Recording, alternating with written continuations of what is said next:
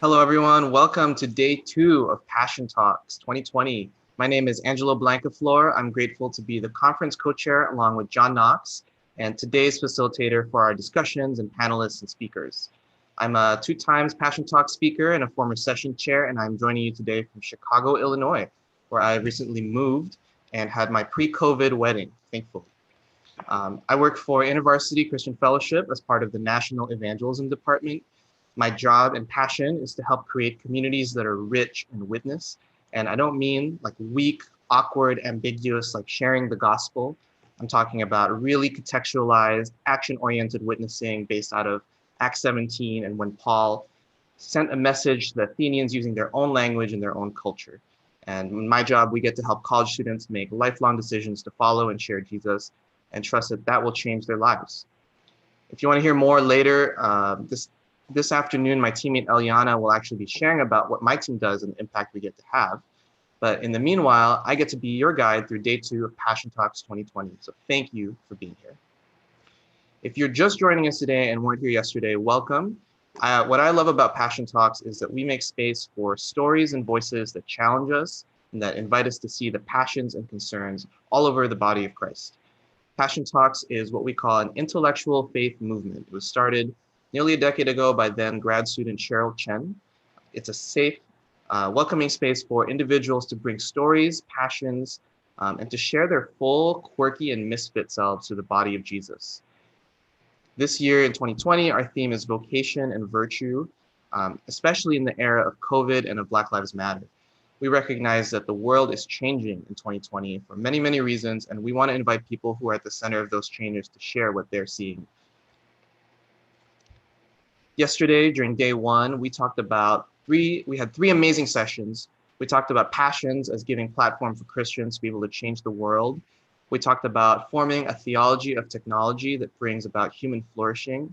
And leaders from Spark Church in the Bay Area gave this incredible framework of justice and the gospel as inseparable and shared their experience as a church community in growing in the work of doing justice. It was a really rich day, and if you missed anything from yesterday, or if you want slides or recordings of today's talks, they'll get posted right after the conference ends. If you have signed up on Eventbrite, you'll get the email, don't worry. But here are my 3 takeaways from yesterday's amazing, rich talks.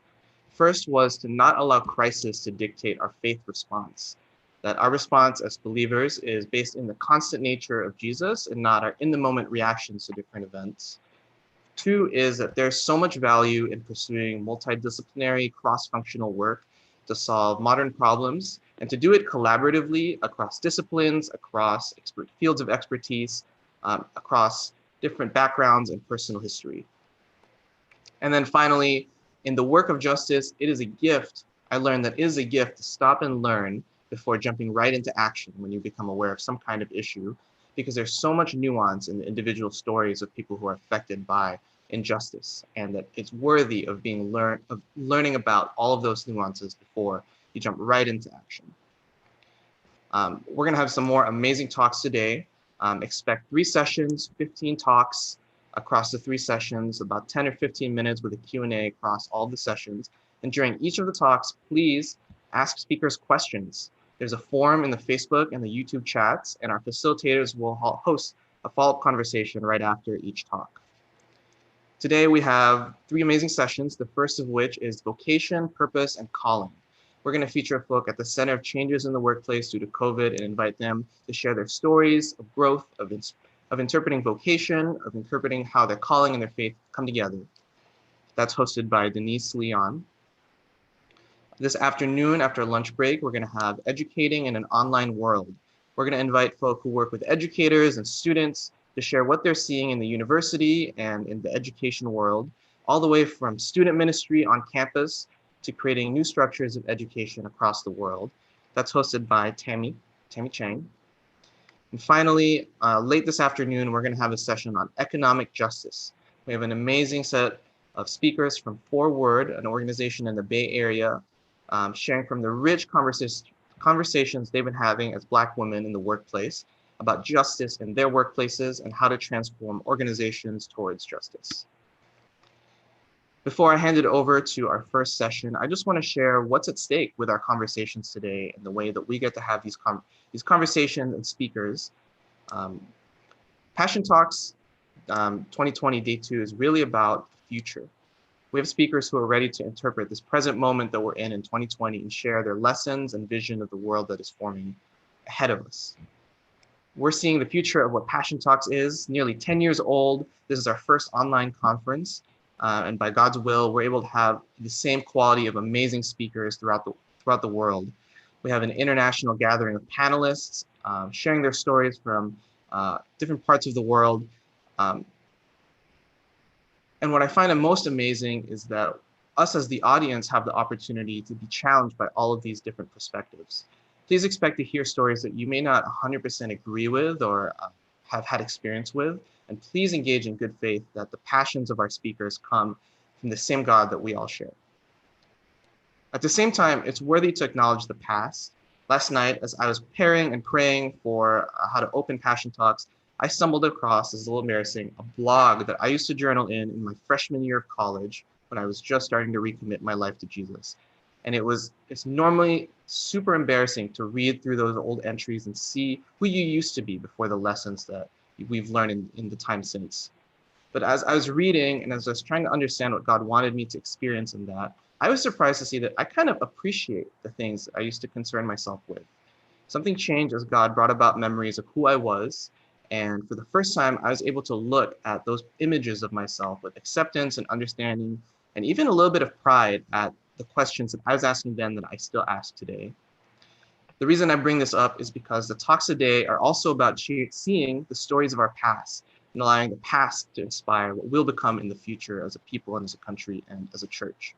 This is true individually and personally, but this is true of more than that. As we walk towards justice, we have to think about our country's collective history, from chattel slavery and Jim Crow to lynchings in the early 1900s, to civil rights in the 1960s and mass incarceration in the 1980s and beyond, police brutality in the 2000s. We also have to think about this in the context of our church's history. In the 1900s, the revivals of the 10s and 20s, Billy Graham, Martin Luther King, and their marches and movements, of the marriage of politics and evangelicalism throughout the late 1900s, and then today in the 2000s, a generation that's leaving the church in droves. We have a responsibility to who we are as a country and as a church to wade into the messy waters of organizational cultures that we've created, institutional memories that we have inherited, and dream of a way to bring the full gift of Jesus, the resurrected body of Jesus, into where we pour all of our working years. So whether you're at a corporation, a startup, a nonprofit, a church, a university, this is the work ahead of us today. And as our speakers share the stories and passions that God has put in front of them, I invite you to engage with each of these ideas and consider carefully what the Lord is inviting you to dwell and linger upon. So with all that said, I just want to give a big thank you to our session chairs who are going to introduce and moderate each of our sessions. The first session, again, is Vocation, Purpose, and Calling. And our session chair is Denise Leigh. She's a keynote speaker, a writer on brand leadership. She's an author of an amazing book called What Great Brands Do. She's addressed different business leaders around the world, like Facebook, the NFL, at the ICES International Consumer Electronics Show, and she works in the world of faith and work ministry, starting back at her church in San Diego and now as she lives in the Bay Area. So without further ado, please welcome Denise. Wow, thank you, Angelo. I really appreciate that introduction, and it is so great to be with all of you today. I'm going to share my screen so you can see some of the slides that I've prepared. So welcome to the Vocation, Calling, and Purpose session. I'm excited to be here because these topics are really near and dear to my heart. They are so foundational to the Christian life. So today we're going to be hearing different perspectives on how we can think about and do our work differently. And given how much our work and our workplaces and ourselves have changed in recent months, we'll also be talking about how the intersection of faith and work has changed. We've got a terrific lineup of speakers.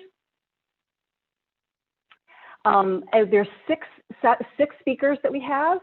Each will talk for about 15 minutes, and then we'll have just a brief time for Q&A. So if you do have questions, please use the link that I posted both in the comments in YouTube as well as Facebook to submit your questions, and I'll be monitoring those as the speakers talk.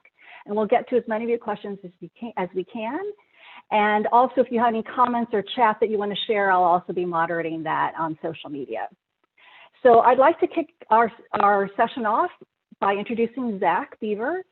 Zach is an ex-consultant and data scientist turned software engineer who currently builds AI-driven products in Google's health division. He's passionate about building technologies that help people care for others and discovering God in the unexpected, unique, and possibly even mundane ways he's present in our work.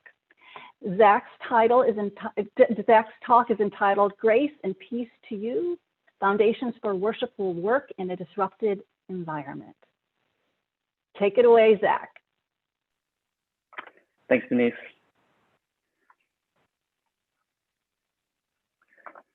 Yeah, so the concept for this talk, or the idea, was really born out of my own experience with our new disrupted work environment, and specifically transitioning to working from home from the office. And when I was trying to think about how to describe this experience, it actually maps really well to the Gartner hype cycle. So for those of you who are unfamiliar, the Gartner hype cycle is, Gartner's a research firm, and they try to describe how people's expectations around breakthrough technologies fluctuate over time. So there's usually this breakthrough innovation, like self-driving cars, and people get super excited and start dreaming about the possibilities. Millions of lives are going to be saved. But ultimately, when those promises aren't delivered, there's a sense of cynicism and disillusionment. But over time, as the technology matures, it becomes more useful and productive and useful for the wider society. And I felt like work from home for me has been similar to this. I had pretty high expectations and was really looking forward to it. Because primarily, so I work in San Francisco, and then I live in San Francisco, and then I go down to Google in Palo Alto to work. And I'm thinking I get to save 3 hours off of my commute. I'm gonna get to spend more time with my wife at home. And most importantly, I'm gonna have the ability to just stay laser focused on work without the distractions of office or people coming by, and be kind of this lone hacker, super productive phase of the next few months. And as the days went on, that did not happen at all. It was actually a pretty humbling experience in transitioning to working from home, where I started waking up each day with more and more anxiety. And this anxiety was growing over time. And so for me in my journey, God often uses anxiety in the sense of worry as a flag, a signal. And he's saying, something is off in your life. There's something that you are doing or thinking that is not aligning with my reality. And so as this grew over time, I just started waking up in the mornings and had this real hunger for God's peace, because my body was just being racked with anxiety. And so God was forcing and pushing me to him to sit before him and say, God, please, I need you more than anything. Can you please help me understand what is going on? Reveal what's going on in my heart and help draw me to you. And I think what was interesting is that this work from home, this disruption had actually shaken me out of some things that I had actually held, these beliefs that I'd held before that were not in line with God's reality. And so the things that God started to share and to show me were that, first of all, moving out of the office means we're moving away from our coworkers. I'm not sitting around my coworkers every day and getting to gauge how my work is relative to theirs, how much they're accomplishing, how much I'm accomplishing. And I had fancied myself this kind of, I set my own independent metrics, and I work and I get what I think should be done, and I shouldn't worry about what other people are doing. But that wasn't the reality of my situation at all. What God was showing me was that I was comparing my performance to others. And at the end of each day, I was feeling like I didn't do enough because I didn't know how much I was supposed to do. And yet he was gently pushing me and saying, no, I've not called you to do as well or to be more accomplished than your coworkers. I've called you to be faithful to me, and I accept you regardless of how much you're accomplishing. And the next thing, this kind of goes back to what I alluded to earlier, was this kind of lone hacker mentality, was that I could be able to sit in front of my workstation apart from anyone else and be super productive and thinking of people more as distractions. And when work from home hit, I got exactly what I wanted, to sit in front of a screen all day, and ultimately to not be able to sustain myself. The rhythms of church and community groups also ebbed and flowed and kind of washed out. And it created anxiety because it wasn't living in light of the reality that God has set up. And again, God was gently saying, you have this sense of pride in yourself that you are able to do things on your own. But I'm the head, and you get your life from me, and you're interdependent with the members of my body, the community, and your work. And so I share these two examples because these were personally what I was experiencing, but I think this is what God does in periods of disruption, right? Is that God uses periods of disruption and upheaval to shake us out of the mundane ways of our life in which we domesticate sin and we domesticate a sense of self-sufficiency. And he uses them to shake us and bring us to greater worship and joy in him. To put it a little more succinctly, looking back over church history, the author and pastor George Hunter, he's trying to see, when does the gospel take hold of people? And he says this, that persons experiencing these important life transitions, they're more receptive to the gospel than people in stable periods of life. Transition tends to unfreeze their lives and make change possible. And I think for many of us, as COVID has hit, as the disruption to our work has hit, I just want to grin and bear it, to get over it and to get back to normal. But what if God has something more for us in this period of disruption? What if he wants to use it to reveal things about our hearts, which we would never be able to see otherwise? And so my challenge for myself and for you as well is to not just think about this disruption as something to be survived, but to be leaned into, to sit before the Lord and ask him, what are you trying to teach? How can I know you more deeply? And if that sounds daunting, or you don't have a method or a way of doing that, one thing that I found to be really helpful is actually to look at the tradition that our spiritual fathers have passed down to us, specifically a technique called the prayer of Examen. There's nothing magical about it, except that it's really helpful for sitting with the Lord and asking him to reveal his presence in our lives. And so in this period of disruption, I encourage you, just maybe as a challenge, to take this prayer of Examen from the 16th century and sit with it each day.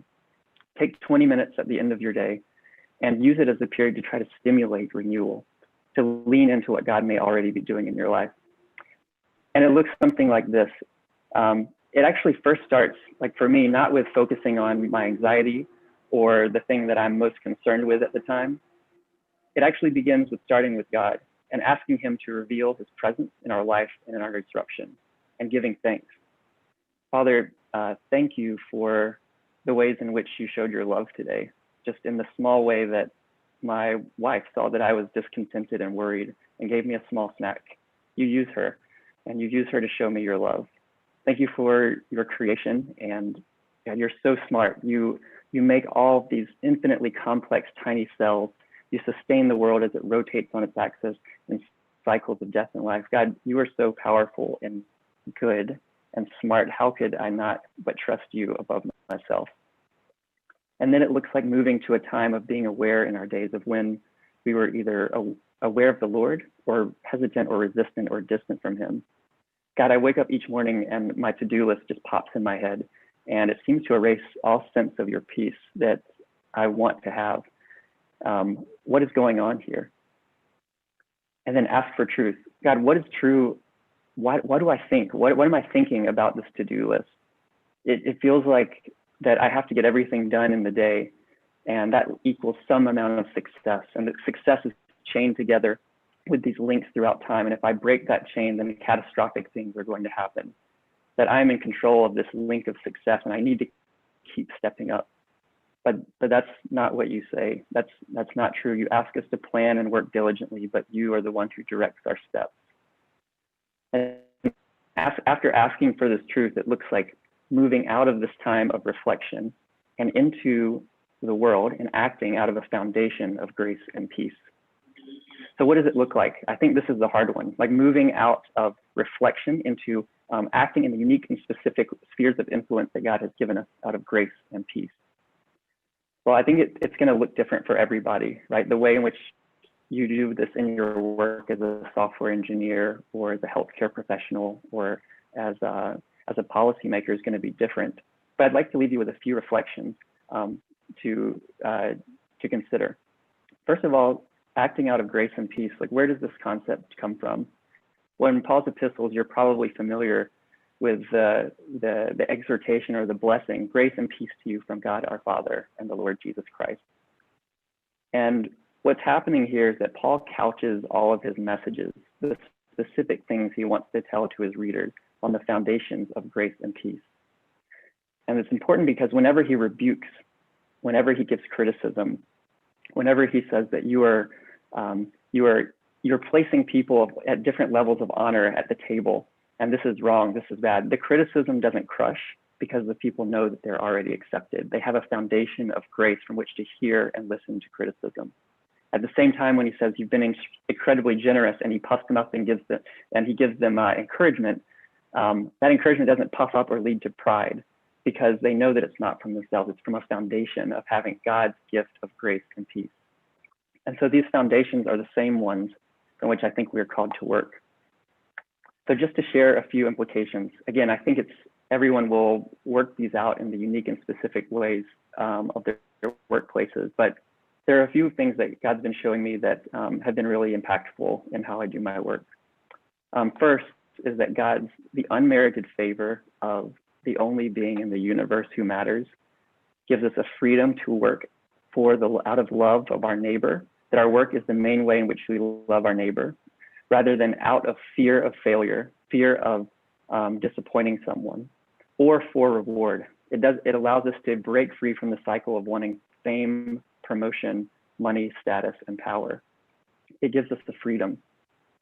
And to just give some examples of the specific ways that God has been convicting me, one is that as a software engineer, if you've ever written code and you go into a code base and you read someone's code that you have to work on, you know that there are some people that write code in a way that you're just thankful for that person. You can read it well, you can extend it. The fruits of your labor are amplified by what the person has done before you.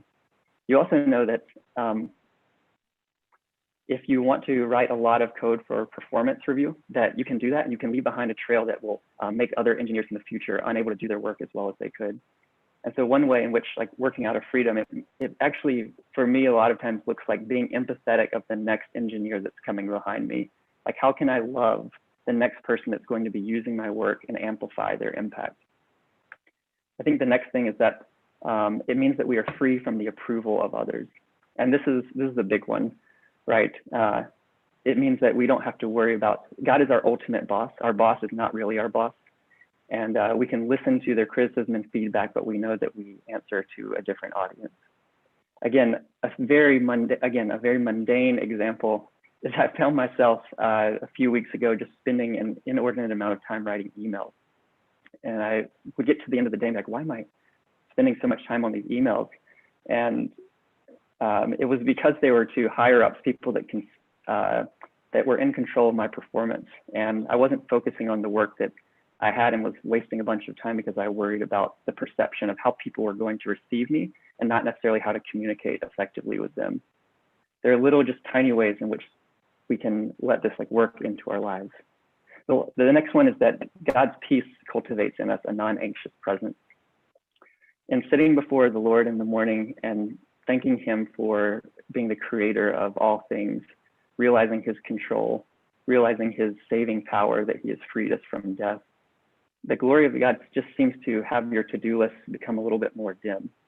And the effect of that, of sitting before the Lord and seeing his glory, is so much more beautiful and bright than the to-do list and the things to do in our day. It cultivates in us, I think, a non-anxious presence that is much needed in a time with a lot of political anxiety, a lot of anxiety around disease. and just in general, a lack of peace.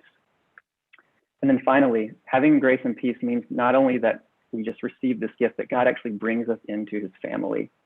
We're adopted as sons and daughters. And for our work, that means he brings us into his family business. He's the head of the business, and our work in the world is actually being part of God's work. And so what is God's work in the world? He acts as a creator, a maintainer, and a restorer. And each of us in our vocation actually gets to mimic God and be part of his work of creation, maintenance, or restoration. God is a creator who has made everything from nothing, ex nihilo. And as a software engineer, when I write code, I'm not just writing code anymore. I'm actually creating something that will help others flourish and participate in God's creative work in the world. Maintenance. God maintains the world day after day. The earth continues to spin on its axis, and he feeds and gives life to everything in existence. Those that are maintainers, professions like public servants, quality engineering, hairdressers, you're not just cutting someone's hair, you're actually helping maintain the creation of God and being his work in the world. And then as restorers, God is restoring us to relationship with one another and to himself. Through the cycles of life and death, he is restoring and renewing the face of the earth. People working in, for example, public policy or healthcare professionals, you're not just giving someone medicine, you are God's hand in the world of restoring health to a broken world. And having the sense that you are in the family, that we're in the family business, it just endows our work with a greater sense of meaning, purpose, excitement, and joy. So a challenge, I think, going forward is think about these three categories. Where are you a creator, a maintainer, or a restorer in your work? Pray over it, let it sink in, and let it animate you. And finally, why am I so excited about this or want to talk about it? Well, a lot of it comes from some of the ideas of this book. It's about a decade old now, called To Change the World. And sociologist James Davison Hunter, he basically critiques the Christian voice as being mainly a political one in the United States. And he says that after surveying our culture, that the main way in which we can have an impact on contemporary culture and provide human flourishing, it begins when the word of shalom becomes flesh. And it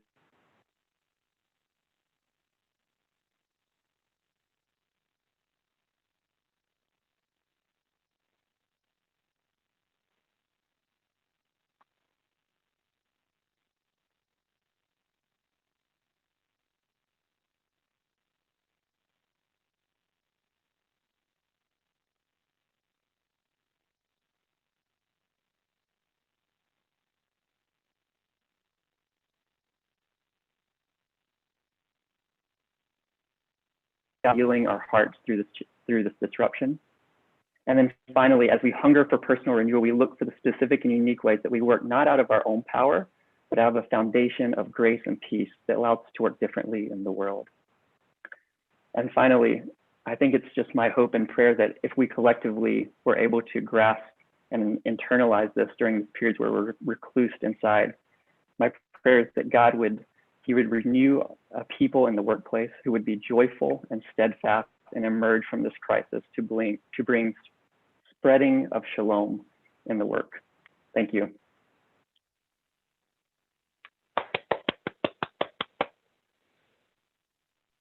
Zach, thank you very much for your presentation. I feel like I have just taken a drink from a fresh pool of living water.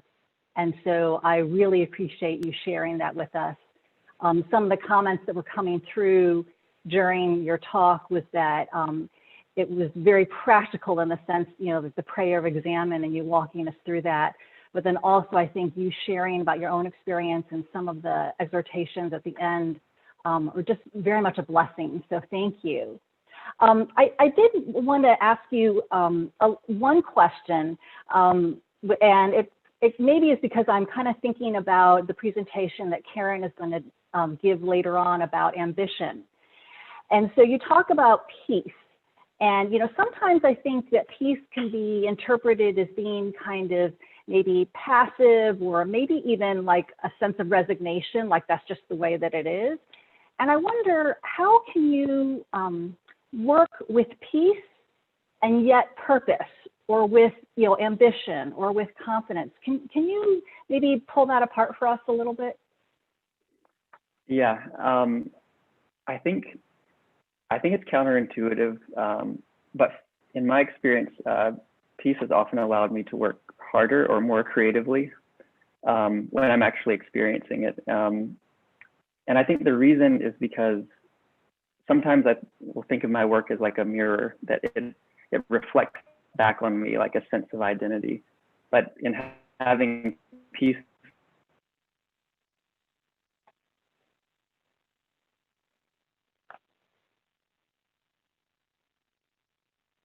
I don't know if other people are seeing that Zach has frozen.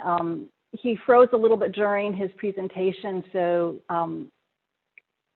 he seems to still be going live in other places, so maybe we'll just wait a moment and see if he comes back.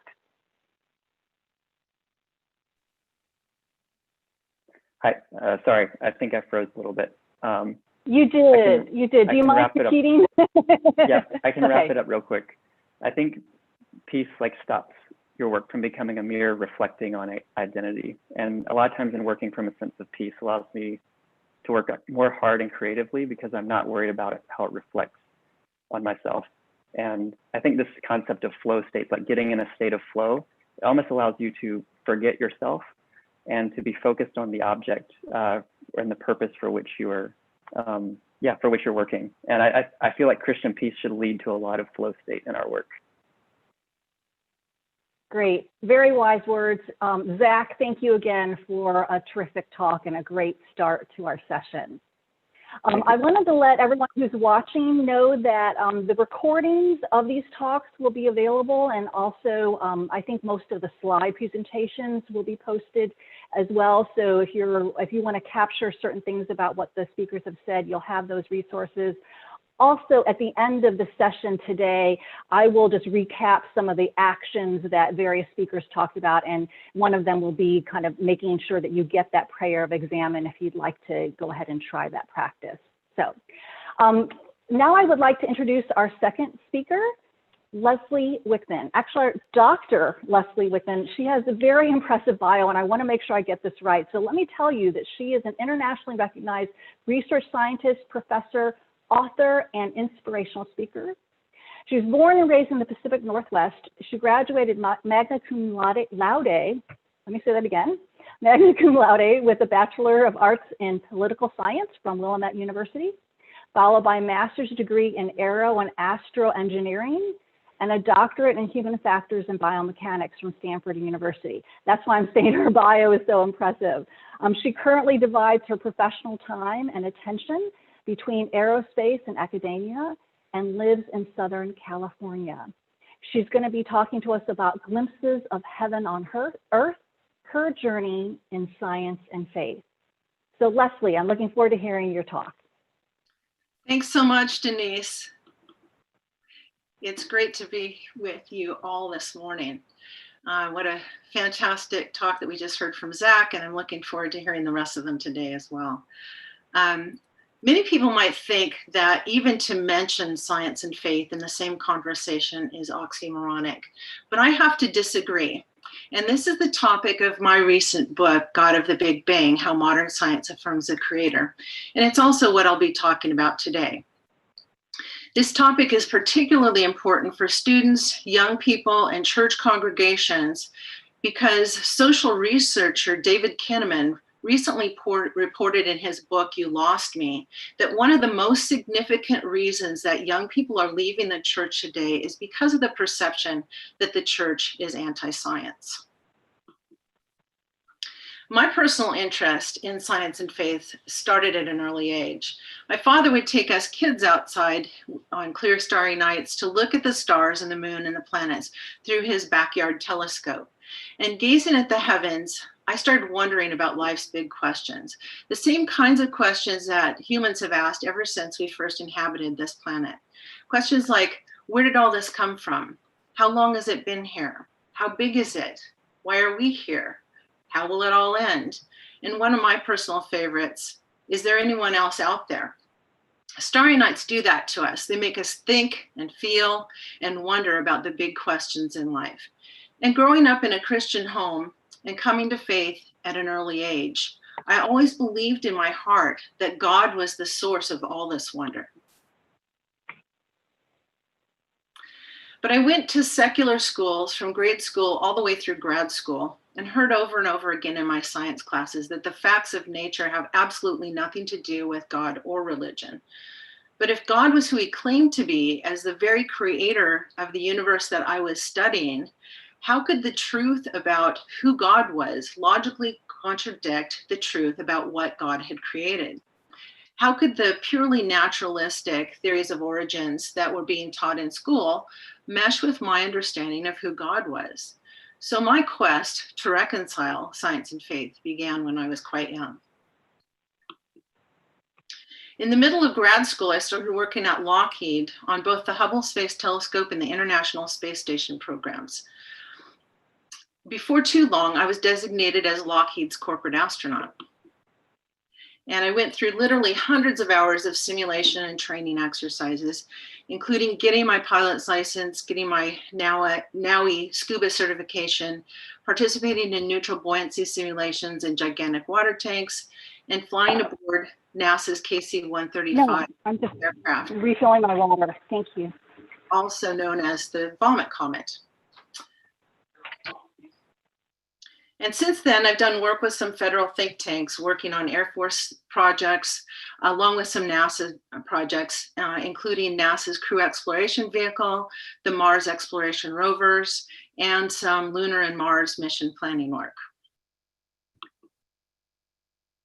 Just recently, while I was teaching astronomy at Azusa Pacific University, I was invited to write an op-ed article for CNN's Belief blog, which the CNN editor provocatively titled, "Does Big Bang Breakthrough Offer Proof of God?"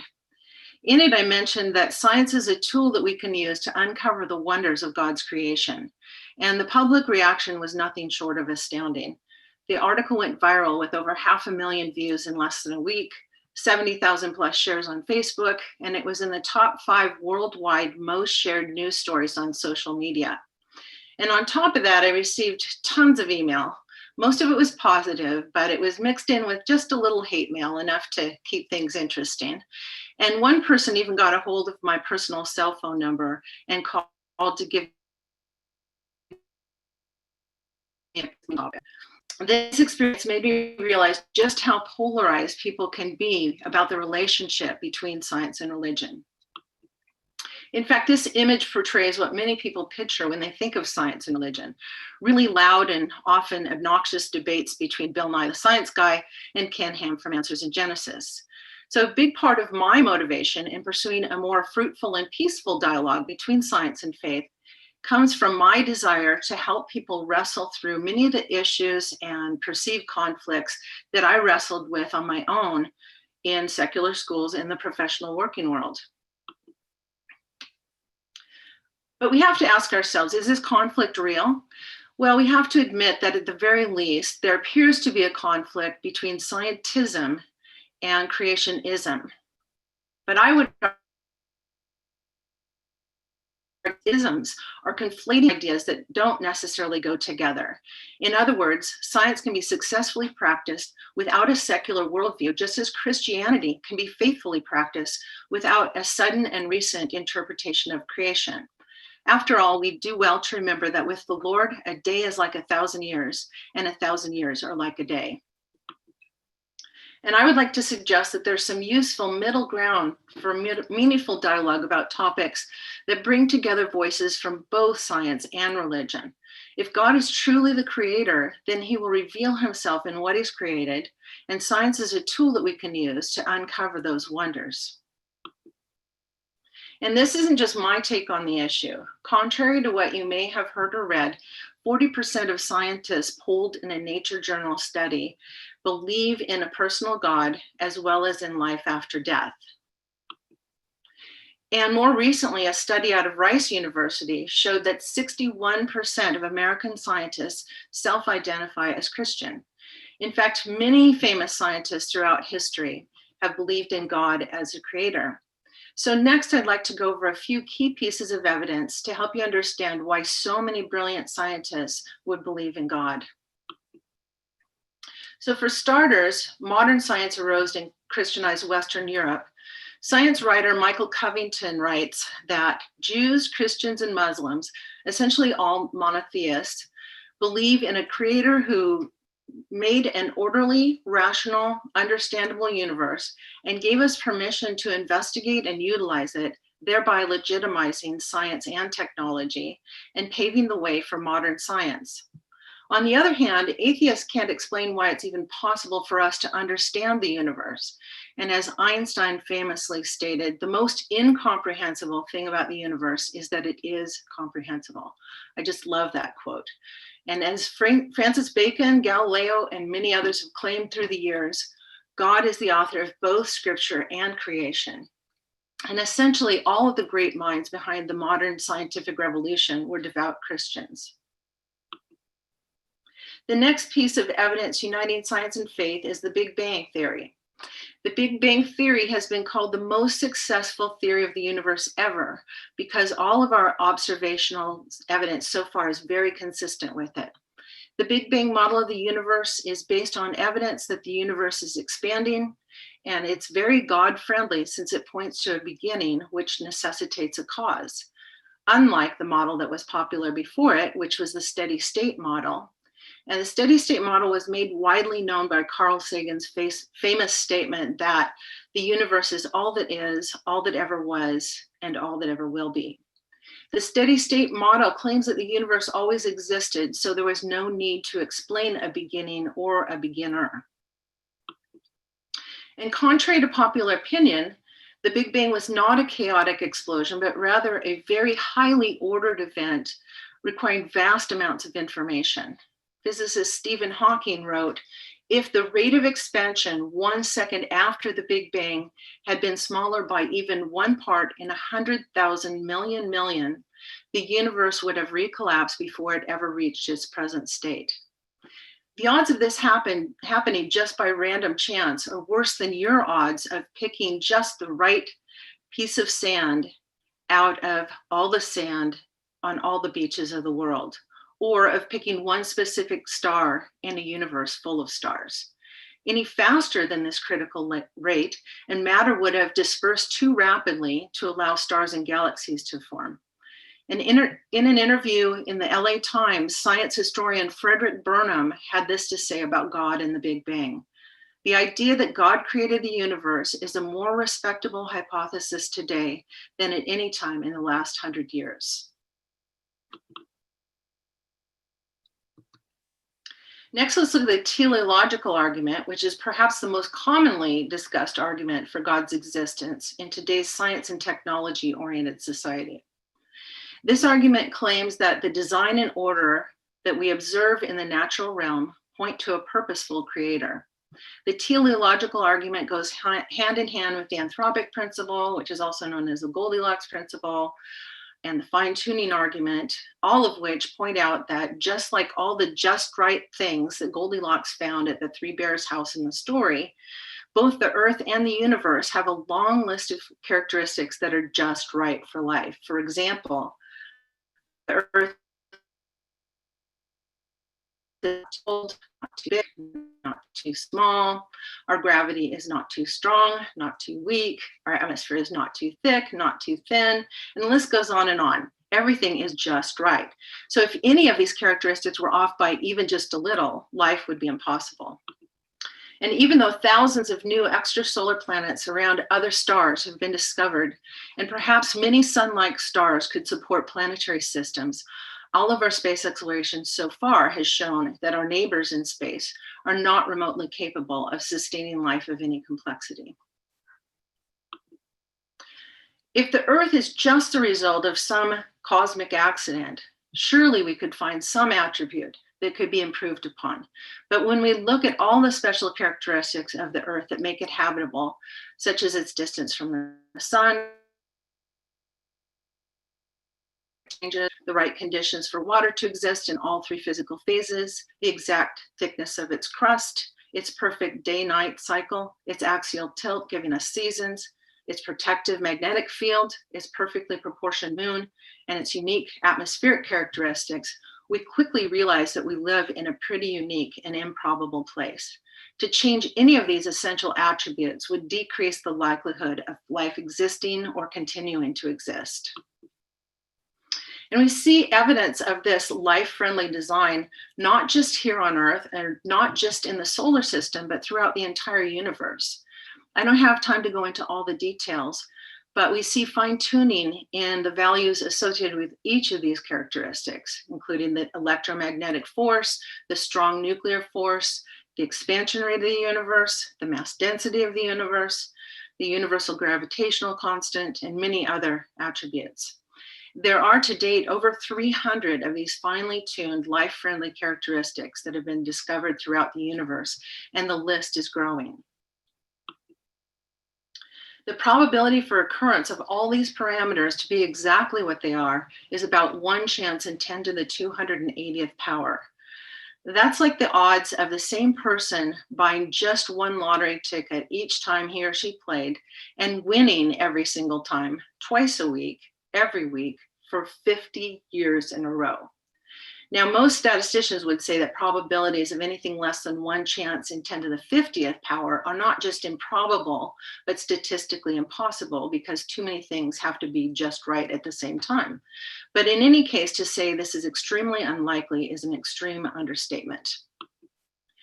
Now, so overwhelming is the evidence of biofriendliness in our universe that currently the main counter-argument to the involvement of some type of creative intelligence behind it all is the multiverse hypothesis. Now, the multiverse hypothesis speculates that there may be an infinite number of separate universes, each with a different set of physical laws.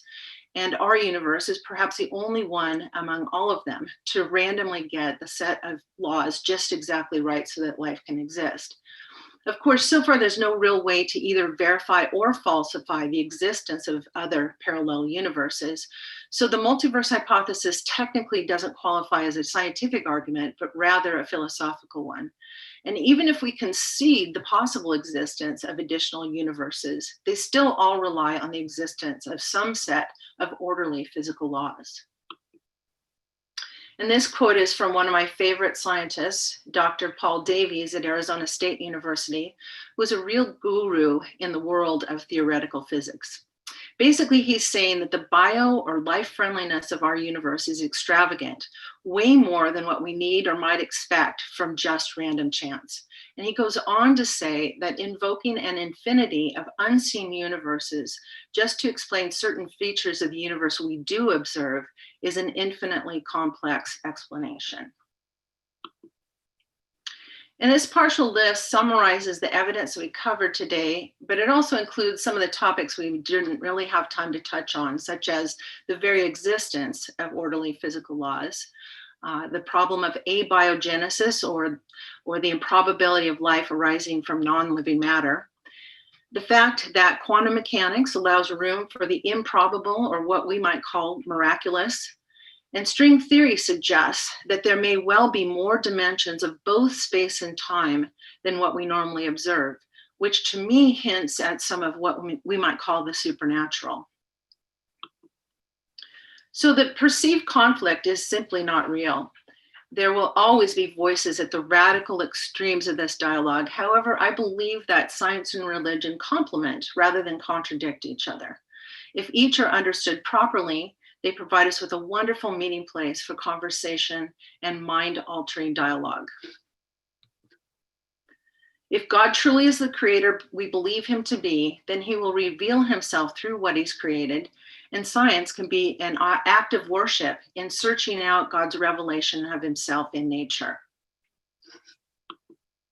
And finally, especially in these challenging times, we would all do well to heed theologian Rupertus Meldenius's advice: in essentials unity, in non-essentials liberty, and in all things charity. Thank you very much.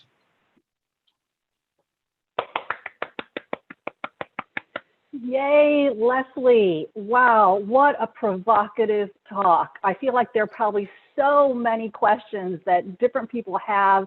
You covered a lot just in that very brief time, so we really appreciate you taking us through all of that. I think one of the questions that comes to mind, given our current situation with COVID, And there seems to be, I think, a movement towards, do you trust the scientists or do you trust like a just general opinion? And, people are either speak out very strongly for Dr. Fauci or against Dr. Fauci. I'm just wondering, I'd like to hear your perspective as a scientist. What is the right posture that we as Christians should have, towards the science and the authority of science in this moment with COVID and the development of the vaccine? Right. So as I mentioned in my talk, I definitely look at science as a tool that we can use to wonder, and this particular project that we're in the midst of right now is no different.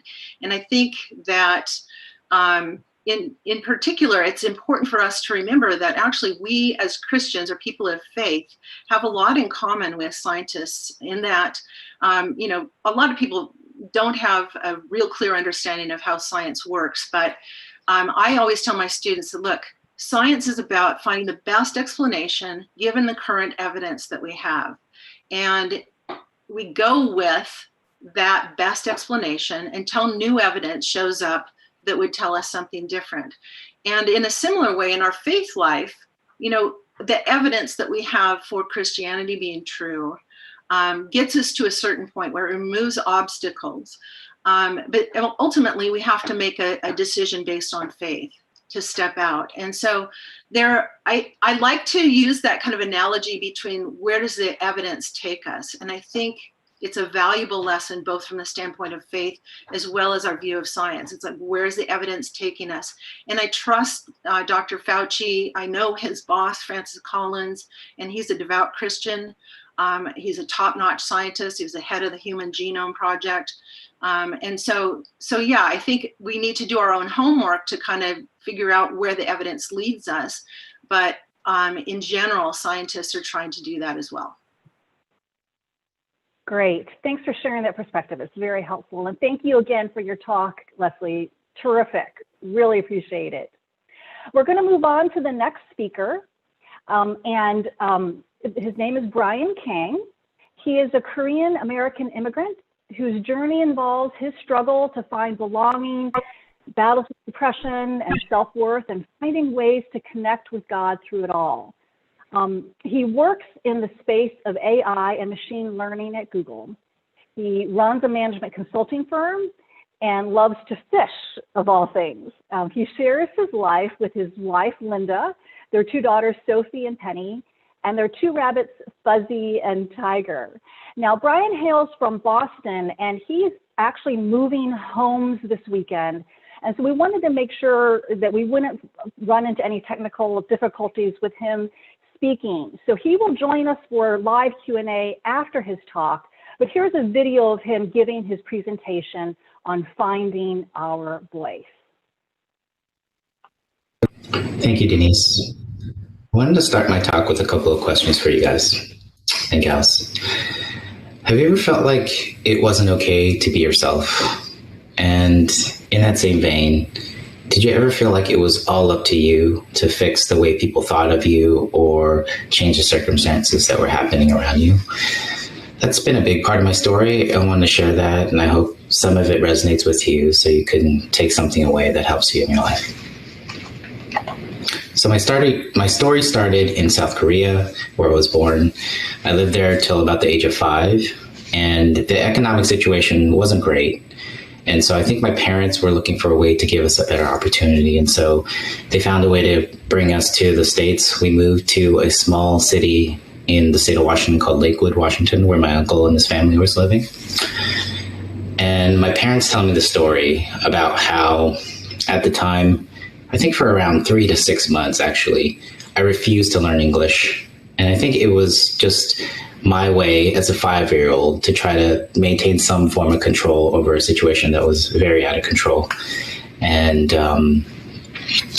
from there, as I grew up and had this relationship with my mom and my dad, a couple of things formed in me. So with my dad, the two emotions that I remember experiencing were anger and apathy. And because of that, I spent a lot of energy and time trying to keep him from getting upset and also trying to figure out how I can get him to recognize or acknowledge or appreciate me. And so there was a lot of effort there. And the idea that formed in me was that it was all up to me to make things change for me and for the things around me. And with my mom, though she really, really cared and did a lot to take care of us and really gave us everything we needed, one of the things that was really challenging was whenever we had strong emotions, so sadness, anger, frustration at things that people did outside of us, it was always quickly stamped down. Don't feel sad. Don't be angry. Don't be upset. Just that was like the default. And when people outside of us would do things to us, it was always like, think about them and think about their circumstances of what they're going through. And though it's not a bad thing, I think what that left me was this impression that it wasn't okay to be fully myself. It wasn't okay to be my emotional self in this situation. And those two things really stuck with me. Now, in parallel, I grew up in that city of Lakewood, in this place that was nestled in between an Air Force base and an Army base. And because of that, there was all these different people kind of coming in and out of this city.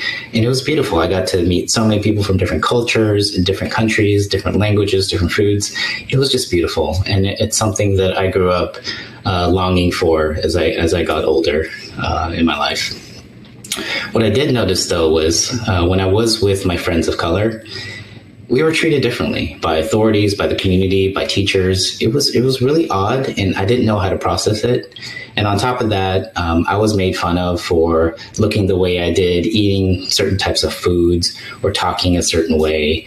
And it really added to that impression of, hey, it wasn't okay to just be fully myself. Like there was something wrong with me or something with me that just wasn't acceptable. Fortunately for me, I had a great friend, and his name is Tony. He's on the top left with his arms kind of on his side. And his family really took me in, almost like a family. Like his dad is in the bottom left. His name is Mr. Duncan. And he took us to all of our games, gave us snacks, rooted for us, took us to all our practices, argued with the other parents who were trying to give us crap. And it was something that I didn't realize how important it was until later in my life. He was like a second father to me, and he treated me just like he did his sons. And I'm extremely grateful for that experience. And it taught me a lot and countered some of the messages that were going on inside me. Then from there, I went into college and met a bunch of great friends who I still talk to this day, and they really accepted me as I was. And that was another kind of a data point for me to think about as I was reviewing the messages I got from my parents growing up. And then I met my wife, Linda, and she was different from, all the people that I had grown up with. She was direct. She was honest. She said what she meant, didn't have hidden agendas. And so there's this concept of nunchi in the Korean culture, which is basically you don't have to say what you want to say, but like people can still know what you mean or kind of get a sense for what you mean.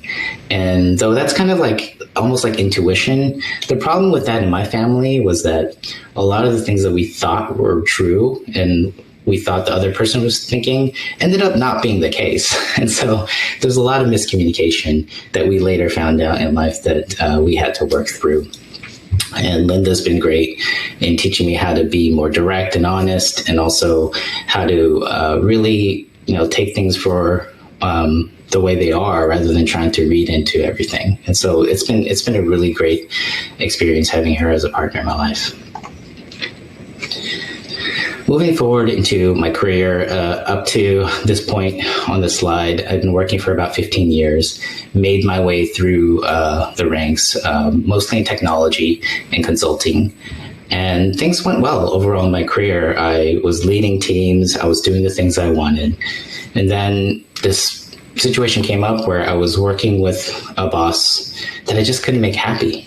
And no matter what I did, no matter all the things I tried, it just wasn't enough. And I just hit the wall. I hit a wall.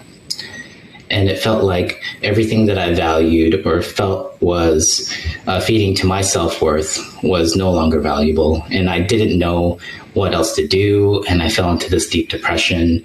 And I felt like I wouldn't be able to continue on my career. And there was just a lot of uncertainty there. And so in that time of depression, I would sleep for long periods of time and have a really hard time waking up, even for the basics of eating and taking care of myself, showering and things like that. And it was really hard. I remember one moment in bed where I was just, a phrase came upon me and I Googled it and Graham Cook came up. I had no idea who he was. He's a pastor that speaks online, and listened to one of his messages. And the thing that came out from that message was that God sees me for who I am. And he sees me, regardless of what I do or what I've done or what I will do, he sees me the same. He never changes. And that really started to settle in my heart. And along with that, I started to build out a support system of therapists and friends and people that I could really rely on. And I still use that today.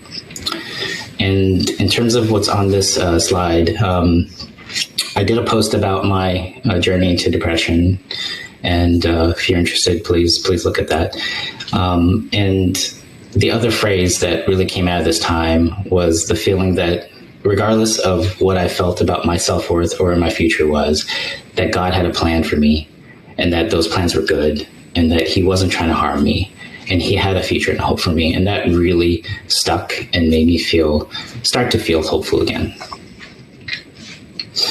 And then the time of COVID came for us this year. And in that time, it's been really hard being this isolated and feeling super alone at times.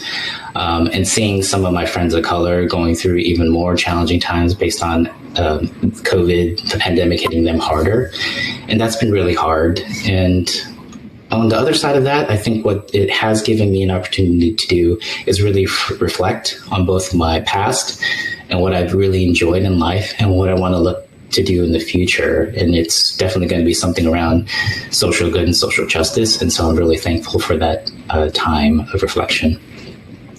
And then soon after that, Ahmaud Arbery, Breonna Taylor, George Floyd, the news of those events came out, and that hit me like a ton of bricks. And it was almost like physical scales came off of my eyes, and I was no longer able to be blinded or keep myself blinded from the reality of what's happening in this country. And I remember when the news of Ahmaud Arbery hit, I wept all weekend. And I think part of it was I put myself in Ahmaud Arbery's mom's shoes and tried to imagine what it would be like to go through what she did, to wait for her son's murderers to basically not be charged for months and months while you pleaded for them to be charged. And then I thought back to my friends from school and Mr. Duncan and the kind of experiences they must have had growing up. And all of that together really hit me hard. And so all weekend I wept and I tried to figure out what to do with that. And coming out of that, I poured myself into social justice work and figuring out how to make change and drove myself into the ground. And what I realized from that is that I really need to figure out what I need to do to fuel myself to be able to continue. And for me, it's nature, as you can see in this picture, and fishing. You know, my dad and I, after the pandemic hit, we picked up fishing again, and we started going out and failed really bad at first, but have gotten really good, and it just gives me fuel. And then secondly, again, going back to kind of that theme, when I feel like it's all up to me to change things, things don't go well. I drove myself to the ground, and I do that continually. It's like God continually has to teach me this message. And when I learn to accept that, hey, you do your part, God does the rest, things go much better. And one of the phrases that really comes to mind to me is on the screen. It says, there's nothing you can do to make him love you more. There's also nothing you can do that would make him love you less. And that really hits me deep. And it also hits on that thing of me trying really hard to get my dad to recognize and notice me. And just thinking that, hey, maybe I don't have to do that. Maybe I'm okay as I am, and God sees me for that, and he just loves me the same no matter what. So a lot of these people here are my friends, my family, people that I get to enjoy my life with, and I'm super thankful for them. And I'm so glad to be able to experience all the different things that they experience in their life together with them, and really appreciate that they have also seen me for who I am and appreciate me for that. And that has continued to grow that thing in me that says, hey, maybe it's okay to be myself. Along with that, I feel this strong sense of responsibility for all of them and everything that they go through. And again, I have to remember, hey, it's not all up to me. I do my part and God does the rest. And loving them sometimes means just doing all I can without trying to take it all on my own. So I'll leave you with one last story. So I told you about my dad, how, we had that relationship of anger and apathy. And then this year we kind of picked up fishing. Well, it's really strange. He's 75 years old. And for a long part of my adulthood, I tried to explain to my dad why the things that he did were really hurtful and how he hurt me and my mom. And it just wasn't sinking in. He just couldn't hear it. And this year, for whatever reason, similar to my scales, something fell off of his eyes and his heart. And he was able to hear. He was able to see the impacts of the things that he did, even though he didn't mean to, the impacts of the things that he did to me and my mom and my family. And he was able to listen and hear it and be empathetic, and also to see, like, what could he do to try to make things better. And I see that as an absolute miracle, something that hasn't happened in, how many ever years, finally happened when he's 75. And I'm really grateful. And I just want to say, like, hey, God can do miracles. Like, he can do anything. And I'm just really glad to be able to share that story with you, and to basically say that, I hope that God continues to do those things in me. And also, I'd love to hear things that God's doing in your life, and hope that he does similar things in this time of COVID and all the things that are happening around that. And thank you so much for listening, and God bless you.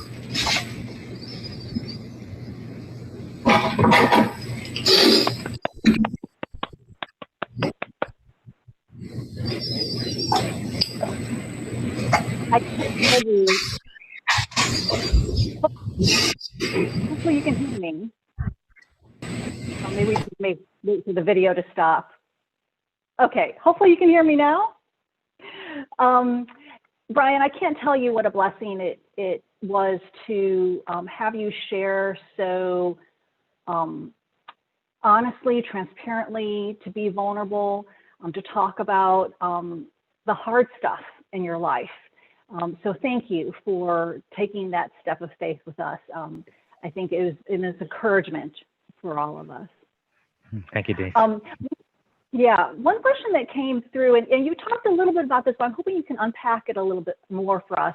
And that is kind of the process. Joanna asked this question: what is the process of transformation from the culture that you grew up in to now speaking the truth in love? Can you just talk more about that transformation? Yeah, thank you for that question. That's such the hard question, actually. I think the process was a really long one for me. I'm a type of person that in the past didn't really think about what was going on inside. Typical to most Asian men in this case. We don't really get in touch with our feelings. Our parents don't really teach us that. It's a really hard thing to learn.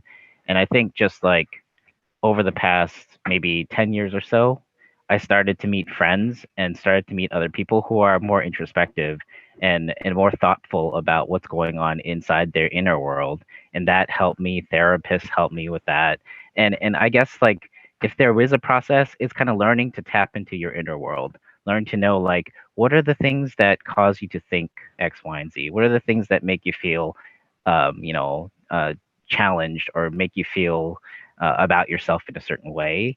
And that process is probably the hardest one that I had to kind of overcome over the years. But it's been very fruitful.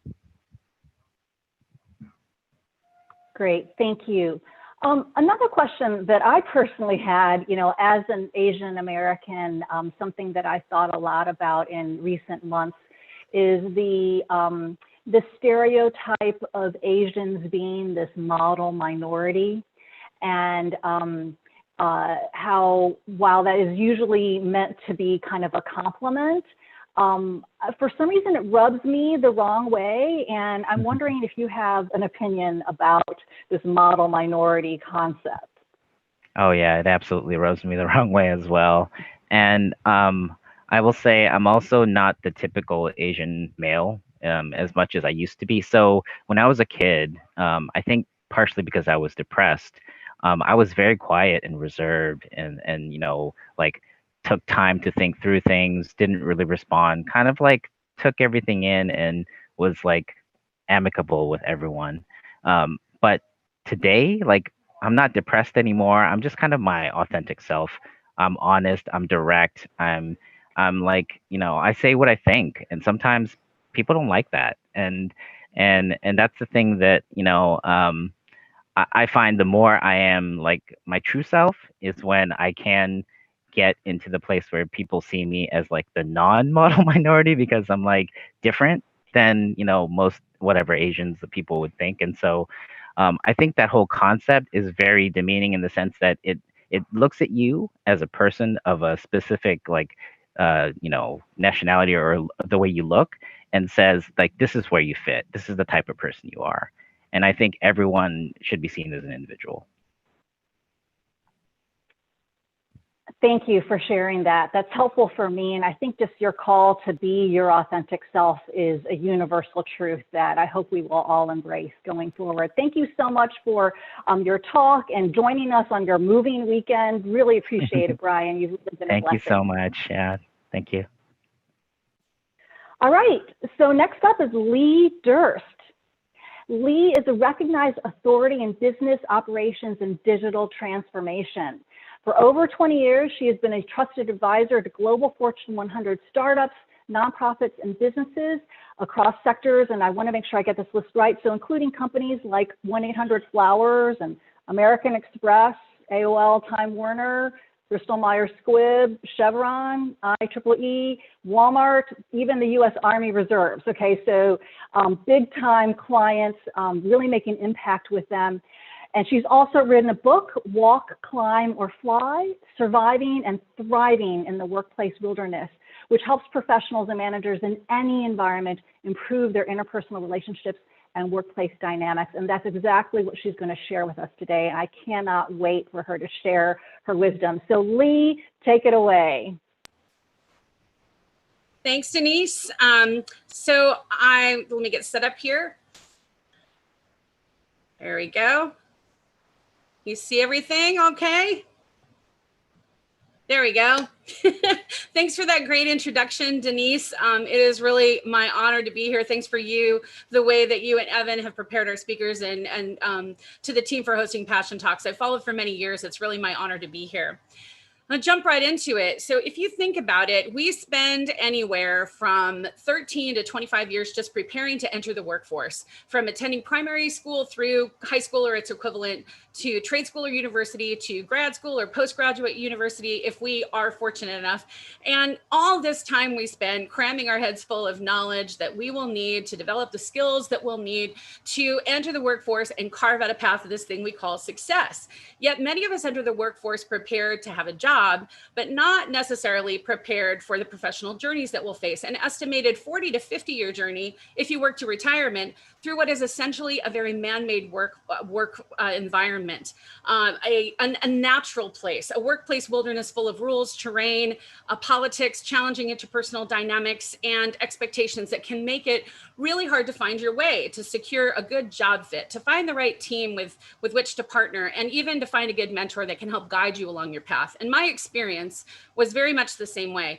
I entered the workforce really surprisingly equipped to use emerging technology to help companies do different do business differently. But I wasn't prepared to face a journey that I would have as a disruptor and a change agent, especially in organizations that had really ingrained ways of doing things. And I was good at my job, but it was sometimes challenging and sort of lonely. And I was kind of wired a little differently than my colleagues. And to make things even more challenging, I was a strong Christian woman. And it was hard for me to find people like me, either in the church or in business, or anyone who could really guide me on what was essentially a very pioneering path. So I became super motivated really early on to not only understand and manage myself better, but to understand and align with other people so that I could take them on a journey with me that was positive. And when I started looking at ways to better do this, there were about 30 different methodologies and frameworks on the market, examining everything from the way your personality works, to your temperament, to the way you lead, think, manage, love, learn, and much more. And today there are over 55. You might recognize a few like DISC or Myers-Briggs, StrengthsFinder, or Enneagram. And both through my employers and independent pursuits, I studied a lot of these over the years, and I learned a lot about myself. However, I often walked away from these environments feeling a little bit frustrated from a workshop or a class because when it came back to coming to everyday work life, I had trouble really remembering what I'd learned and assimilating that just as it pertained to me. And when it came to working with other people, it was even more complicated, whether I had to remember 9 types or 16 different temperament styles or 35 strengths or 4 acronyms. It was just hard to remember and apply that, especially in the middle of conflict or pressure. So it was hard getting on the same page with other people too, because today we all seem to have our favorite ones, and every company seems to use their own, and they might use a few. So for years I thought maybe I was a bad student, or maybe I was alone in my frustration, but I know that I'm not today. Many people feel the same way. And what ends up happening for a lot of us is that we come out of studying this stuff with a better understanding of ourselves, which is good. But when it comes to understanding and better managing and aligning with others, we have a much harder time of it. And that is a pity to me, especially today when we really need more human understanding than ever before. And so when I really started looking at it, I don't know why my slides aren't advancing, sorry about that. As a change agent and as a Christian, I really wanted to become more competent at laying the relational groundwork that would help me work more efficiently and in harmony with other people, and live out my faith in a way that was really positive and compelling. So I began to really pray and ask God to help me as I searched for a simple way to quickly assess another person, understand how they're basically wired to function, use that to establish a bridge of understanding and some common ground where we could really agree on approaches, priorities, and mutual goals, and then hit those mutual wins in that collaboration, leaving everybody feeling positive about the value exchange and the experience at the end of it. And like Brian, for a good portion of my career, I worked in management consulting, leading digital operations, marketing, and business transformation efforts. And my job gave me this really unique vantage point in observing organizational cultures of all kinds across every imaginable kind of organization in various stages of maturity, across industries, and even working across different departments and ranks, from the mailroom to the boardroom. And while every organization I served was radically different, I could not help but marvel at the remarkable parallels that I began to see related to one thing, and that was how people got things done. And I never imagined that would become an answer to prayer for me, but I couldn't help but start to observe and record observations, and a theory began to form. And I began to test that theory and make micro changes in the way that I was approaching different kinds of people. And the results were really positive. The patterns that I recognized were helping me quickly and pretty accurately read people. And the changes that I made to adapt to different patterns were really removing friction in the process. And as time progressed and that theory became more fully baked, I began to share it with others. And I was really delighted to hear that they were experiencing the same positive outcomes. And all of this really started 16 or 17 years ago and became the foundation for what I now call operational styles theory, which is a highly visual, highly memorable, and really practical way of understanding complicated workplace and interpersonal dynamics. And it's now the topic of a book that I wrote, which we'll talk about. It was written for a secular audience. So let's talk about operational styles really quick. They really deal with this narrow lens of work, how you perceive your job, work, or career, how you view yourself within a work context, how you like to get things done and leverage people to do that, and the things that are more likely to energize and motivate you. And there are 3 operational styles found in any workplace: walkers, climbers, and flyers. And you can tell what operational style you have by how you align to the potentially distinguishing traits that are associated with each style. And we divide these into pros, which are kind of strengths, and pitfalls, which are areas that can be potentially negative or limiting that you need to really manage well in order to work at your best. And so the book offers self-assessments and chapter materials that help you really understand these 3 styles and narrow down to your own. Everybody has a dominant operational style. You're not going to have 2 or 3. You might align to some traits across all 3, but you'll have a dominant one, and you won't shift from having one to another. Every style also has an essential role or function in the workplace. So that means that there isn't one style that's superior to another, and you can find these in any rank and any department. So we'll touch quickly on the 3 styles. First, we have the walker. Walker is the reason things run, and they tend to view their job as a meaningful component of an otherwise larger existence. They're not usually defined solely by the work that they do. And they tend to have a very defined, deep lane of expertise that's real clear and usually aligned to education or training or past experience. And they tend to choose positions with their eye to the longer term. Progressing rather methodically through their careers can be kind of looking at a clear path through the tall grass, although there are some exceptions to that. Walkers tend to work within a critical area of operational function that's often interconnected with other departments or people. And that exposure that they get to other teams and processes can help them build this wealth of understanding that can make them a go-to resource for how things work. Collectively, walkers really establish the infrastructure, systems and tools and process, the guidelines or policies, communications frameworks that really create a productive environment. And they also do a phenomenal job at forming social relationships at work and circles of trust, which not only help them get their work done more efficiently, but really ground the organization in a sense of community. And walker circles of trust tend to link together to form the grapevine in the workplace through which news and gossip tend to travel. They're motivated by structure and being given a clear territory or mandate within which to work. And because the job can be complicated and interruptions can have trickle-down effects, they really appreciate people who respect the boundaries they put in place and the nature of the work they do. And they also really like to be able to forecast what's ahead so that they can maintain this productivity, stability, and balance that they value. Next, we have the climber, who is the focused driver. So climbers tend to see their jobs as a stepping stone to something better. And they naturally see these leverage points in any situation that they can use to their advantage. And like any mountaineer that might be progressing to the summit, climbers are exceptionally focused. And in the workplace, the climber's focus is really driven out of a dual agenda. On one side of this agenda is the company agenda, doing what I need to do in order to make the company succeed so I succeed.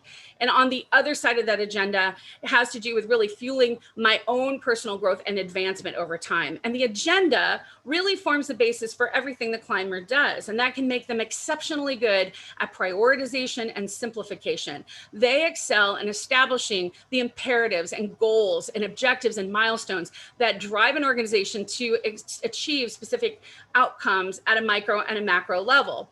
And they can be masterfully resourceful. They can be really good at delegation and have these light of favor powers that make people do great things for them. They can be terrific champions of the ideas of other people if they align to their agenda.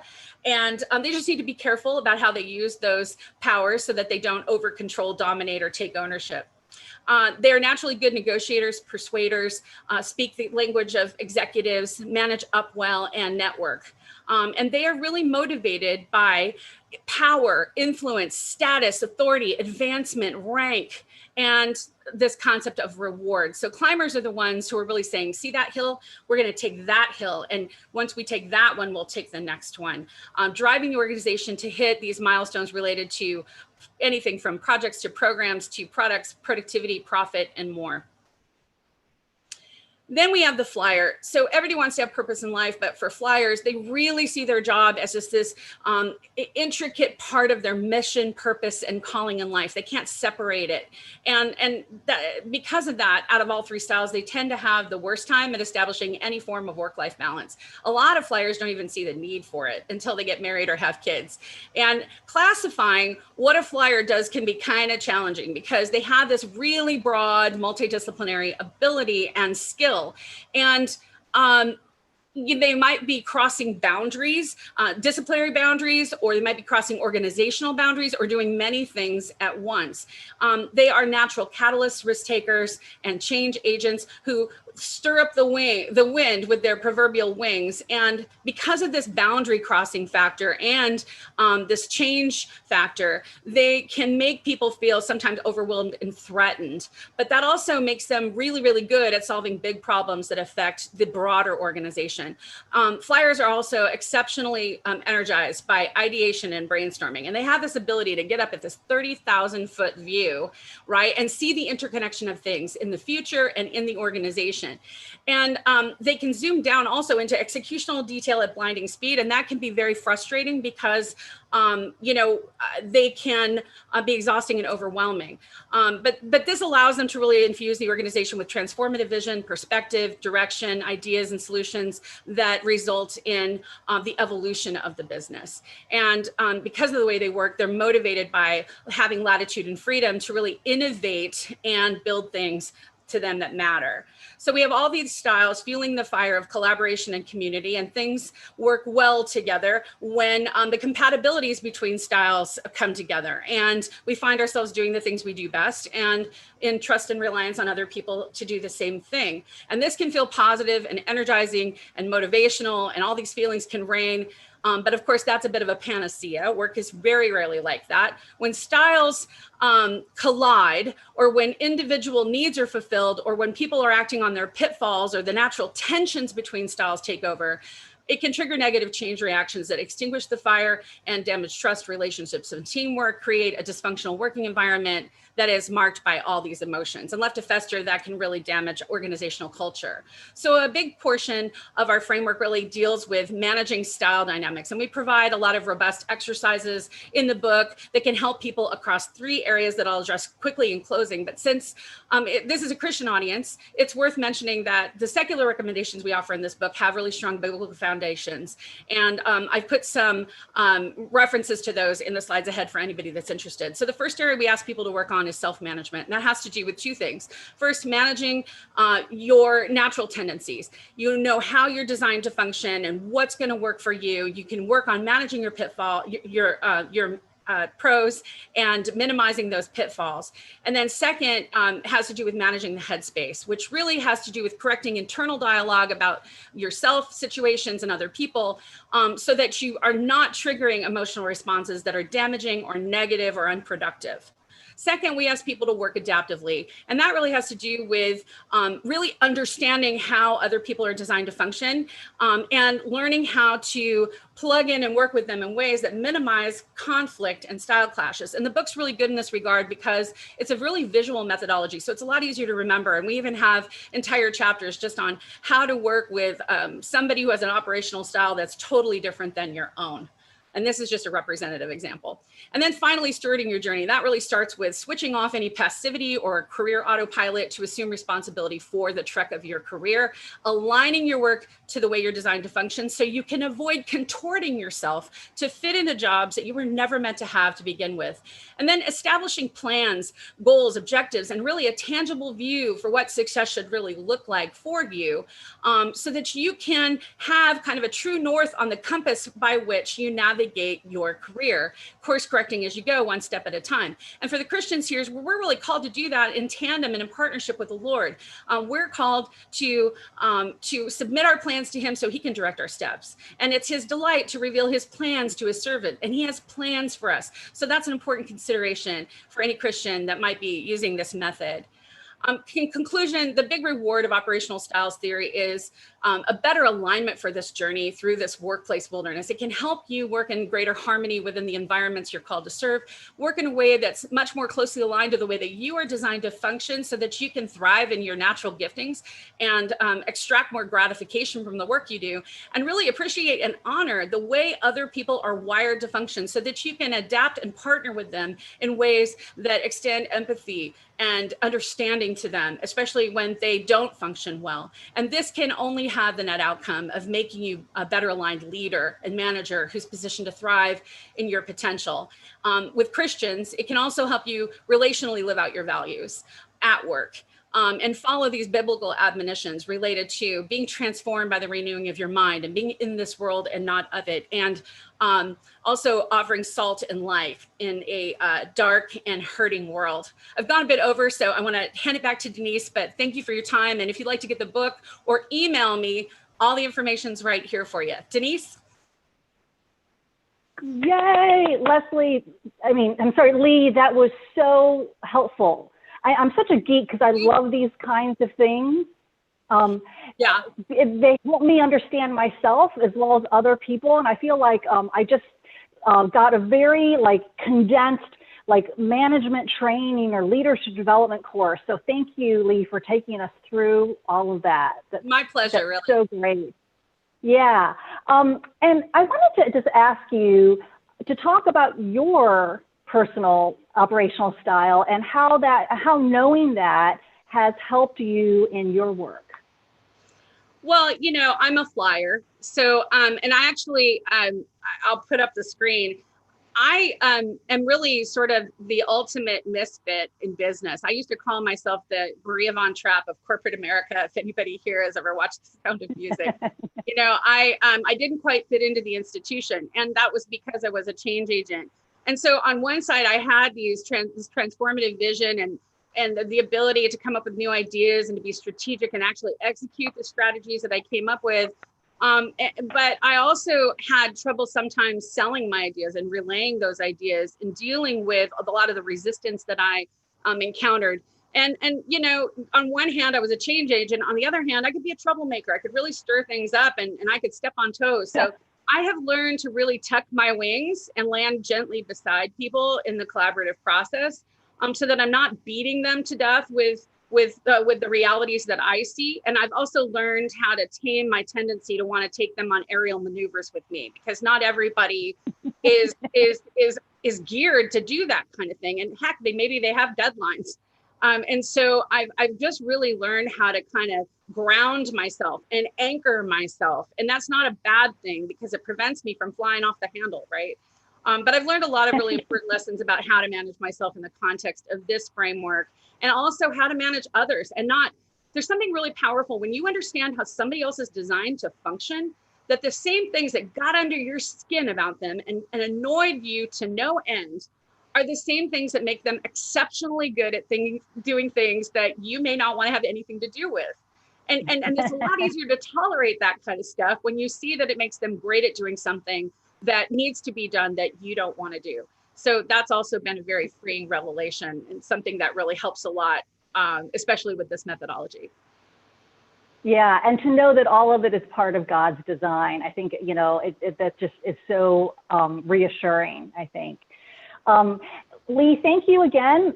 Thank you. For everyone, I want to let everyone know that if you joined us late, I said this earlier, but the recordings of these talks will be available, and the slides, if the speakers choose to make them available, will be available as well. So you'll be able to go back and look at all the great content that Leigh just shared with us. And at the end of the session, I'm going to kind of recap some action steps that you can take if you want to go deeper into any of the speakers' content. And I'll make my slides available to you as well. And those will have links to things like Leigh's book. So rest assured, you will be armed and equipped with great content and great resources going forward. All right, we are on to Karen Tay, and she's sharing about a topic that I'm just so eager to hear about. So I want to tell you about Karen. You first need to know that she loves Jesus, and she also loves her multiple roles as a mother of two. She's also a leader of a global team for the Singapore Prime Minister's Smart Nation Office. and she's also a committed member in the body of Christ. She grew up in Singapore, first came to the United States for college, and has since worked across US and Asia. And she currently lives in the Bay Area. And I won't even spoil what she's going to talk about by telling you the title, because like I said, I'm just so eager for you all to hear and for all of us to learn from her. So Karen, thank you for being with us here today.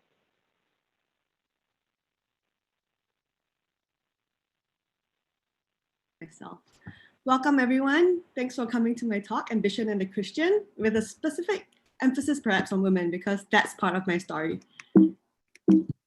So I use the word ambition because it usually makes Christians squirm a little bit, right? We're taught by the world, discover your gifts and talents, don't hold back in pursuing your goals, try to have it all. But on the other hand, in the church, and rightly so from the Bible, we're taught to repent of selfish ambition and vain conceit, empty ourselves like Jesus did in Philippians 2. It talks about that, be content, right? So is my ambition a feature or a bug? You know, that's something that Christians struggle with a lot and squirm about, and that's why I use that word. For the purpose of this presentation, I'm using a morally neutral definition of ambition, which is that ambition is the setting of the will to accomplish the desire of the heart. So if anyone has described you as having a strong will, you're an achiever or go-getter, driven, or you have a strong desire for impact, excellence, expertise, influence, for example, I will consider you ambitious, and this talk is aimed at you. So this is the beginning of a conversation. You know, I want to map this out, but first I'll talk about what popular and traditional Christian cultures say about ambition and women and how both are wrong. And then I'll talk about what God says himself about this and how that sets us free and calls us to action. All right, I'm going to talk about the first point, popular and Christian culture in the context of my own story. So I grew up across Singapore and America, and I included this funny chart over here, which shows how Singapore is just a hyper-achieving society where everyone scores super well on these metrics of education. Right? And so I never thought that achievement was bad at all. Maybe, in fact, I thought maybe that's the way to glorify God.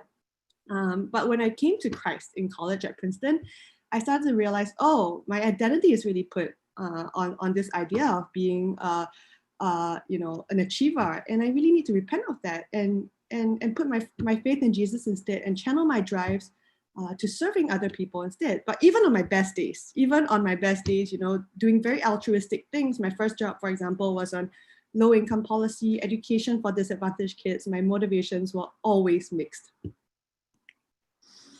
And so that resulted, I think, in things coming to a head in 2016 when I moved back to America. I had a 5-month-old then, and I was in a very, very demanding job. And my life started to move into these two separate spheres. On one hand, in the workplace, I was encouraged to lean in as a woman, take space. You know, I experienced support for women in leadership. I did well there, but I also felt that I couldn't truly be myself. Like many of the other speakers said, don't betray your stereotypical feminine traits. I am a helper and nurturer as well. Didn't want to show that too much. Don't bring up your family except only strategically. That's an expectation I imposed on myself. On the other hand, in Christian circles, feminine traits and areas of service were particularly valued, right? And the traits that I brought to the workplace, I felt a little bit uneasy bringing into my Christian communities. I was mainly taught and related to as a wife and mother. And my sinful nature, I tried to play into these two different camps, and I felt myself being ripped apart, right? And I thought, okay, is it just me? And so I talked to 20 women in my church, including some of the ladies in this panel. And I read many, many authors of this just to try and piece it together. And we know what the pitfalls of popular culture, but let me just elaborate some of the pitfalls of traditional Christian culture. One of them says that the contributions to home and your marital and childbearing status are more important than your other calling as a woman. So one woman would say, at this stage of my life, I feel more called to my work than getting married or having children. I feel like there's something wrong with me. People won't see me as a mature Christian woman unless I get married and have kids. For working mothers, they think that's a selfish choice to work outside the home. I'm not the right kind of mother. Hear this over and over again. Traits of a good Christian woman can feel constraining for the wide variety of women we have out there. I don't know if my outspokenness as a woman is what men want to see. I'm afraid of being seen as a Jezebel or Eve, so I'd rather keep quiet in Christian circles, although I am very accomplished and I speak out in my workplace. I tend to be more logical and unemotional, and that doesn't make me feel like I'm the right model of a Christian woman, for example. Another thing, men's agendas are generally more important. I heard this again and again, right? It doesn't feel right in general, but what if I don't know the Bible enough to argue otherwise? And as a single Christian woman, sometimes I find that Christian men are more concerned about whether I'll be willing to do my duty as a wife and help them than asking me about my career, right? So those are some of the things I heard, and I thought, okay, now what does God say about this, right? And thankfully, so yes, ambition is acceptable and even laudable in popular culture, but it's something to be hidden and ashamed of in Christian culture, especially for women. So what does God say about it? And the good news is that God's truth sets us free from both popular and Christian culture as ambitious Christians. Let me go into the first one. But either culture says ambition is great or ambition is bad, God worked ambitiously and commissioned men and women to do so. And the question is not, do I get rid of it? Do I keep it? But how do we live unashamed and ambitious while sin persists? So God worked ambitiously and commissioned men and women to do so in creation. When you see, he desired to create the world out of nothing, and he did it, right? And he also commissioned Adam and Eve with the cultural mandate to be fruitful and multiply, cultivate, create, partner with him in it. And it was to both Adam and Eve. Jesus did the same thing as well. For the joy set before him, he endured the cross, scorning its shame. Have you seen greater desire and will than that? And at the Pentecost, the Holy Spirit was poured out on men and women alike. And I love what Mary Stuart Van Leeuwen says, which she says that the Pentecost was a bit like an Emancipation Day at the time, because where previously you could only access God in a strict hierarchy, men first, certain races first, right now, when the Holy Spirit was poured out, to all races, to men and women, to slaves and free alike. And so she says that this is the foundation. Jesus also said, equally saved, equally spirit-filled, equally sent by what he did in pouring out the Spirit during the Pentecost.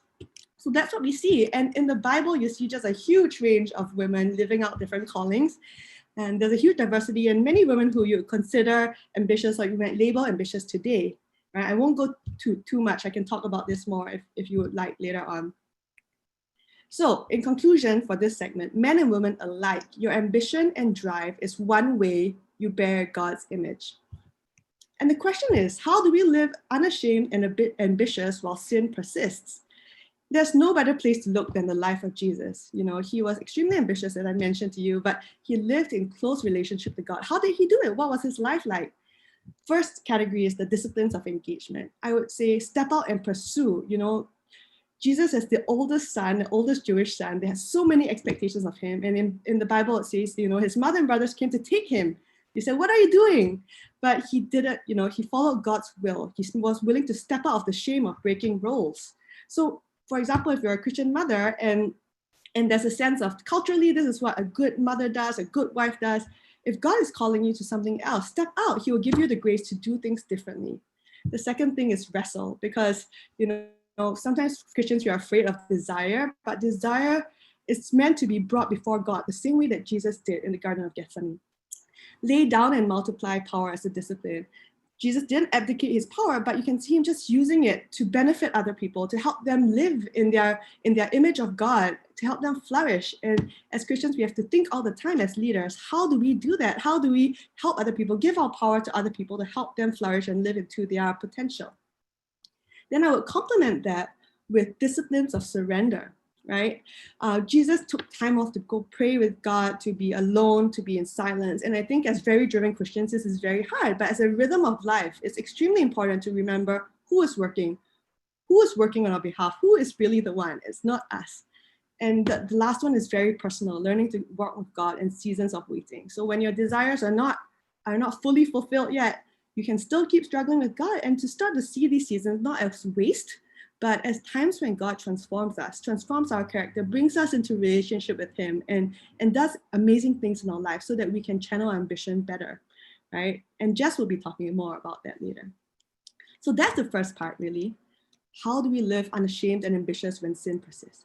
Second part is, where popular culture says, being the best version of yourself is the purpose of life. God says, ambition directed towards God, ambition is not individualistic. It should be directed towards the supporting the flourishing of the body of Christ. The question then becomes, what do we need to do to be better allies for other parts of the body of Christ? And specifically for this presentation, how can we do this for women? So let me give you the theological foundation here. When Christ went back to heaven, he commissioned us to continue his work as the body of Christ. That is a mystery, right? That he would trust us humans to continue his work as a body, not as individuals, as a body. And we are diverse by his design, as it says in 1 Corinthians 12, different gifts, different kinds of service, different kinds of working, and that he pieced them together deliberately, as you see in this passage, right? He's put them all as he wanted them to be. If they were all one part, where would the body be? So diversity is his design, and we're gifted differently for the common good. So it's not about us and what we want to achieve for ourselves, but he gives us that corporate vision for working on behalf of the body of Christ. And what does this mean? Let us sink in for a little bit. This means that if certain parts of the body don't have the freedom to fully express their callings and gifts, then Christ's body can't do its work fully. This is profound. And that means that as ambitious Christians, the call on us is to channel our ambition towards the flourishing of the whole body and not our self-fulfillment. And that's why faith and justice just flow into each other. They're not separate concepts. And that's why I love this conference when people are talking about race and gender and different things to do with the low income and the oppressed. And that's why we need to be doing that as the body of Christ. This is the theological foundation. And I'm going to zoom in now on women because that's the topic that I was talking about. I would like to call for allyship for Christian women. Remember the quotes I mentioned just now? I think it's the symptom of this broader issue. Christian culture, traditional Christian culture and tradition has lacked in encouraging women to flourish in diverse vocations, callings, gifts, and traits. And because of what I mentioned earlier, this is harmful for women, but moreover, it hinders the work of the body of Christ. It hinders the fullness of who Christ is being projected to the world through us as a body. I know this issue is very sensitive, so I am not arguing for these things. I'm not arguing for complementarianism, egalitarianism, or that women should take over men in positions of power. I'm not elevating work outside the home over work inside the home at all. I'm saying we need to be able to enable the full flourishing of women in their diversity, Christian women in their diversity. So what do we do? I started to explore this topic a lot during the time that racial issues came to the forefront. And it was the first time that I started reading about a history of racial oppression, the institutional linkages and the way it reverberates to the psyche and to institutions today. And I started lamenting my own role in that and questioning, what do I have to do? I need to take action, even if I didn't feel that I was individually culpable before. I realized I was part of this system. And I think the parallels are true. And we need to lament and understand where these came from with regards to the gender and the church. Let me talk a bit about this. So this is a great book. It talks about how the idea of separate spheres came about in the Industrial Revolution, where before there was shared responsibility by women and men for the home and for work, because work and home were done in the same geographical location. Sermons preached at parenting, on hospitality were also preached to men back then. The Industrial Revolution sent women and men to separate spheres, where men go out and most of the preaching about work is directed at you, and women, home, children, the preaching on that. And the idea of what it means to be a good Christian woman was centered around that, right? And the church slowly adopted these cultural standards of how men and women should lead godly lives, when, as I mentioned, that's really the freedom was starting to get constrained here. I think we also have to lament bad teaching about women, including by prominent theologians who taught well on other subjects. I do not mean to cancel them in any way. Great teaching on other subjects, but look at this. Not equal to male in glory and prestige. The woman alone, without the man, is not in the image of God, right? And empowering women makes men weak, and weak men make everybody vulnerable to danger. I think we would admit that this is not true. Just in light of the theology I shared with you just now, this is not true. But even if it was said years ago, it reverberates in our psyche today. And even if churches say today that men and women we believe are equally called, equally commissioned, these ideas have still seeped into our mentality. We need to lament the impact of our blind spots on the church's witness. When I read the New Testament, I'm just struck by Paul saying that we have tremendous freedom as Christians to live our lives, but don't use that to stumble culture. And I think that on this issue where the church does fall behind the world in encouraging the diversity of women's gifts and traits, we do stumble believers, we do stumble culture on this. The next thing I would encourage you to do is study God's word for yourself and question your community's approach to women with grace and truth. For example, the Hebrew word ezer for helper in the vast majority of instances was used to describe God himself as our help. And however you interpret this, God is not less than any human in agenda, stature, or importance. So this really counters the sense that men's agendas are generally more important than women's, and women's are just in that helper role where we support men's agendas. That's an example of studying it and applying it differently in your church context. The last thing I would say is make personal and institutional change to call forth a diversity of gifts in women, not just those that we feel comfortable with. So personally, I am a hospitable and helper type personality. I love cooking and baking and inviting people into my home, but there are other traits of other women who we need to encourage, from leadership to organizing and leading. No matter what church background you're from, just think about how you can call forth the diversity of gifts. Affirm those gifts. Ask God about women. Ask women about their work. Ask them about how God is using them there. And I think that would be very encouraging and uplift the body of Christ in general. So that's the summary of my presentation. In Christ, you can live ambitious and unashamed, follow Jesus, imitate his life, directed towards God. Ambition is not individualistic. Support the body of Christ in full flourishing. And one way is to be an ally to women in all our diversity. And here, I would like to invite you to email me, take my survey if you don't mind, so that I can figure out how we can improve support for the community on this. And these are 2 books that I recommend. Thank you very much.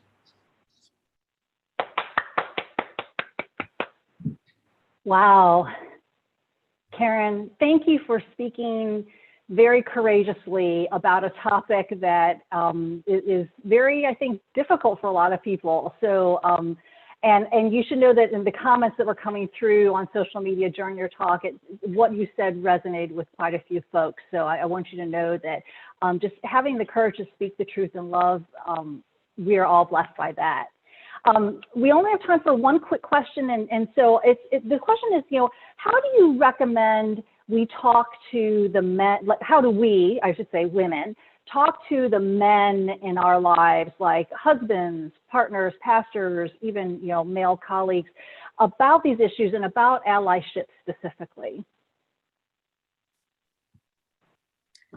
I think using this talk, for example, starting from God's word is always a good example, a good place to start, right? And that's why I created this talk. I actually find, as a Christian woman who is in a dual career couple, there's just very few resources out there about how do you manage this. And actually, I found the secular book very useful. It's called Couples That Work by Jennifer Petriglieri. She's a NCI professor, and I did a podcast with her last month. She writes amazingly on what kind of conversations you need to have, right? Don't just fall into a pattern of one person supporting, the other person being the primary, and that just creates resentment later on. Actively cast a vision for your life together, just as a couple, and be able to pray about that together, and it gives questions to talk about as well. And as Christians, you would definitely apply your faith there, but I think that provides a very good framework just within the context of marriage. But for pastors, use this talk, share it with them, start a discussion with grace and truth. That's what I would recommend. Thank you. Great. I think the point that I've taken away from everything, including the way that you put your talk together, is ground yourself in Scripture and really look to see what God has to say about these things. Absolutely. So very wise. Karen, thanks so much for your terrific talk. Thank you. We're now on to our last speaker, Jessica Chen. And Jessica T. Chen is a marketing leader driven by her dual passions of brand impact and consumer-driven insights. She received her MBA at the Kellogg School of Management, expanding her expertise in marketing and strategy.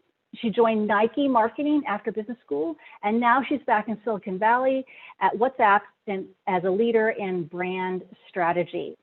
And Jess is going to share some of her personal story, which I think has great applications for all of us. So Jess, we look forward to hearing what you have to say. Thank you, Denise. It's so great. So great to be with everyone today. I'm really, really grateful for being able to share. So yeah, today my topic is on From Detours to Destiny, the journey of becoming in a modern era of change. And I'll just kind of kick off first, sharing a fun photo of me and my family. So I have a husband named Matt Chin, who has been my best friend for almost a decade now. And then I have two little ones. As you can see here, one, his name is Joshua, 2 years old. And then, yeah. Yes, I'm sorry to interrupt you. For some reason, we're not seeing your slides. Do you mind trying to reshare again? Just, I want to make sure we get to see Yeah, them. let's make sure we do that. Let me see. Let us try again. These things go. Gotta love technology, right? Tell me if you see it. Tell me if you see it now. Is that better? Yes. Hi, I'm Jess, and this is my family. Perfect. Okay. Great. Thank you. Okay, cool. Well, I mean, I started with this pretty slide. So starting with like From Detours to Destiny, the journey of becoming in a modern era of change. And yeah, fun intro to my family. You could see my husband, who's been my best friend for the last 9 years, and also my two little ones. There's Joshua standing there, and Jordan, she's 6 months old. And we're so happy to be able to be a mom, a wife, first and foremost, as well as a follower of Jesus. So I'm just going to share a little bit about my background, really rooting this conversation in a personal story. And so I went to Cal, so right around the corner. So go Bears for those who are dialing in. I majored in business and Chinese. Following that, I went to Apple, where I was working in Cupertino, again, not far from a lot of you who are dialed in today. I joined their finance development program. It was a rotation program, had an amazing time really learning a lot in accounting as well as strategic project management. They ended up sending me to China, which is why you see that little apple with a China flag. And there I had just had an amazing journey with the Lord, really where he gave me a huge heart for women who are disadvantaged, and really be able to connect them to giving them access to other women, and providing career training as well as just holistic teaching on very similar to what Karen said about how to really think about their lives holistically and empowering them to really be able to grasp hold of the plans that God has for them. So it was a really amazing time in China. I was there for 3.5 years. Following that, my husband and I got married, and we both ended up going to getting our MBAs at Northwestern. So we both went to school together for 2 years in Kellogg in Chicago. I majored in marketing strategy. A lot of my mentors were in the marketing space and really wanted to pivot my career in that direction. And the Lord, through a lot of prayer, we said we wouldn't leave China until he gave us an opportunity elsewhere. And that's where he landed us both at Kellogg. And my husband majored in analytics and operations. Following our time at Kellogg, again, just a lot of soul searching. We really wanted to head back to Asia. And so through a lot of prayer and a calling to missions, we both applied and both ended up going to Nike, feeling like they would be able to bring us back to Asia. And that was part of the original plan that we had worked out. And so I went there in brand marketing, had an amazing time working on some really fun like World Cup campaigns, working with Ronaldo and Neymar, some of the big soccer stars, as well as other marketing areas. So it was a really amazing time. And I just really want to paint kind of this like picture of where we were headed. And for me personally, a calling back to Asia was something really important to me, both from a career, but also just like a calling and mission standpoint. And so you could say that in a lot of ways was like my dream. And in a lot of ways, what I had personally called saw as my destiny and my calling. However, I do, the crux of this conversation is actually really one where I've learned something very different in that journey where we actually found out that we were in a very different place. We found ourselves in a very different place in 2019, and I'll go into a little more deeper. But as you saw, that path upwards was in the back of my mind. Like, I just got to keep climbing, even though what we learned about from Jesus is that following Jesus is a journey downward. And there's everyone who looks to follow Jesus, it cannot be and no matter what, a journey upward for one's own personal kingdom. And so I would say during this time, I really looked into the story of Joseph and how his story also began with a dream that he shared with all his friends and family. And it was a dream of this amazing kind of role that he was going to have, and people were going to bow down to him. And what I learned through this journey, and you'll hear this theme throughout, which is the difference between a dream and a calling, is that a dream hasn't been sanctified for his purposes yet. Dreams are about who you want to be or be perceived, and a calling and a dream is about who you're becoming. And personally, this is something that I really had to struggle with as someone who is ambitious, and not probably ambitious in the way that Karen was talking about earlier. So I have a question for all of us. Have you ever ended up somewhere where you never planned on being? So this really kind of goes into the story of where we found ourselves in 2019. So as we were headed out, 2 offers in hand, really, really excited to go back to Asia, promotions for both Matt and I together. We actually, a huge pivot happened in one fell swoop last year where everything just fell through in one instance. And I do remember myself sitting in that car weeping next to my husband, who was just like shell-shocked. I'm more emotional than him in that way. And I was just weeping at the loss of, for me, what it felt like everything. My plans on going back to Asia, our family plans, our me personally, my dream job, my dream career, like a director role that I had been working for the last 4 years, everything just fell through in one instance. And for me, it just had such a deep sense of loss. I just felt like I was looking at an abyss. And I remember in that moment, there was a really, really powerful message that came out. And it was about the story of Paul headed to Rome. And I remember the pastor asking, have you ever ended up somewhere where you have not planned on being? And he talked about how Paul was headed to Rome and he was shipwrecked on Malta. And he said, we will suffer loss, but we will not lose what's most important. And I asked you, have you ever been to Malta? Is what I'm saying resonating? Is Malta a season you didn't plan on experiencing? Is Malta the layoff you didn't see coming? Is Malta the relationship you didn't see ending? Is Malta an emotional place you never thought you'd experience? And in so many ways, what we were experiencing is we looked at each other while listening to that message and we're like, we're on Malta. And so I wanted to show you, as we talked about this journey downward, which in so many ways feels like death. Death can, these detours that happen in our lives, especially in the season that we're in, with COVID-19, with pandemics, with society just being upturned and changed in every way possible.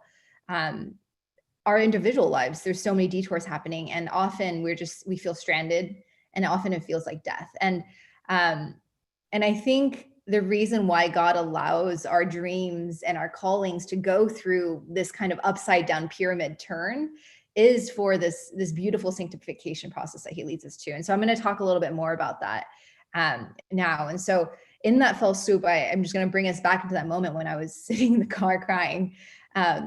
We called up our pastors immediately and just said, hey, we need help.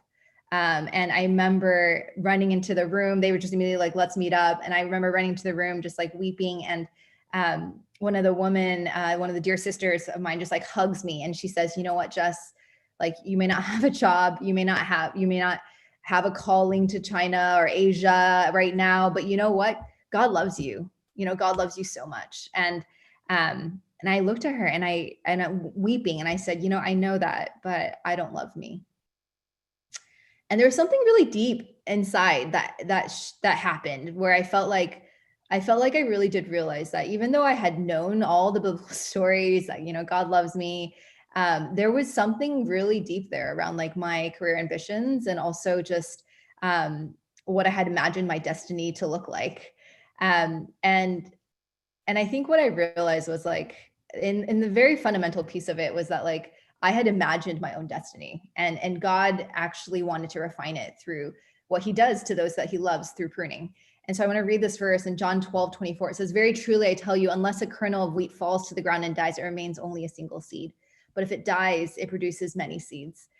And so there was one brother who said to us, I remember like in the very, like the first 2 days that everything happened, he said, you know, if you came to Asia with your shiny MBAs and your shiny Nike jobs, there's probably a lot of ways that you wouldn't be able to minister and love the people that God's calling you to, because they struggle day in, day out with their careers and with their jobs. And to come from this perspective, it would be really, really hard to really connect in the way that you guys desire to. And so that was one thing that really came and I think struck us really deeply. I think the second piece, these 5 Ds that I feel like the Lord brought us to, one being death, and the second one, God brings us through deliverance. The second piece of deliverance is that after going through this period of death, we could not dig ourselves out of that hole. Like there was just no way. Like it had to be an actual experience of Jesus saving us from ourselves. Because I think what we realized was that what happened in that death was that a lot of like old internal demons that were there that we were struggling with came out. And things like, who am I without a job? Like, what about our marriage when we don't have, like, what happens when we're strapped for cash? Like these things that you normally don't have to face day-to-day life because everything's so comfortable. And so we ended up going through a really deep period of counseling, of really powerful internal individual counseling as well as marriage counseling. And I would say that the only way that we got saved was allowing Jesus into our brokenness. And I would say, just like in a lot of ways, Joseph was jailed physically after going through that journey of his big dream, death, and then being jailed and being set free from that jail. I think in so many ways we found freedom in the jails that we had found ourselves in. And then it really came a season of just going deeper with the Lord, of just waiting and staying in the pain and staying and allowing the sanctification to do the work, and just holding on to Jesus. And so we actually made a really, really solid decision, which is kind of that fourth bucket, a solid decision to stay in the pain and to stay in the sanctification. And also not to try to get out of it by looking for other jobs. And so we actually took a 6-month break last year of, I was very tempted to be on LinkedIn, but God actually, through his grace, gave me, I would say, staying power, where I was like, okay, we'll wait on the Lord's leading. And through that, he actually ended up bringing on this amazing journey in those 6 months where we met some of the most amazing people that are our closest friends to this day through that journey, and also just being with the Lord, and then unity in our marriage that we had never experienced before, in such a powerful way. And so that was something that was really, really special to me in that time, that actually I look back and I'm like, our marriage would never be the same if it were not for that. And so I would say on this piece, just around decision, a lot of times it's decision to wait on the Lord. It's also a decision to follow him as he leads, and it may not be something you want. And so the shift in the story is that the Lord actually brought us to my husband an opportunity in the Bay Area, which is why we're here today. And I had to make a decision for the first time in my life to go somewhere without a job, to go somewhere with and to not lead and drive our family as I'm used to doing, and submit myself to my husband, submit myself to the Lord and his leading, and be like, okay, God, this is not going to feel good, but let's go to the Bay. Let's go back to the Bay, and what you have for me there. And it was a leap of faith. And I would say I was really angry for about, my husband could testify, I was really angry for about a month and a half. But what happened was, as we were here in the Bay, we ended up meeting a really amazing group, including Cheryl and those at Passion Talk, and seeing that we actually had such alignment of spirit and heart. And so what I really want to share today is that destiny is not a place that you end up. destiny is not a place you end up. It is a place where it is God's greatest pruning in your life, but it's also a place where you get the sweetest relationship with Jesus. And so this quote that I really want to leave with you is just this quote by Frederick Buechner: "Your vocation in life is where your greatest joy meets the world's greatest need." But I would say there's one more piece on that. It's also where God desires to sanctify you and make you more reliant on him than ever. And so that's really how I would love to encourage all of us today to think about your journey and where God's calling and leading you to. And so I'll just end on these, an invitation for those to pray for those of us who are at some of the biggest tech companies, really seeking the Lord and seeing where he would lead us. Again, feel free to reach out on LinkedIn if you want to have more conversations. And these are, again, some of the stories I mentioned, as well as some of the books that I highly recommend as I've read through my journey in this last few years. So thank you guys so much.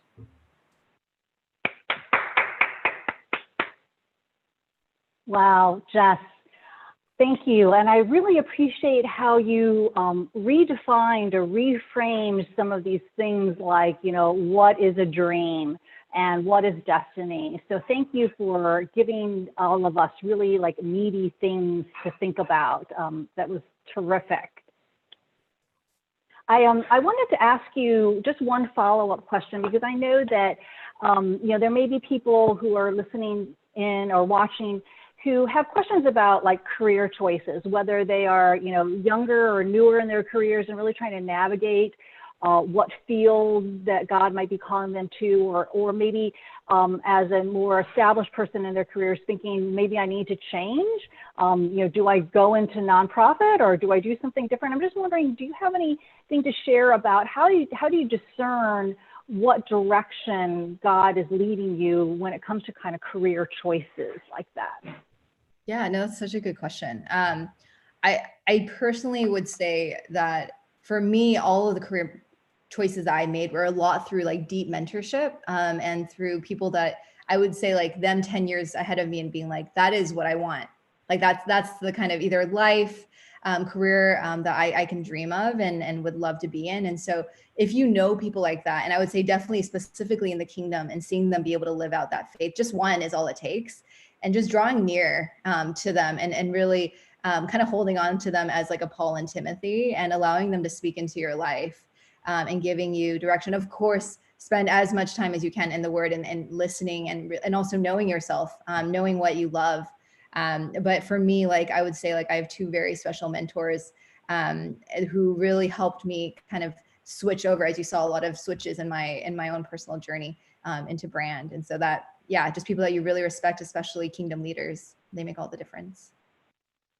Great advice. Jess, thank you so much for that advice and for sharing your story and sharing so many wise words with us today. Really appreciate it. Thank you so much. All right, well, we are at the end of our session. Can you believe it? I feel like time has just flown by. We have been so blessed by everyone who has shared, has spoken with us. And I just want to do a quick just recap to once again thank all of our speakers and to also give you some ideas for ways that you can take action, go deeper into some of the topics that were discussed, and you know, or maybe to explore and think about application for you. And so several of the speakers already pointed this out at their end of their presentations, but I wanted just to recap. And I should make sure you know that these slides that I'm showing now are available for download at the URL at the bottom of the screen. And if you download that file, it will have these like live hyperlinks that you can click on and just easily go to the content that's being referred to or to the different websites. So Zach, in his talk about grace and peace to you, one of the most practical things he took us through was this prayer of Examen. And I've actually just attached that slide to the end of this file. So it's something that you might want to try out. It's a 20-minute exercise you can do daily and see how that maybe reframes your experience of working in these strange times.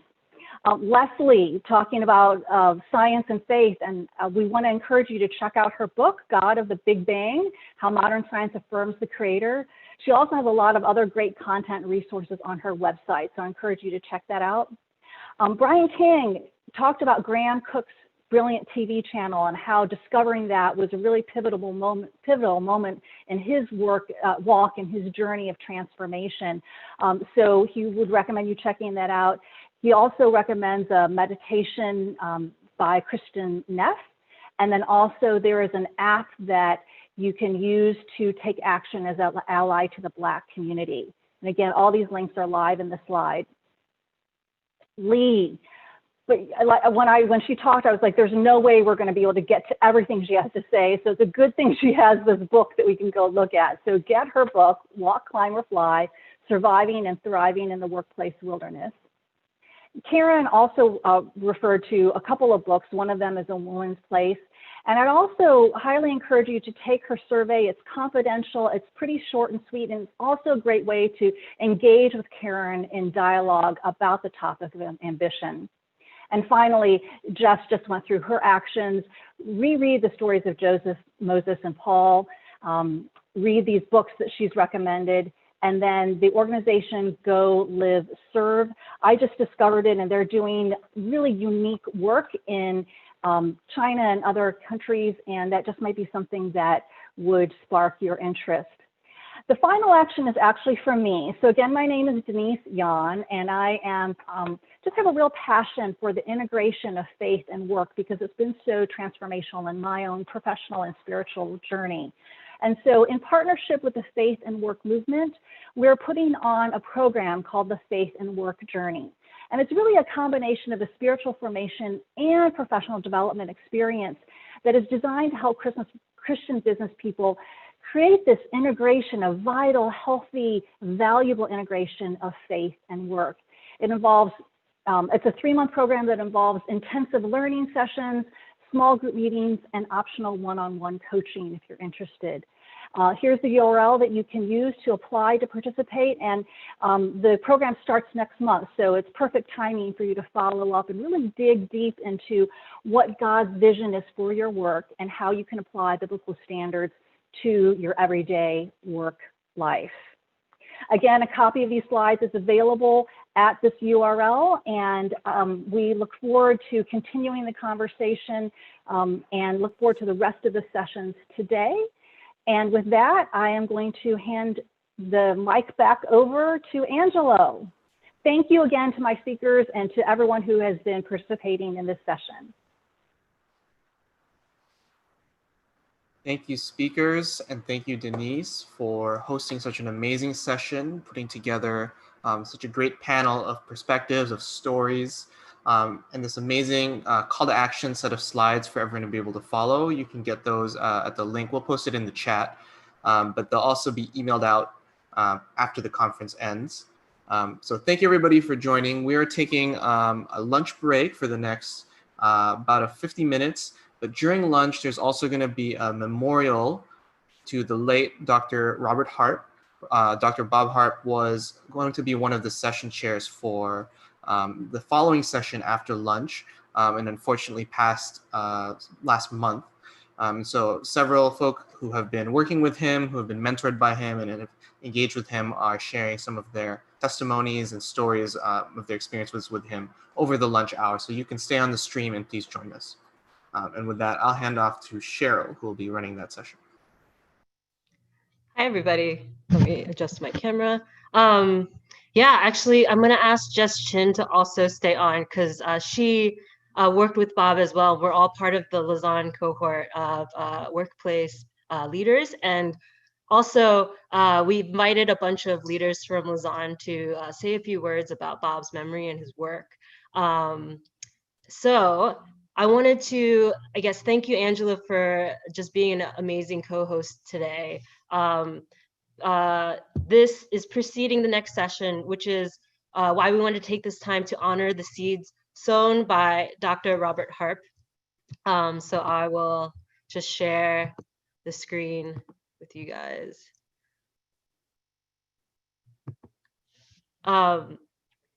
He was on our program committee chairing the next upcoming session and unexpectedly passed away this last month. I met Bob a year ago at the Lausanne Workplace Forum in Manila, and only having known me for a month, he joined us for last year's Passion Talks. Last year was a special year because it was the first time we were able to scholarship and bring over 11 African young leaders to participate here at Google and attend Stanford University for 2 weeks. Not only did Bob take the time from his busy schedule to travel up from LA, but he spent every moment he could being an encouragement to others. From his example, I could see that if more people lived like Bob, there would be no orphans in our world, no professional orphans, no spiritual orphans. He had adopted all of us. Today, we've gathered a few leaders from the Lausanne movement to share about Bob's work and to capture a harvest that Dr. Bob Harp sowed. I want to introduce my dear friend, Christine. She is the reason I know Bob and why we are able to share his work with you all today. Christine is an iconic leader here in technology and business, a lover of Christ and daughter of the King. She serves on the advisory board for Lausanne's workplace ministry and for Biola's Office of Innovation. Founder of the Work and Faith Workshop and a leader of the a Christian employee research group here in Silicon Valley. So I will hand it over to Christine.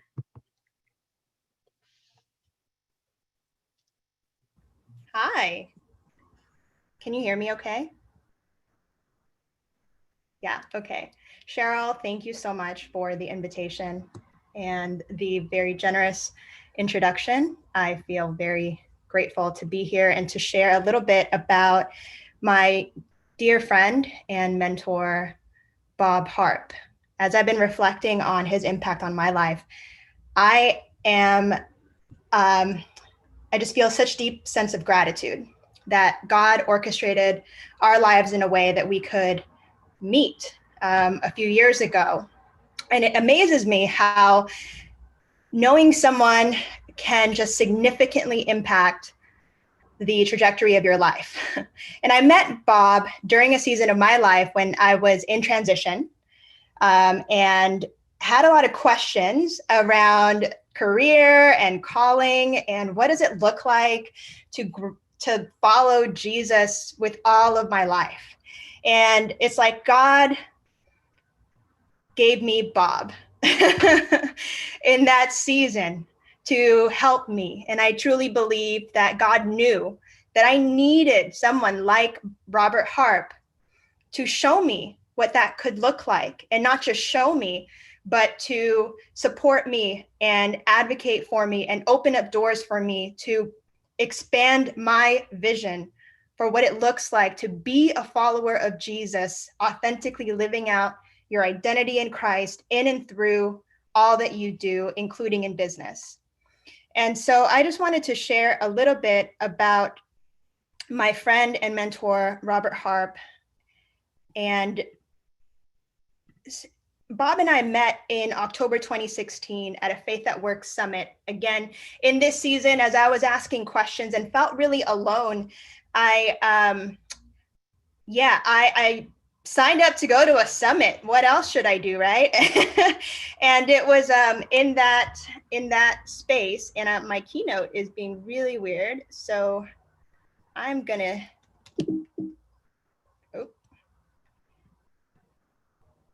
go ahead and just project it this way. But I just wanted to share, again, we met here. And the reason why Bob reached out to me, to be honest, is because he saw on my name tag that I was from Apple, and he was intrigued.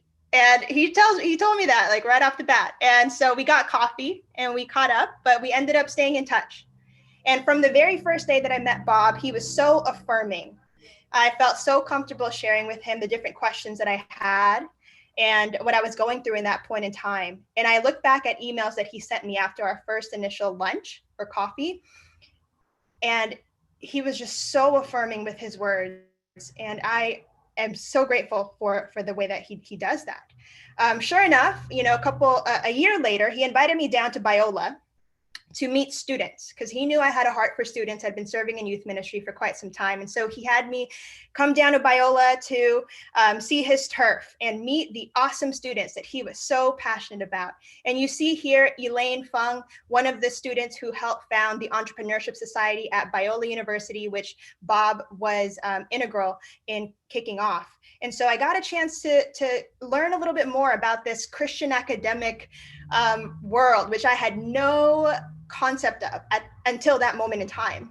A few months later, Bob invited me to come back to Biola to be a finalist judge for a pitch competition that he had started at Biola a couple of years prior.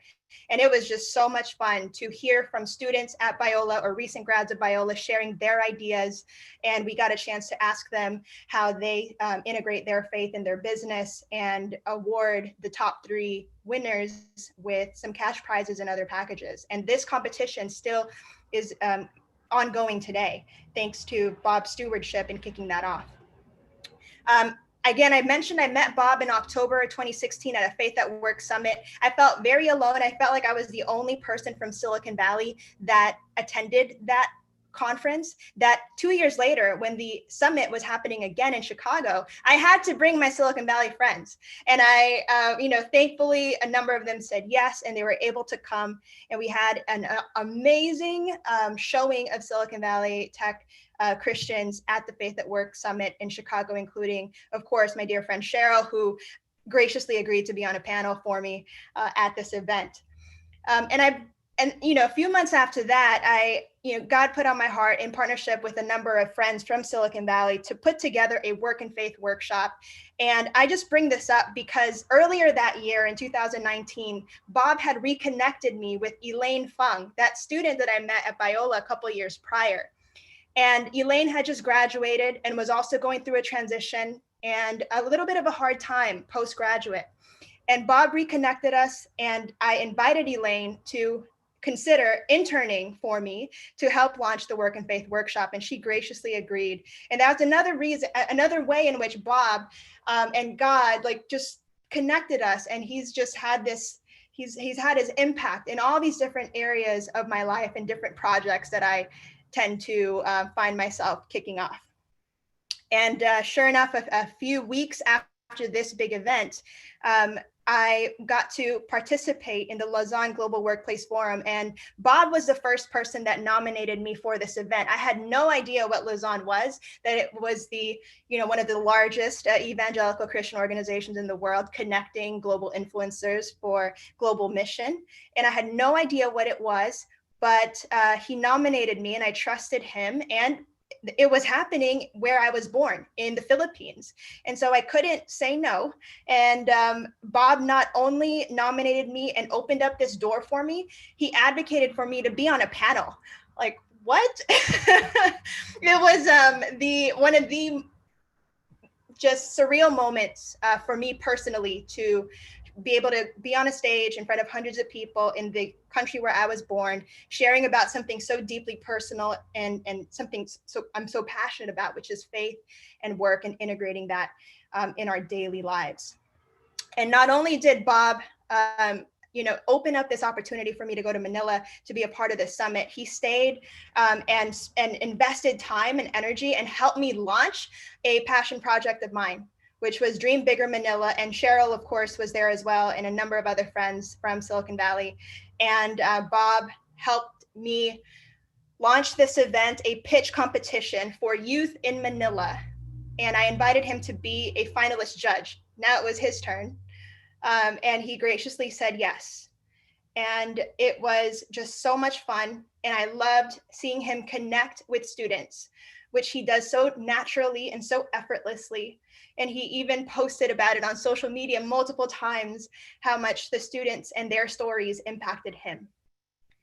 And finally, in December 2019, we often try to get coffee together when we're in the same city. And we didn't have a lot of time, but I was in LA for a very brief stay. And Bob, in his graciousness and just how considerate he was, he offered to drive me to the airport as I was about to leave LA to head to London.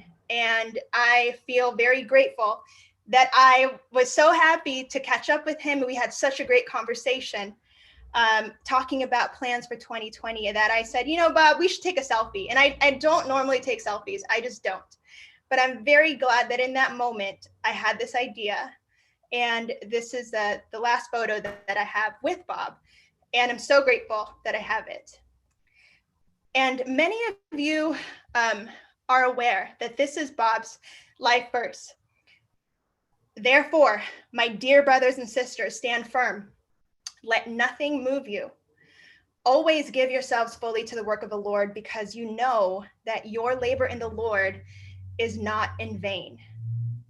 And truly, just by what I hopefully shared with you and the example that Bob has provided for me and inviting me into all of these spheres that he was a part of, and all of the great work that he himself had been stewarding, and him creating doors and space for me to be a part of it. He worked really hard, and he definitely embodied this verse for me in my time knowing Bob. But I want to pay attention to this word. It says therefore. So then you have to ask the question, okay, what is that therefore? There's got to be something that precedes the word therefore. And if you expand out and look at the rest of 1 Corinthians 15, and really the entire book of 1 Corinthians, you'll see that, therefore, what was being talked about prior to that ultimately was the resurrection of Jesus Christ. And how without Jesus' death and resurrection on the cross, our faith would be futile. And Bob had a very deep and personal and tangible understanding that he is a sinner in need of a savior. And he talked about repentance, and repentance not just as a one-time event, but as a daily event. And Bob knew that, and that he needed a savior, and that Jesus Christ, that God sent Jesus Christ on this earth to live a perfect life, to die a death he didn't deserve, and that while he was buried, Jesus was raised up from the dead, and he is alive. And he is alive today, and he is alive in us for those who believe. And Bob knew this wholeheartedly, that the death and resurrection of Jesus is real. And therefore, Bob committed his life to such fruitful labor in the Lord. And it's also because of this that I am energized, because I know I will see Bob again. I will see Bob again in eternity. And so with that, what did Bob do? What did he commit himself fully to do? He was an academic. He has a bachelor's and 2 master's degrees. He has a doctorate from Gordon Conwell. He's also a certified commercial investment member. He's a founder and CEO of Global Hotel Network, which was an early adopter of having an online platform for this kind of work. He, again, was an adjunct professor and executive director of the Office of Innovation at Biola, which he was the first to have this role of executive director of Office of Innovation, connecting the different schools at Biola to explore biblical and redemptive entrepreneurship. He recently launched a course called Make It Happen, which I invite you all to check out, where he teaches it, and he invites us to explore these 7 concepts: making failure your friend, embracing prayerful risk, collaboration is God's design, planning well, and then taking decisive action. Sustainability is a secret sauce. Abiding in Christ is where the strength comes from. And faithfulness to God is the true measure of success. So if you're interested in that, I invite you to check out his online course, which he just launched in early July. And of course, he was the catalyst of the Lausanne Movement Workplace Ministry, and he was part of the convening team for this event, this huge large-scale event in Manila, which I invite you to check out as well. But beyond all the things that he did, and he did a lot of things that were impactful with excellence. But what I remember most about Bob is also just who he was, his character. And he often talked about that, the importance of character, and that it is a daily thing that we ought to pay attention to, and growing in the likeness of Jesus in our character. And while he accomplished so much in the short time that he had here on earth, ultimately for him, faithfulness to God was the true measure of success. And so I will end with a quote that Bob leaves us with in his course, Make It Happen, on the Biola Learn platform. And I'll leave us with this. Bob Harp says, faithfulness to God is the true measure of success. When it's all over, it really makes no difference if your picture ever hit Inc. magazine, Entrepreneur magazine, Forbes 30 under 30, you name it. Whatever you think it is makes no difference on an earthly fame point of view. What does matter is faithfulness to God, more so than your legacy. It's, can you be there at the time of accountability and be proud of the life and the venture that you created? Proud, not in a pride sense, proud in a sense that you faithfully exercised your gifts and you stewarded what you had well. And that is what Bob modeled for all of us. So thank you, Cheryl. Thank you, Christine. I'm just gonna transition into a time we've invited people to share about Bob's memory, to share about Bob's work, and then to just emphasize why that is meaningful to each person who's going to be sharing. So first, we're going to have Joanna. She's part of the Lausanne Workplace Ministry Advisory Board, led by Bob. Joanna was formerly the Director of Research at IBM in Toronto, and as a master inventor, she's now running her own AI technology business alongside her Kingdom on Earth ministry, KOE. Joanna is on the Passion Talks program committee and chaired the first session yesterday, Passion as Platform. So, so we are going to, I'm going to allow Joanna to speak next. Go ahead, Joanna. All right. It's my privilege and very humbling to be able to give tribute to Bob. I knew Bob. I wasn't as fortunate as Christine that had a longer time with Bob. I knew Bob in Manila last year in the Global Workplace Forum in 2019. And then right after that summer, I met him again at the Passion Talk at Google in the summer of 2019. And then he invited me to be the Lausanne Workplace Ministry Advisory Board. And we had quite a bit of interaction across these events. And Bob came across to me as a very kind and gentle spirit.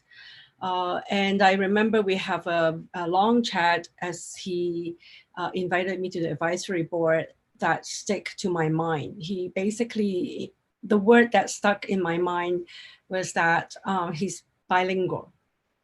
And what did he mean by that? And that was a very impactful memory and imprint of Bob in my mind. When he meant bilingual, he said that from an education background, he's trained in secular disciplines that Christine talked about, but he's also trained in seminary. And so he's bilingual. He can speak the ministry language, and he can also speak in the workplace language. And not only in his education, he's also bilingual in his experience.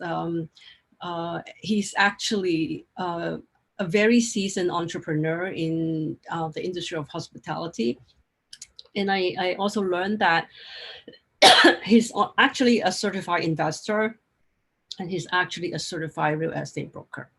So he's bilingual in both his educational background as well as in his experience.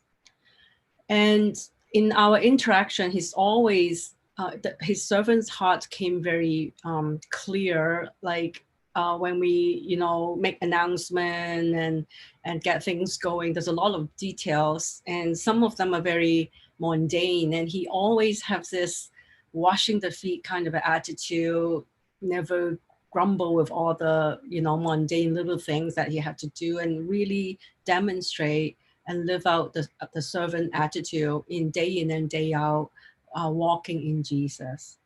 So Cheryl asked in the question, why Bob's work is important.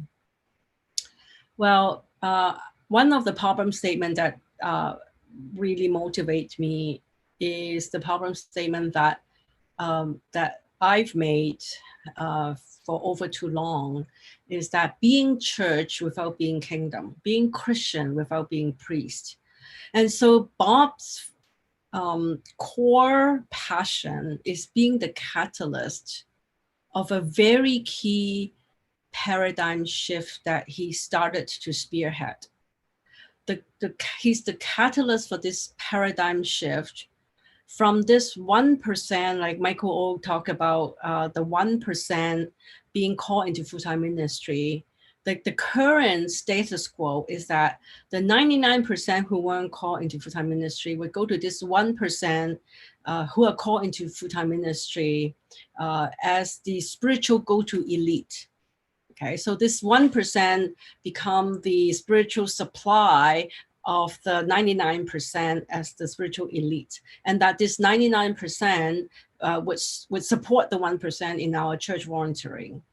And what is core in Bob's work is to be the catalyst of the paradigm shift that shift this model to a totally different model, which is so core to the Lausanne Workplace Forum that Bob was so passionate about, and that's why Bob kept talking about him being bilingual end to end, is to shift to this new paradigm where the 1% called into the full-time ministry, train the 99% mature enough to be the spiritual mass, not the 1% being the spiritual elite, but the 1% would start up the 99% as the spiritual go-to mass for the world that are lost not knowing him.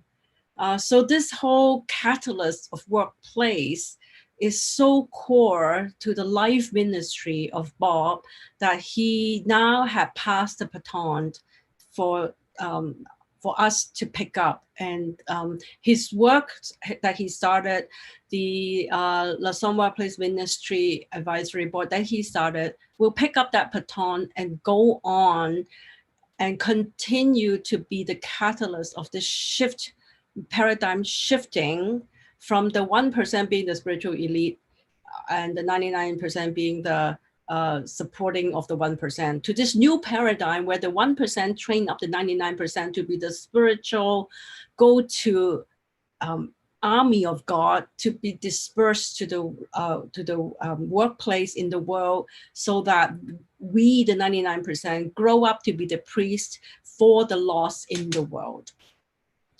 So Cheryl also asked, what is the call to action? The call to action is to continue with Bob's passion in life, is that we become bilingual.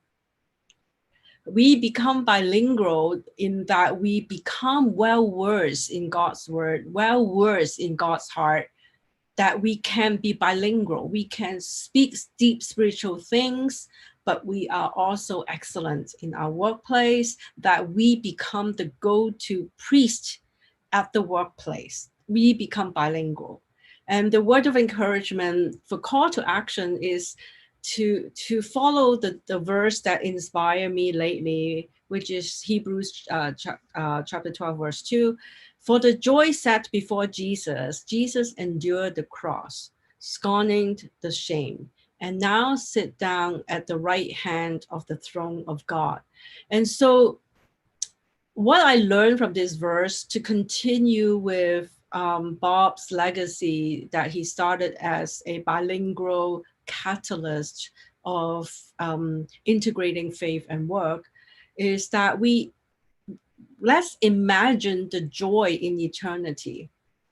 When we have parties in heaven, what are the celebrations that we want to imagine, right? When Jesus imagined that sinners are being set free, sinners are being redeemed to be children of God, it was that joy that he didn't have when he was on earth that motivate him to endure the cross, that motivate him to scorn the shame. And so as we collectively now, as a spiritual army, spiritual warrior that become bilingual in God's kingdom as well as at the workplace, what are the joy that is set before us in eternity that we will celebrate, we plan to celebrate so that we can now endure what we need to endure that we can now be willing to endure the hard work that is before us. And the second thing then is that may Bob's legacy motivate us to live today with eternal intentionality, that any interaction with our colleagues, any piece of work that we put together, any lost souls that are lost in purpose of life, present is a gift, is a double meaning word. So let's live today with eternal intentionality, that we think about that eternal joy and live today intentionality. That's really motivated by how the Lord took Bob. We don't have to wake up another day. It's really at the grace of God. And so all we have is today. And that taught me a lot in live today purposefully. And the last thing I would say then is that may Bob's life motivate us to plan our last breath. Last week, my mother-in-law passed away. And so I saw her last breath. And my first reaction was, I gotta plan my last breath because we don't know when it's gonna come.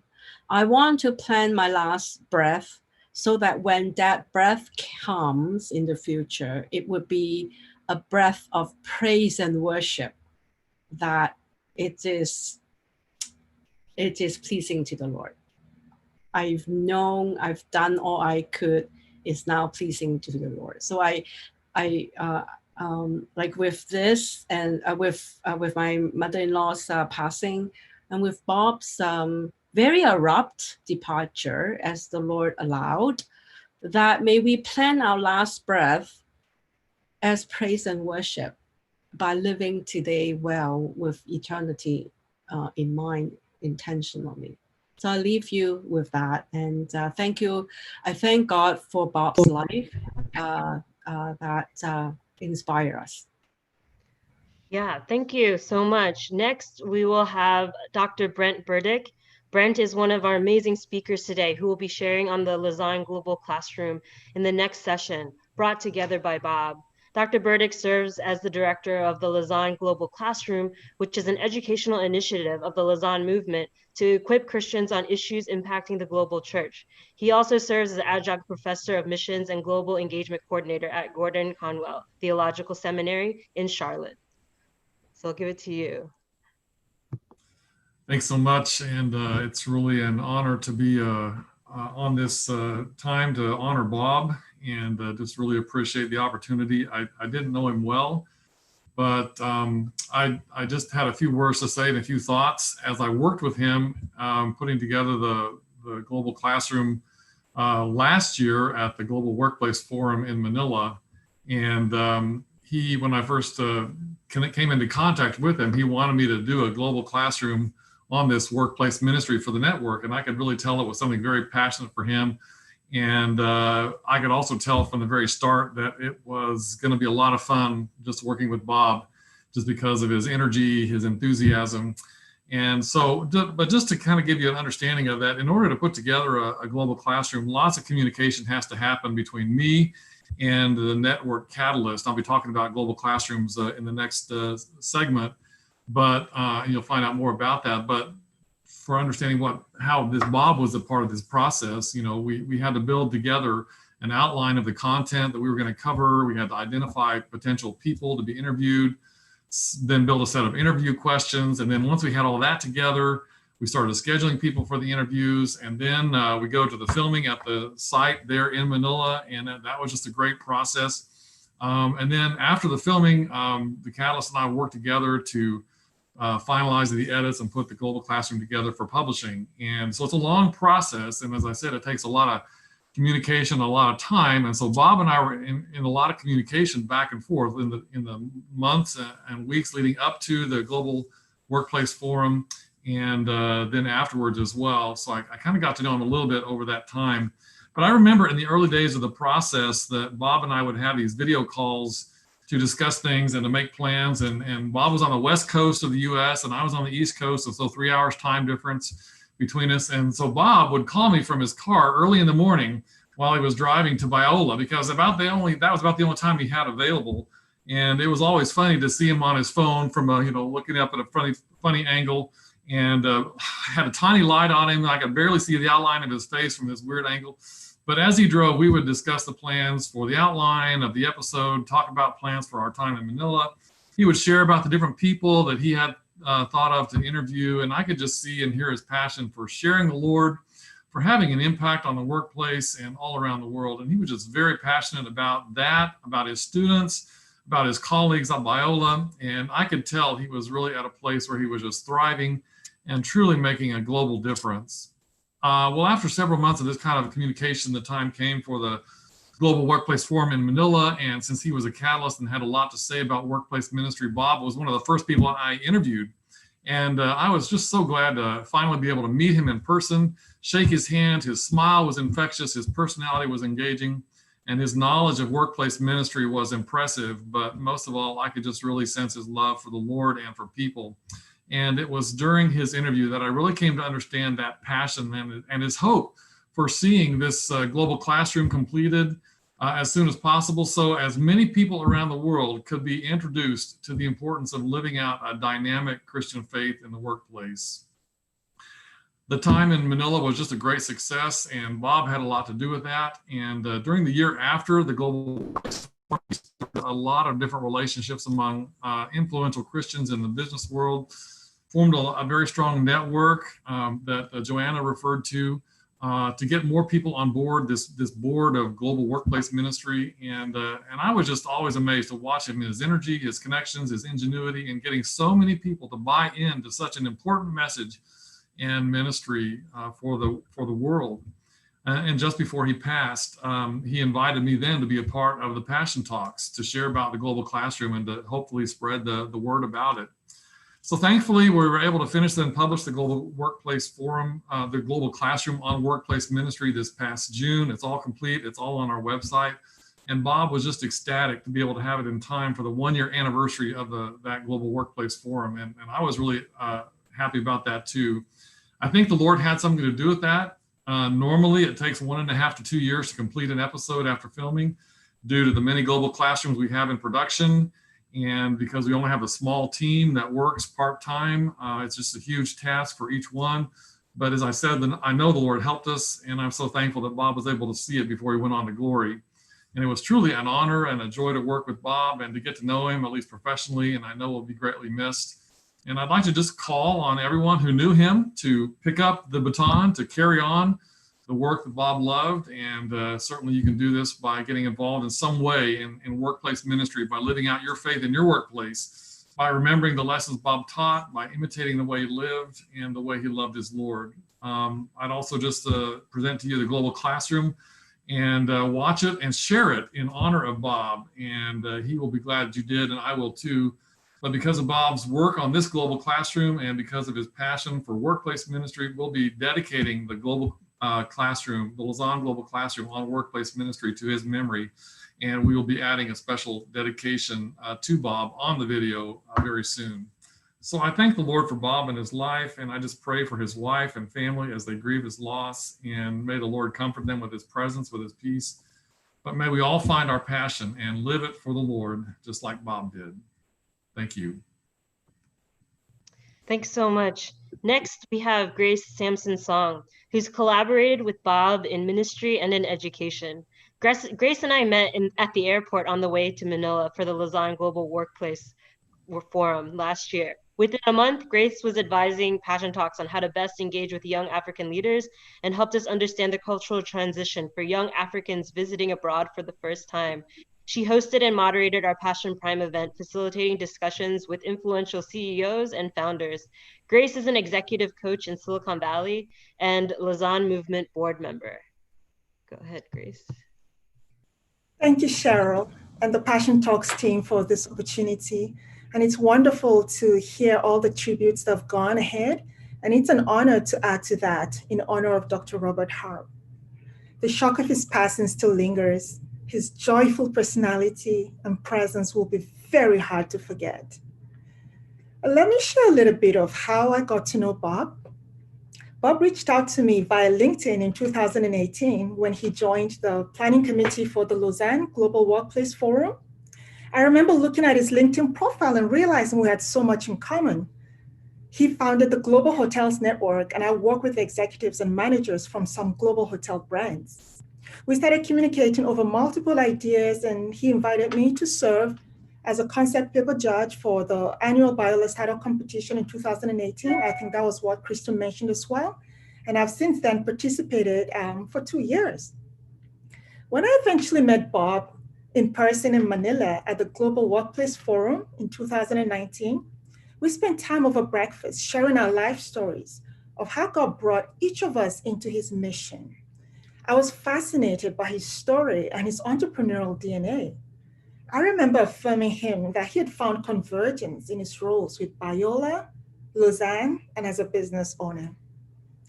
So when Bob was appointed as the next workplace catalyst for Lausanne, we had several meetings to align the vision of Lausanne, which has been traditionally evangelism within church and missions context, to now adding a very core component, which is the workplace ministry. So that took us on a lot of interesting conversations and meetings as a board member of the Lausanne movement.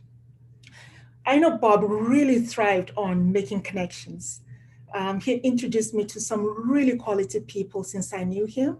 And each time I would introduce him to a person of interest, he would personally schedule a call with them. And most of those people happen to live outside of the USA. I don't know how he works at the time zone and the challenges of communication. One of those introductions that I made was with a managing director of a very prestigious hotel in South Africa who was seeking Christian investors from the hotel industry. Bob was really excited to get to meet with her. Not only because he likes meeting people, but he also had the right combination of connections in the hotel industry, and also he was a licensed real estate broker. And nothing gave us joy than to see more of the kingdom of God being expanded into that entrepreneurial space of creating businesses or branches or expanding hotels. We really wanted to see God break through in that industry together. So his knowledge and gifts seemed like a perfect match for this dream. He was actually planning to go visit this potential client in person in Cape Town, South Africa. And the news of his passing really shook this yet to meet contact as much as it did to those of us who know Bob in person. On July 8th, a week and 2 days before his passing, Bob communicated the completion of a certificate course that Christian mentioned as well, Make It Happen, that he'd been working on for entrepreneurs and also for the global community of the body of Christ, as well as Biola, to be able to create this online resource that people can learn entrepreneurship. He had invited over 30 entrepreneurs, including myself, to share some ideas and advice. And I was so pleased that Bob could get this off the ground. I remember writing him back saying he was one of the most productive people in 2020, in spite of COVID, because he was just on a roll. He kept producing and creating. On July 16th, a day before he passed away, I woke up to emails from Bob. One was a Lausanne Workplace Ministry newsletter announcing the new advisory board that he'd been putting together behind the scenes with the board of Lausanne and regional directors of Lausanne, getting recommendations on leaders on board. So I felt really, really grateful again that God had brought this incredible producer into the movement of Lausanne that was just getting stuff done. And another email I got on the same day was an introduction. He was one in Lausanne, and I think Brent was on that email as well, to kind of come into a way of leveraging platforms between Lausanne and the Christian Leadership Alliance for content. I remember feeling so thankful just for his ability to just see opportunities and create connections. Looking back, it almost appears to me like his urgency and motivation seemed as though he had a sense 2020 was his year. He got so much done in very little time. He was at his best, connecting and communicating till the very end. And just for fun, I decided to go back on all the emails that I have from Bob in my inbox. I still have 272 emails from Bob, besides the one that I may have deleted. And these are related to Lausanne, to Biola, to Praxis Lab Academy. We were actually putting together a cohort from Africa for that. For this year, I think some already got in, or other networking with other leaders. There was just so much about Bob and his relational richness that you cannot help but be blessed when you get to cross paths with him. In one of the emails that I stumbled across, he wrote to the regional director for Africa, Lausanne regional director for Africa, and CC'd me on it. What intrigued me was that he was asking, how can I get an overview of evangelism in Africa?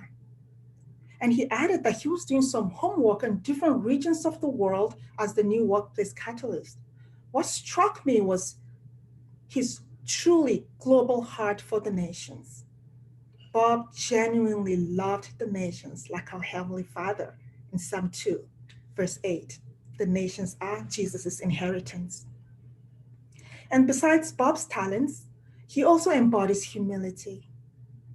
Just like the humble email example of seeking to learn from other regions of the world regarding what God is already doing there, I remember one time he missed an appointment with me, and when I wrote to check in with him, I was already giving him grace. I said, I understand you may have been busy. And he could have taken that ticket of, yes, I'm very busy, and everyone knows Bob is busy. But Bob wrote back, he said, Grace, I'm so sorry. How about admitting that Bob forgot? And in that moment, I thought, what a humble, honest person. It was so refreshing. He does not have to put on some title or persona. He was just Bob. And I share all this to highlight that Bob was a gifted communicator, connector, learner, includer, and a servant leader. There are very few leaders who are able to be visionary and relational at the same time. Bob did both very well. He was a natural networker and a platform creator. He was a champion of leaders and young potential. He was one of the most resourceful and generous humans I have had the privilege of knowing. His passing is a great loss for the body of Christ, but we know we have the responsibility to continue to steward his countless investments for the kingdom. Bob's life has shown us that we can pursue a God-inspired business or venture with as much passion as we ascribe to full-time ministry. The call to entrepreneurship is about creating a God-centered business or launching a profitable idea that brings glory to God. And when we do that, we are applying the Genesis mandate, which is to be fruitful and multiply. And Bob has shown us how to do that well. And let's take this mantle and champion Christian entrepreneurs as much as we celebrate church planters.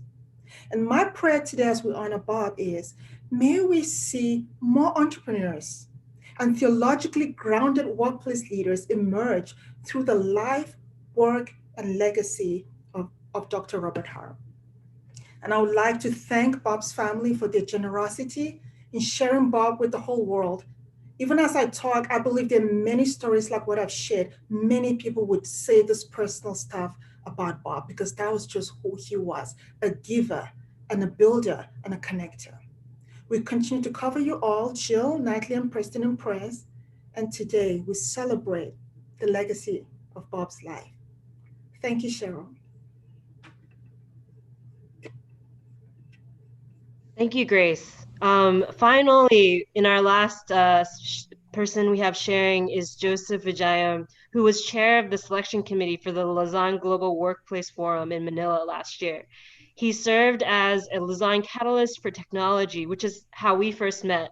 Professionally, he's founder and CEO of Olive Technology. He serves on the advisory board of Business as Mission Global and the editorial board of businessasmission.com. Now, today, Joseph serves as the new catalyst for workplace ministry for the Lausanne movement. Thank you, Cheryl. Really appreciate that. Appreciate the opportunity to be here with you all. The first time I met Bob, that would have been back in 2014. And he was introduced to me by Timothy Liu, who was then the catalyst for workplace ministry for Lausanne. And Bob was joining the Lausanne Workplace Network that at the time Tim was putting together.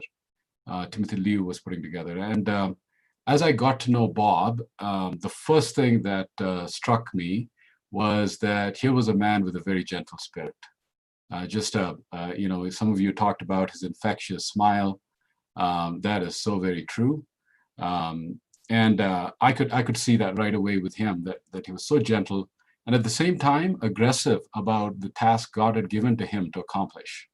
I really like how Grace said that he had a sense of urgency, especially perhaps during the past few months, maybe even the past few weeks. You could see that aggressiveness as well within Bob. But I also found in him a kindred spirit in that he, like many of us on this call, had his feet in both worlds. He had one foot in the business world, and the other foot, in his case, was in Christian academia. Many of us would say in the ministry world, but for Bob, it was ministry world for sure, but very specifically within the world of Christian academia. And that was another place of common connection for me. I'm an alumnus of Biola University. And when I first heard that, Bob was at Biola, that just meant the world to me. And there was a nearness that I could feel right away when I heard that. I found in Bob somebody who's deeply committed to workplace issues, but not just from a theoretical perspective or from a philosophical or even from a sort of a spiritual perspective, but even down to the very practical way of looking at it. And the way I say that is about 6 or 7 months before the Global Workplace Forum in Manila. So this would have been back in January, I think, of last year. I was there with a small team of people. Bob was also with us, and we were looking at the physical arrangements, signing the contracts with the hotel and so forth. And I remember walking around with Bob, and every time he met some of the hotel staff, of course, he knows so much about hotels, that he would strike up a conversation and ask them questions about their work, not just about, just some mundane statistics, but genuinely about how are they doing their work, what's going on, just to get to know. And I think he appreciated the fact that they were at their workplace and it is a place that needs to be honored. Never took them. One of the things I remember so well about Bob is we were waiting in the reception area of the Crown Plaza Hotel, waiting to have a meeting with either the manager or the assistant manager of the hotel, and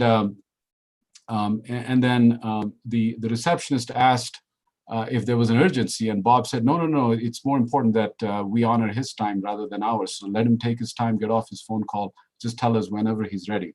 So when the person we were trying to meet was finally done with his call, which took maybe about 20-25 minutes of waiting for us, and we walked into the room, that man was very apologetic because obviously this was a big event coming to his hotel, and he didn't want to upset us as important customers. Bob was so gracious to that manager. He said, absolutely not. He said, we have the whole day here, and we're only here to meet with you. The meeting with you is our most important meeting of the day. For you, you're carrying on with business, and you need to be attentive to every single customer, whether big or small, that needs to talk to you. And that to me spoke volumes about the way Bob perceived, understood, and also tried to talk about the importance of the workplace and the issues that are involved with that. He was a real good connector of people. Many of you have said that. One of the ways in which we can see that is the way he put together such a, I would call it like a blue ribbon group of people to be a part of his advisory board. Somebody mentioned about no idea how he enticed people to be a part of it. I have no idea. I hope it's not some big check that he expects to give them, because as the new incoming catalyst, I have nothing to offer like that. But he did an amazing job. I think people listened to Bob when he spoke, and he had this way of he's just a charming guy. He was able to somehow impress on people, not only that this was important, but this was something that they'd have to commit to over a long period of time, which is truly incredible. And I think one of the reasons why he could do it so well, in my opinion, is because first and foremost, Bob was a friend. Many of you spoke about it. Christine, I just really did not know the story at all of your connection with Bob, but that was just so deeply moving and meaningful that he took that much interest in every single person that he came across. And I could certainly say that for myself as well, because he always asked me, tell me about your, what's going on with your business, what's happening with your staff, what about your travel schedule over the next few months? So that's something that he really did, is he cared for people. And then the final thing I wanted to say about Bob is a true visionary. I mean, just the way in which he put together the innovation, the Department of Innovation at Biola University. I mean, even though he's not an academic, I mean, he's not from academia, people respected him, and he was the leader of this Center of Innovation. In the same way, he also had a lot of ideas, a vision for the workplace ministry within the Lausanne movement. And he took it to the next level by putting together this advisory board. He was planning very actively to do the reunion, the Global Workplace Forum reunion, which is to happen now in a couple of weeks here. And I'm just overwhelmed right now to think that the leadership of Lausanne would have asked me to step into his shoes. These are big shoes to fill. But I'm so grateful that the person that went before me has made the way, has prepared a great group of people to come together and has sown seeds. I really like the way Cheryl framed it all. And I feel that way about what Bob has done for the Lausanne movement workplace ministry as well. Thanks again for the opportunity. Thank you, Joseph. I'm going to now hand it to Tammy, who is now chairing the next session. Tammy, are you on? I am. Can you hear me? Yep. Okay, great. So hello, everyone. I'm Tammy. I am going to be chairing the session. I just want to thank all the people who spoke earlier in memorial for Dr. Bob Harp, and for people who are just joining now. I think that will be available later as well. But he was originally going to chair this session, so I'll be chairing in his place today. But that being said, let me share. Might take a second. Let me share the talks that we'll be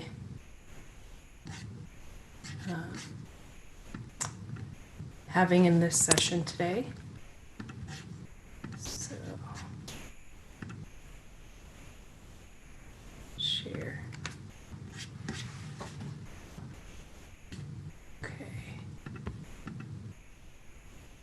So the session that we're in is Educating an Online World, and I'm very excited for the talks that we have today. They're going to cover a broad spectrum within the space.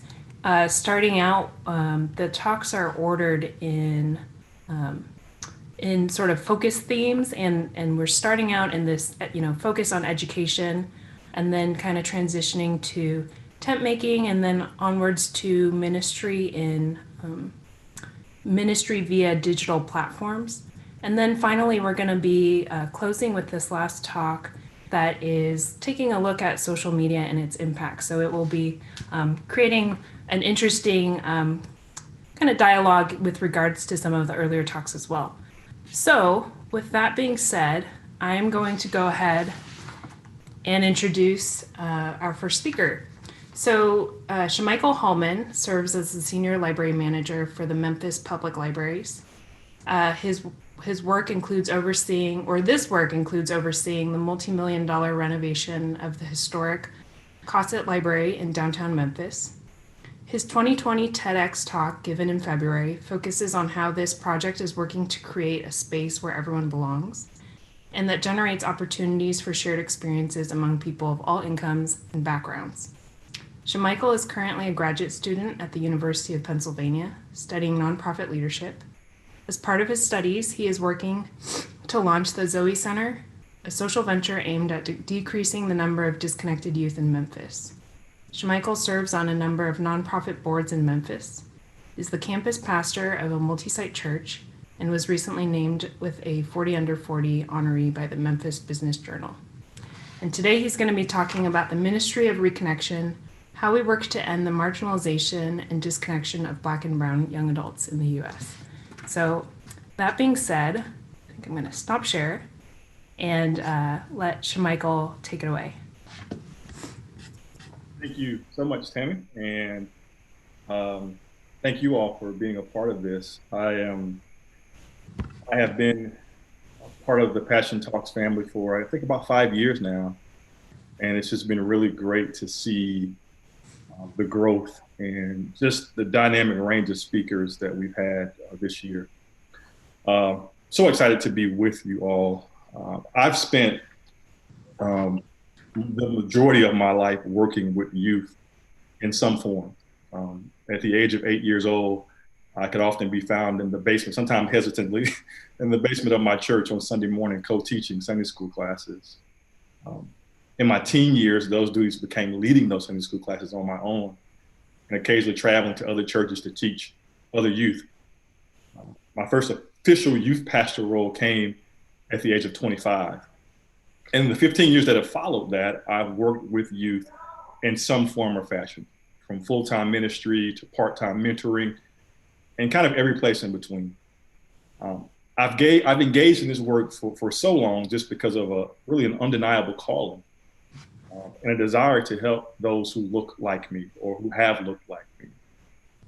The young, the gifted, the Black, the often misunderstood, the ones who are generally seeking something better.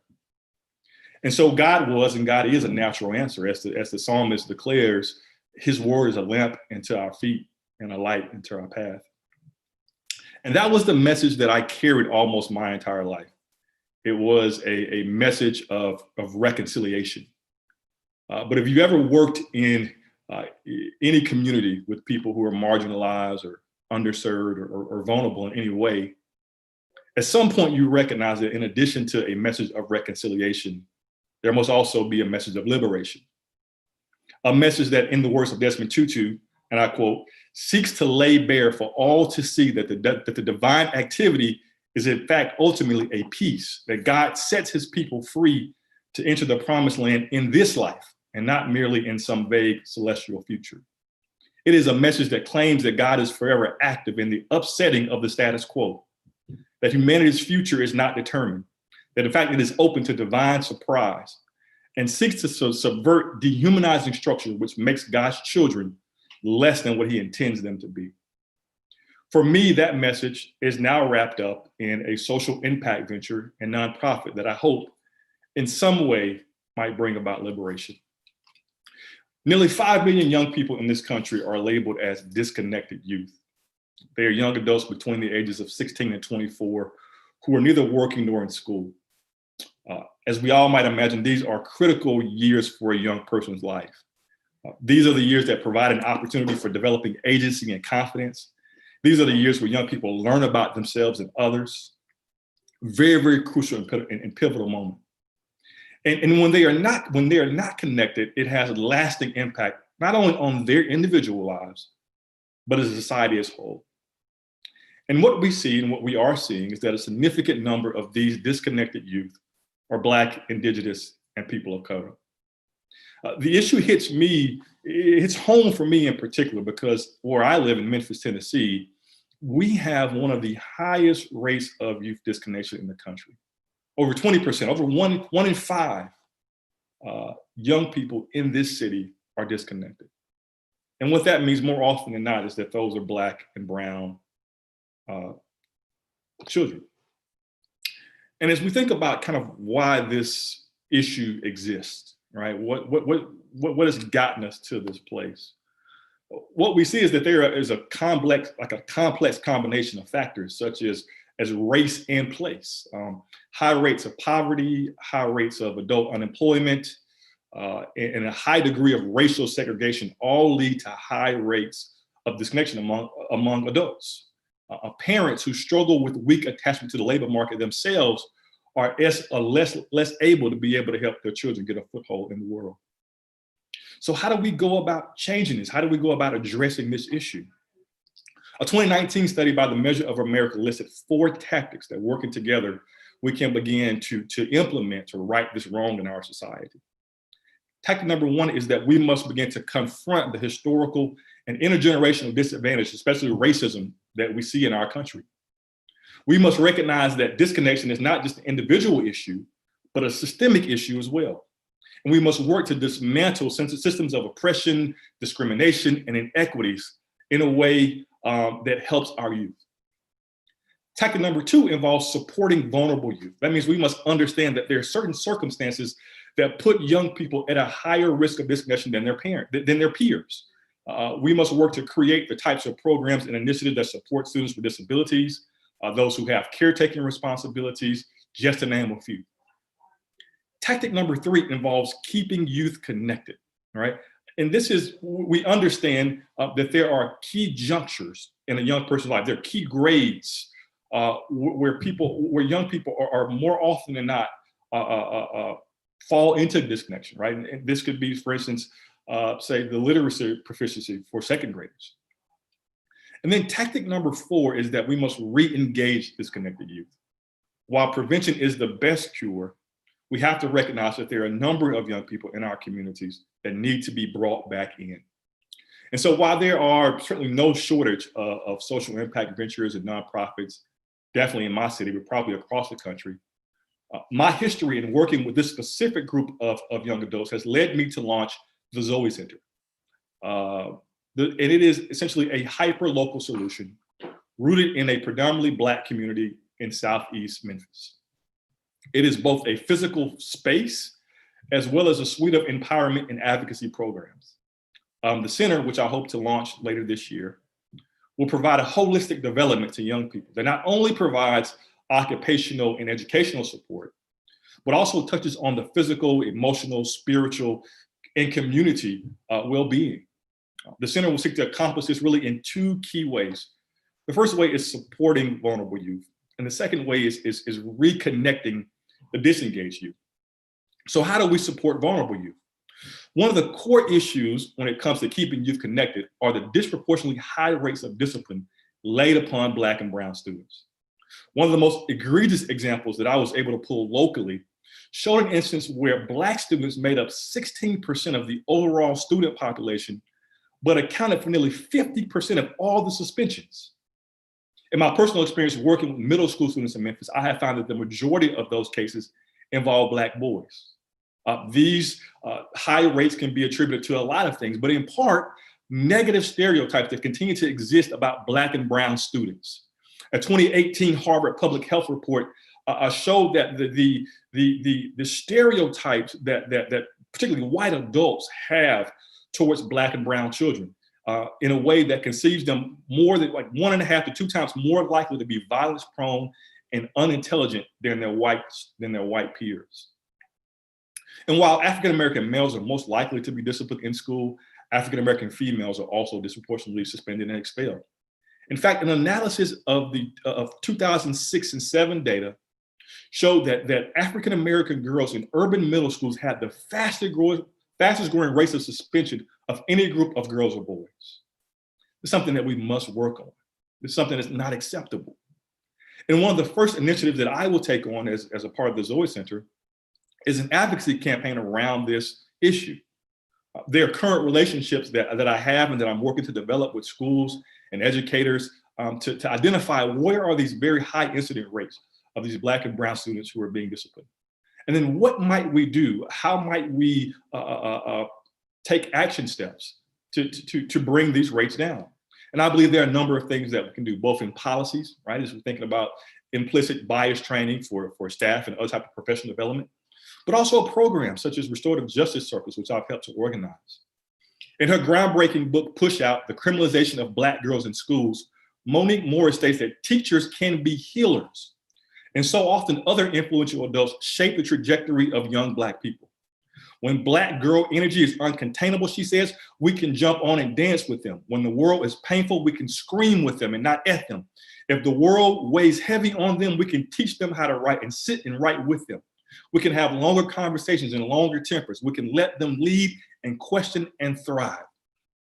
And so what I intend to do with the Zoe Center is to advocate for this, to advocate for the creation of classroom environments that reflect diversity, equity, and justice, to advocate for the development of instructional strategies that support diverse learning styles, and to advocate for the deployment of systems of evaluation that promote success for all students rather than fostering a state of competition.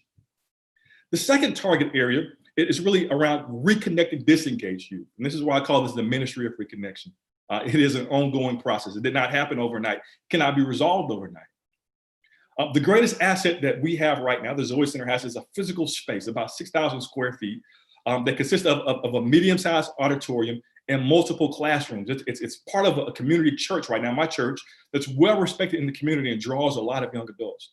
I'm going to use this physical space to create diverse pathways to meaningful careers through apprenticeships and mentoring programs that will give young adults the tools they need to get reconnected to our society. Understanding that the need isn't just for work and school, though, the center will also help connect young adults to the community through civic engagement endeavors and through using tools like the wellness wheel to ensure that we're meeting all of their kind of holistic needs.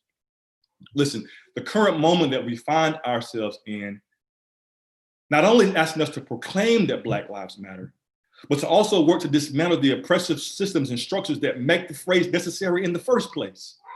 In Micah 6:8, the children of Israel are reminded that God had asked and was asking them to do three things: to act justly, to love mercifully, and to walk humbly with their God. The Zoe Project is my attempt at this. It is my desire to hold up my little corner of the world. And I would encourage you to do the same. This is an area where you feel like you might want to make an impact. I would suggest and encourage you to look at the data. I'm not making up English information. This is hard data. Sites such as the Civil Rights Data Collection will help you see if there are disparities in your community. And together, working together, we can bring these numbers down. Working together, we can reconnect these vulnerable youth. Working together, we can lay a path to success for these young adults. Thank you so much. So the previous chair also clapped after everyone shared. So I thought I'd add in some applause. Thank you, Shamichael. Okay, so let me check if we have any questions on the forum.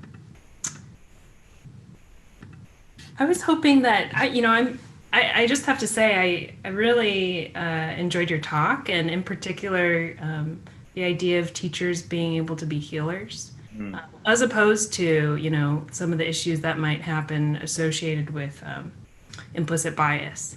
So I guess maybe a follow-up question in that direction would be, in addition to,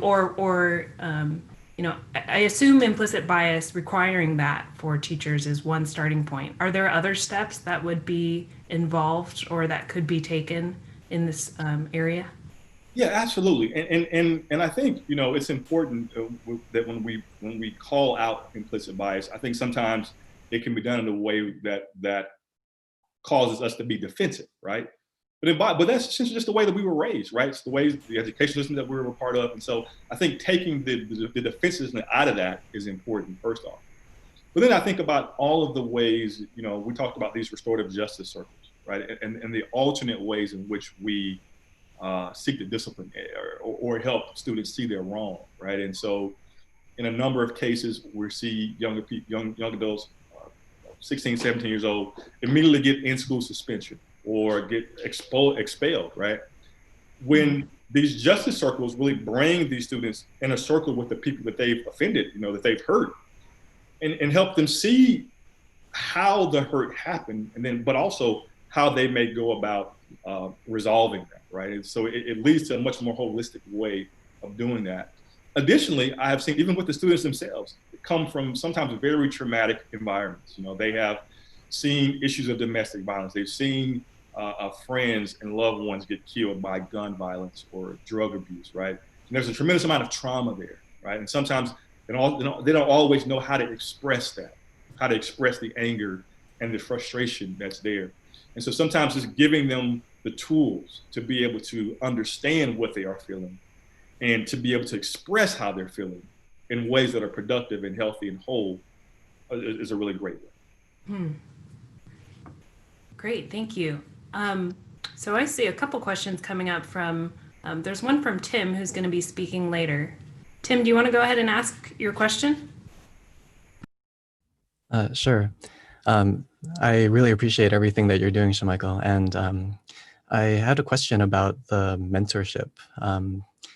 How do you find mentors to become part of your program? And the second question would be, what do you think are the characteristics that make a good mentor? So because much of this is rooted in the church, we're able to find mentors there first, but there are a number of organizations and corporations throughout the city, who I think are going to be open to this.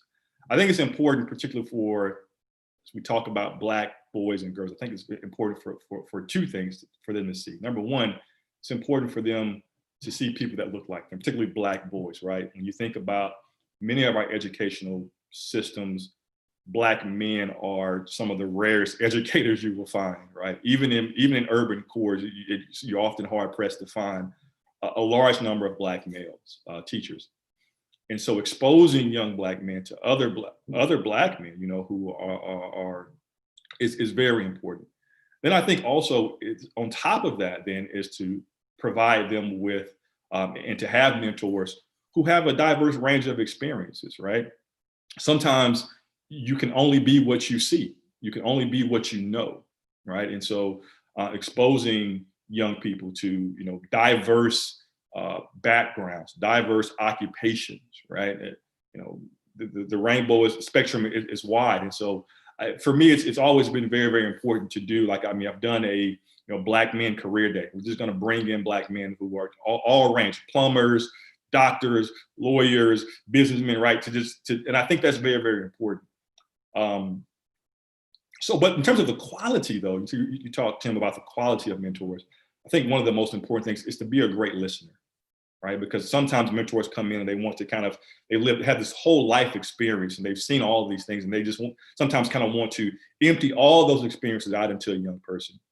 But often what I've seen is that young people often need someone to listen to them, right? To fully hear them, to be active listeners, right? And in that active listening, you discover a wealth of things that help you be a better mentor. Thanks, Michael. I'm seeing two questions from John, and I'm assuming this is from Facebook or YouTube Live. And I think we can wrap them into one in the interest of time. But so the first question is, someone says, I love his vision for the Zoe Center. Does Shamichael want this center to be a model for other centers that can be planted for restorative justice across the country? And then I think just tying into that, how can we, the audience, support you in the work you're doing practically?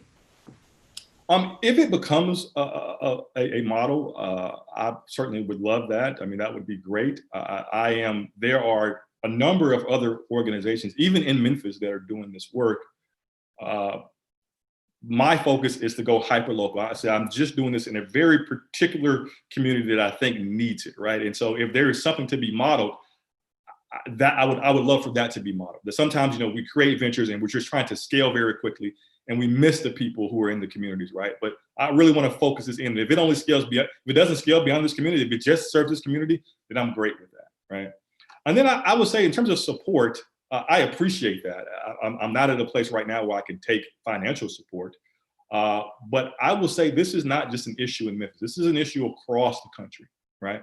And so if this is something that you think, you have a heart for or a passion for, find, the organizations in your city, who are doing the work, and support them. I think that's a wonderful thing that you could do.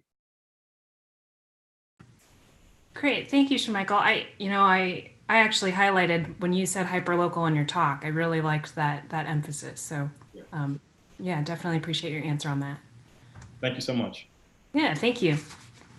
Okay, so next up we have Nadia. I think the last name I'm going to try Bernu, but maybe you can say your name correctly when I pass the mic to you. I do want to say that I know you're calling him, I believe, from Mozambique, which probably means this is an awkward time for you. So if that's correct, okay, I think that's correct. Thank you for being on here. Okay, so Nadia is going to talk about. Hello. Nadia is going to talk about education as a way to empower leaders from the developing world. She is currently a missionary with Arose Global and is helping to build a world-class Christian university in Pemba, Mozambique. She formerly worked as a senior software engineer and product manager at Google. And she holds a PhD from MIT in applied mathematics, where she met and fell in love with Jesus. She has a heart to empower and equip people to fulfill their dreams. So that being said, Nadia, go for it. Cool. Thank you, Tammy. Yeah, it's really just an honor just to be part of this. And Cheryl is a dear friend of mine. And, you know, and more than that, she's a kingdom collaborator in this building of the university here in Mozambique. I couldn't do this without her help and without others there in Silicon Valley. Yeah, so I'm going to present right now. Let's see. Great. Cool. So let's see here. Okay. All right. So this just this is actually an aerial view of this the campus that we have, the land that we have with the university. You can see the buildings that we have. We have this beautiful ocean view here. Yeah, I mean, this is really, this can only be God, the positioning of this university and what he's doing here. So I just wanted to show you guys that. Yeah, and then this is just, so the 3 pillars of our university is faith, integrity, and innovation. We want Jesus really just to be glorified in every aspect of this. We want to, you know, really operate in integrity, and especially in a country where there has been a lot of corruption. Integrity is super important. And we really do want that innovation that comes from Silicon Valley. That's a huge part of this university. So before I get like too much into this, I thought it'd be helpful just to kind of share some of the backstory. And I'm not sure how familiar you guys are with Arose Global. It's a Christian NGO that was founded by missionaries Heidi and Roland Baker. And our mission is that we are empowered by the love of God to stop for the one in need.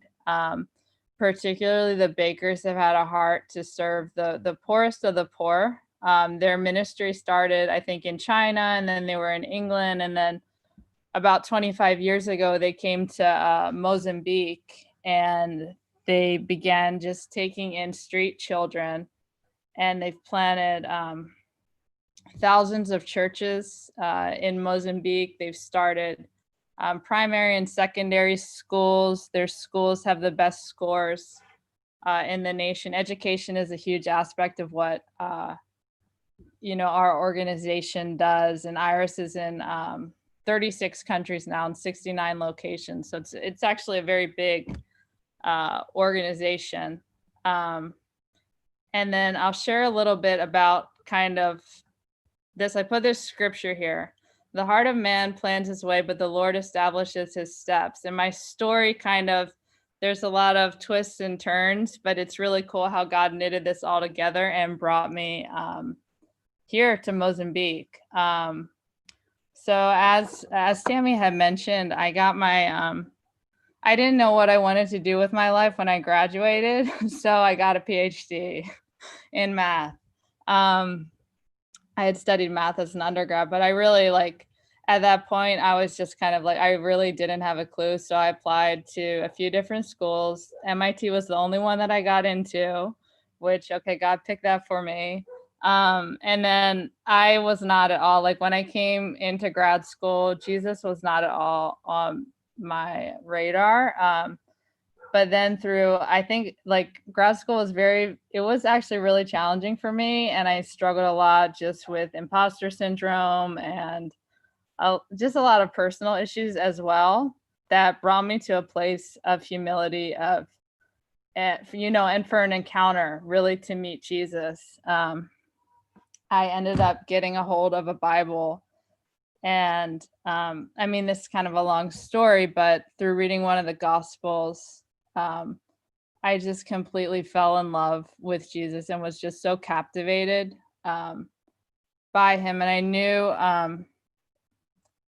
literally, God, I used to have really bad anxiety. God completely set me free from that. I had an explosive temper. My temper was gone. And for the first time in my life, I had peace. So it wasn't just this is like, these words are spirit and in truth. And Jesus is who he says he is. And literally, he's the best thing that's ever happened to me. So that radically, I think, changed my, the direction of my life and what I was living for. Because I think before that, I was more motivated just by worldly success and not,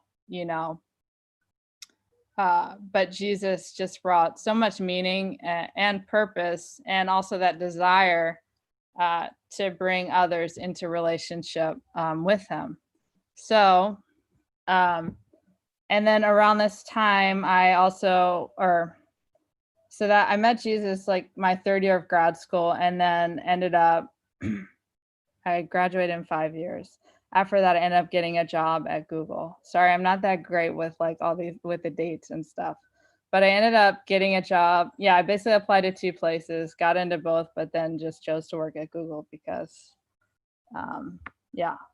it's an awesome place to work.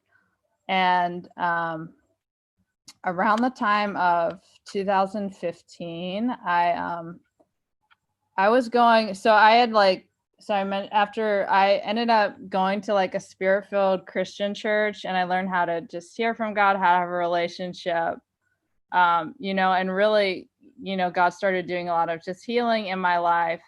And there was a missionary who came to that church, and she was a missionary in Mozambique with Iris Global. And I remember just being really marked by that. And I really wanted to go to Mozambique. I really had a heart for this place. And I began having dreams of being in Mozambique and working with Heidi, which is just really random. Well, it's not random, it's God. So in 2015, I applied to the Harvest School. Iris has this, it's called the Harvest School of Missions. Anyway, closed door. I didn't get in. Again, in 2017, I applied. I didn't get in. But honestly, this is the kindness of God, because I wasn't ready at all to go. And so I was working at Google just as a software engineer, but really still having this, I did try to live missionally when I was at Google, but really having this heart to go to Mozambique and to serve the poor. And I started doing a lot of just short-term mission trips. But it was kind of more the longer I was at Google, it was more, I needed to do this longer term. I didn't just want to do the short-term trips.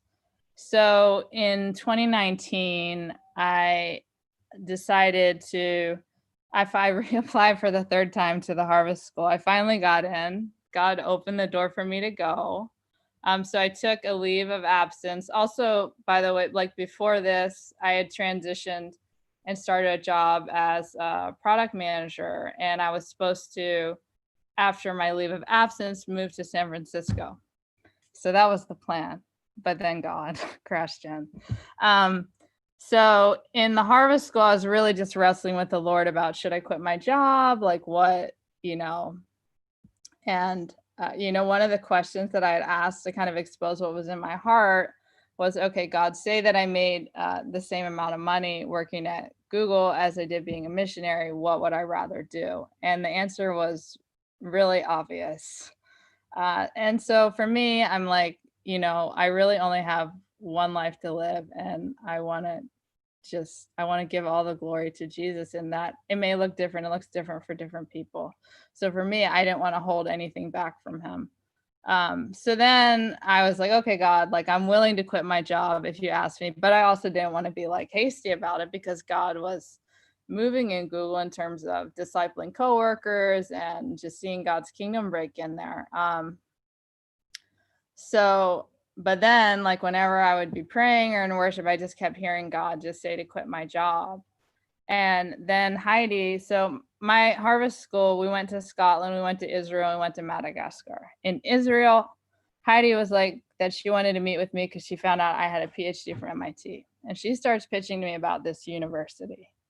And, you know, what I consider just coming to teach, even just for like 6 weeks of the year, would I be willing? Honestly, I was polite with her, but I wasn't super interested, right? Like, I was like, yeah, like, I don't know. I mean, it didn't like grab my heart or anything. But then a couple weeks later, God spoke to me in a dream and was basically like, help Heidi with the university. And then interestingly, I found out, so I was like, yes, God. Interestingly, Heidi told me a few weeks ago that she gave a talk at MIT around the same time that I would have been there. She wasn't on my radar at that point. And she had also asked God to send someone from MIT to help with the university. So God answered that prayer. Yeah, so then I ended up here. I sold all my things. I quit my job. I sold all my things after the harvest school and ended up moving to Pemba, Mozambique to help work in this university. And I thought I'm coming here to teach, but God had something different, something even better.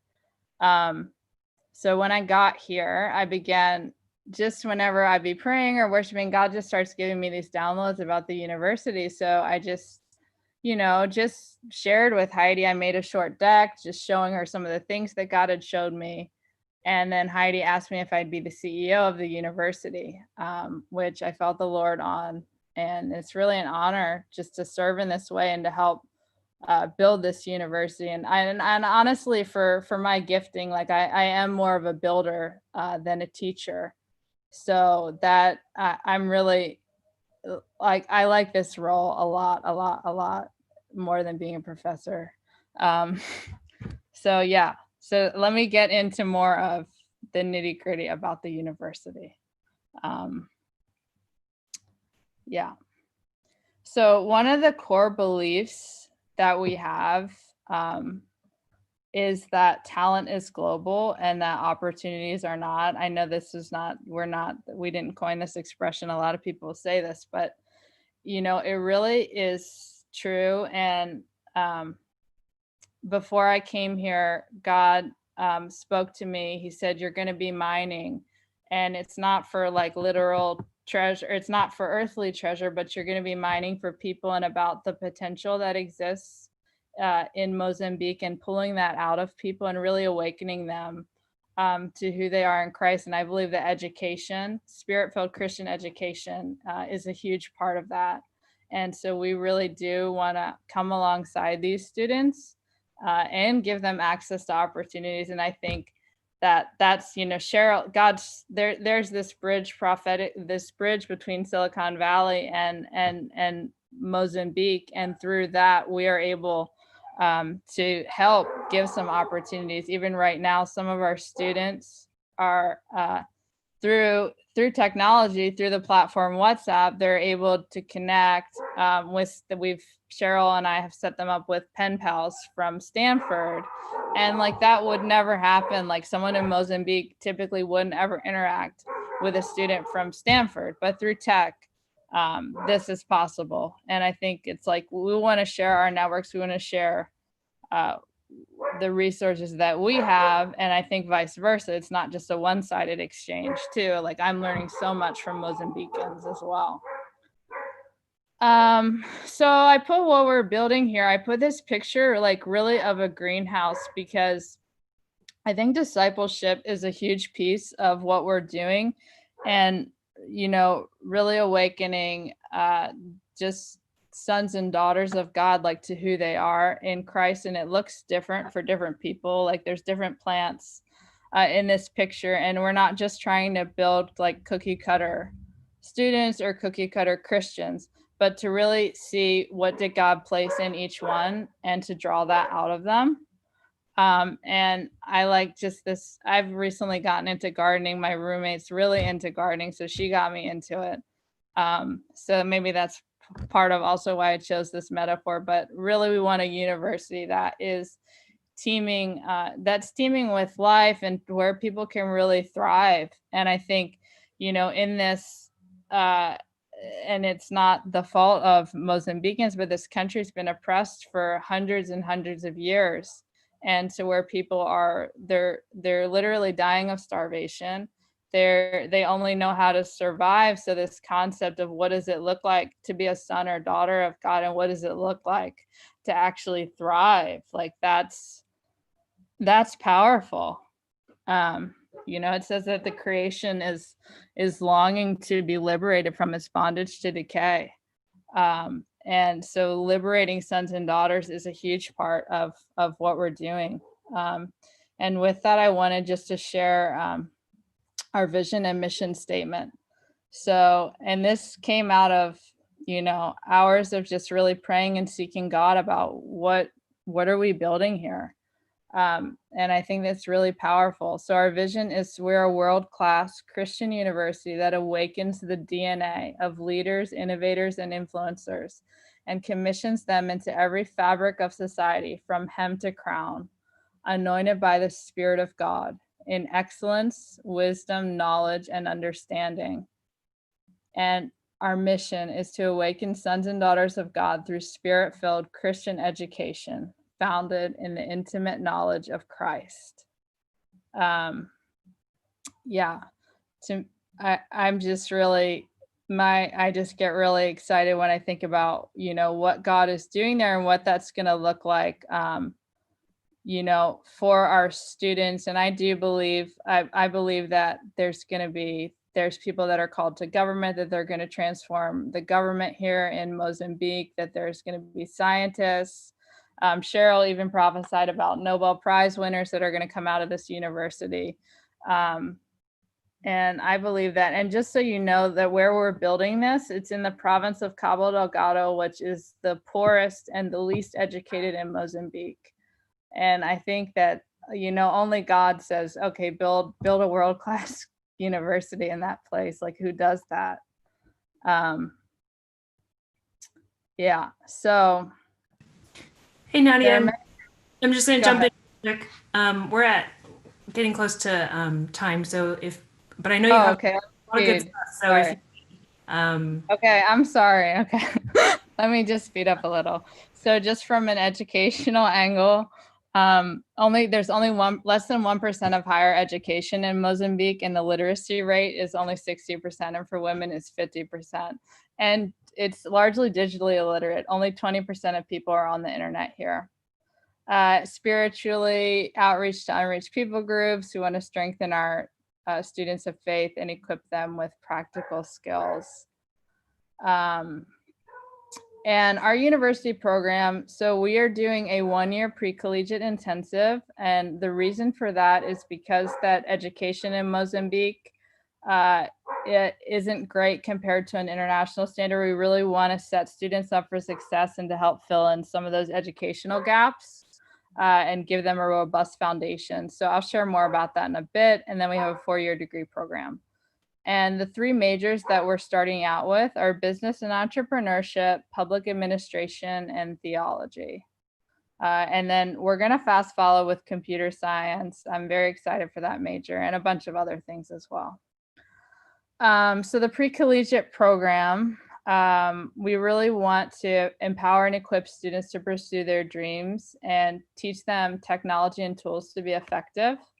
And there's 5 core areas that we're focused on. So theology, or really discipleship, math and critical thinking, digital skills and computer science, English and Portuguese. So Portuguese, Mozambique is a Portuguese speaking nation.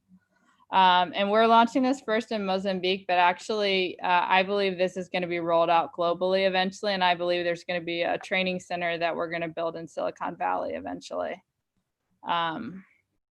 And this is really a time to innovate and to apply. I think we can take big risks here in terms of the educational trends and techniques that we use. And we really want to make the learning as hands-on and as interactive as possible and get away from the traditional model of where it's just a teacher spewing out information as a student, and they're just like just completely overwhelmed after being lectured at for like over an hour. But we're looking at a flipped learning model as well, to where students maybe they maybe watch a message on their own, but then they come to class and they're actually engaging the material there with a facilitator, as opposed to just I think we will mix it up. There will be some traditional live classes, but also we want to, try other things that help students to not just retain, but to engage with the information more.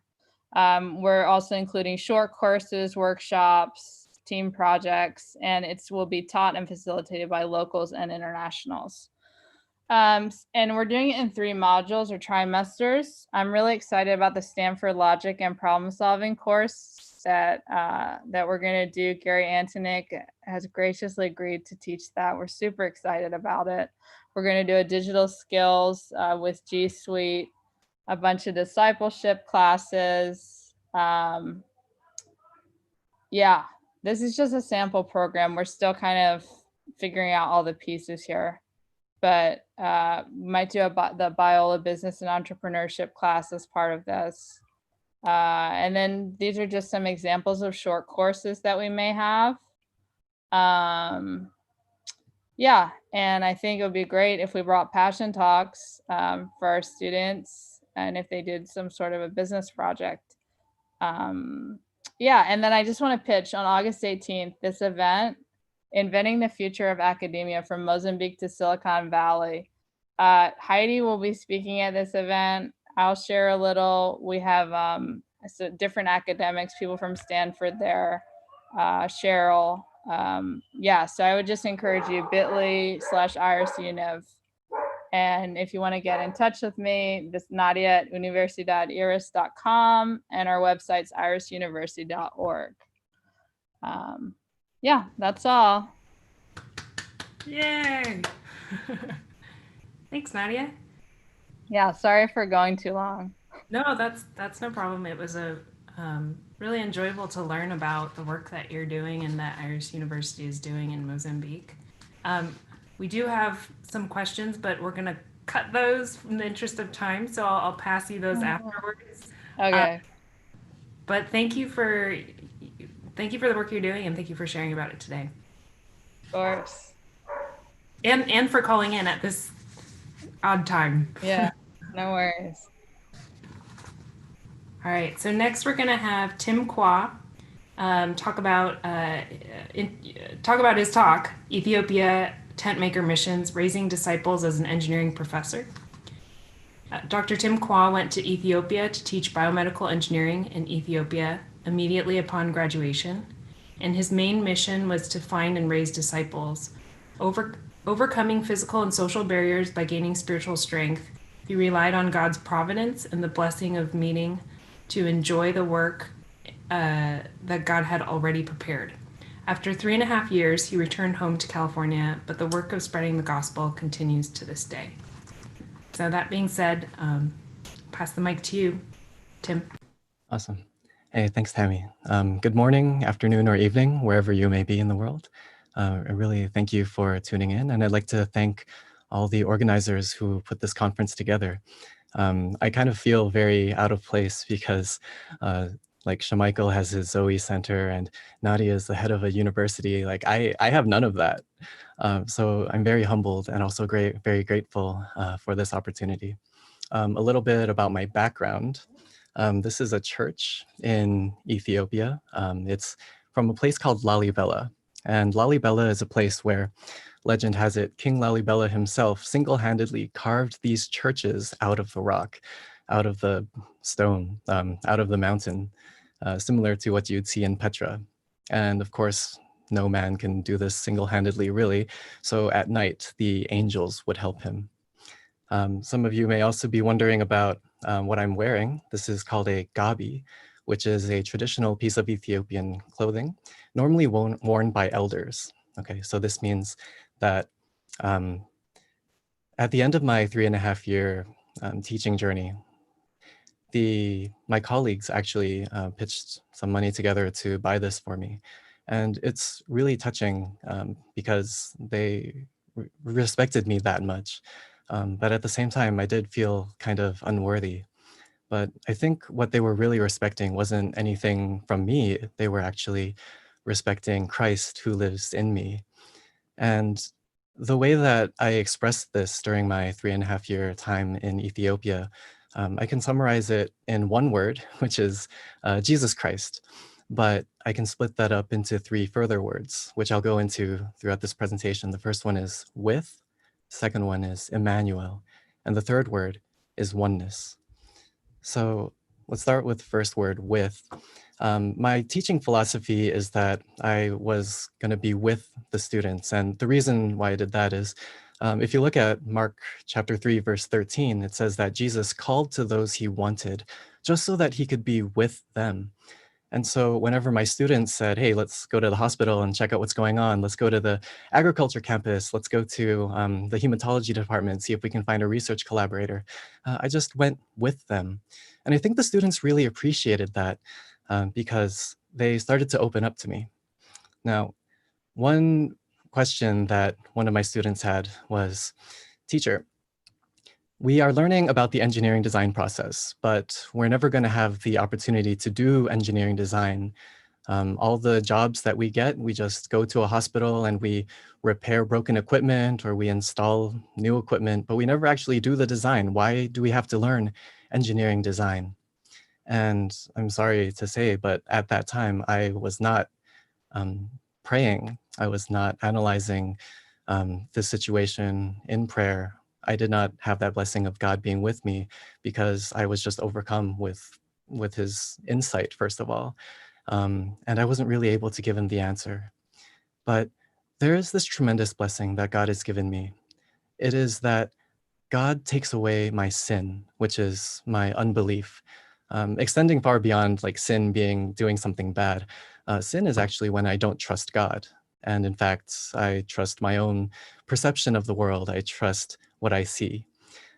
When I pray, God has given me this tremendous blessing that God takes away my unbelief, gives me the faith so that I can actually see the world from God's perspective.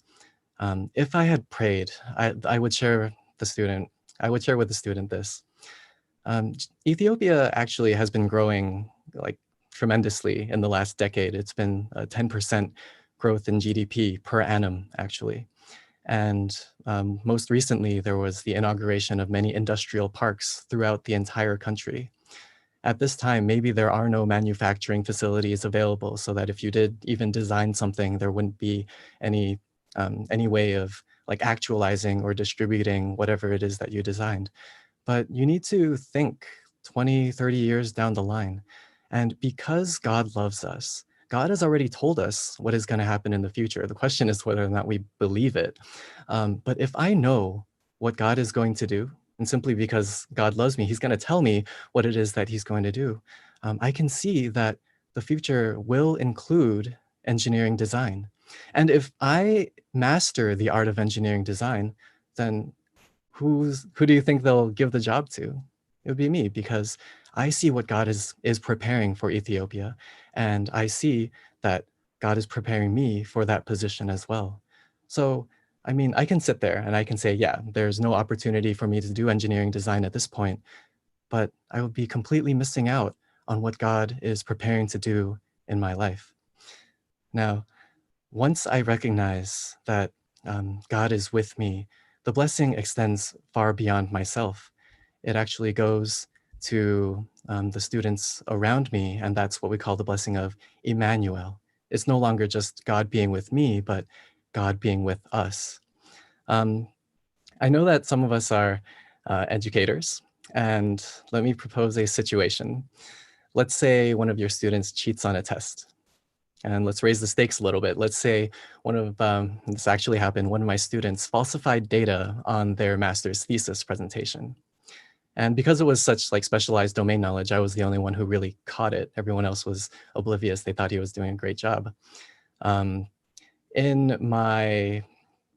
Using the rightful authority that I have, once I caught that error, I ran to the department head. I was like, no, we can't let this student graduate. He's faking his data. It's going to be a terrible situation. We can't just let him like lie and get away with it. We need to do something about it.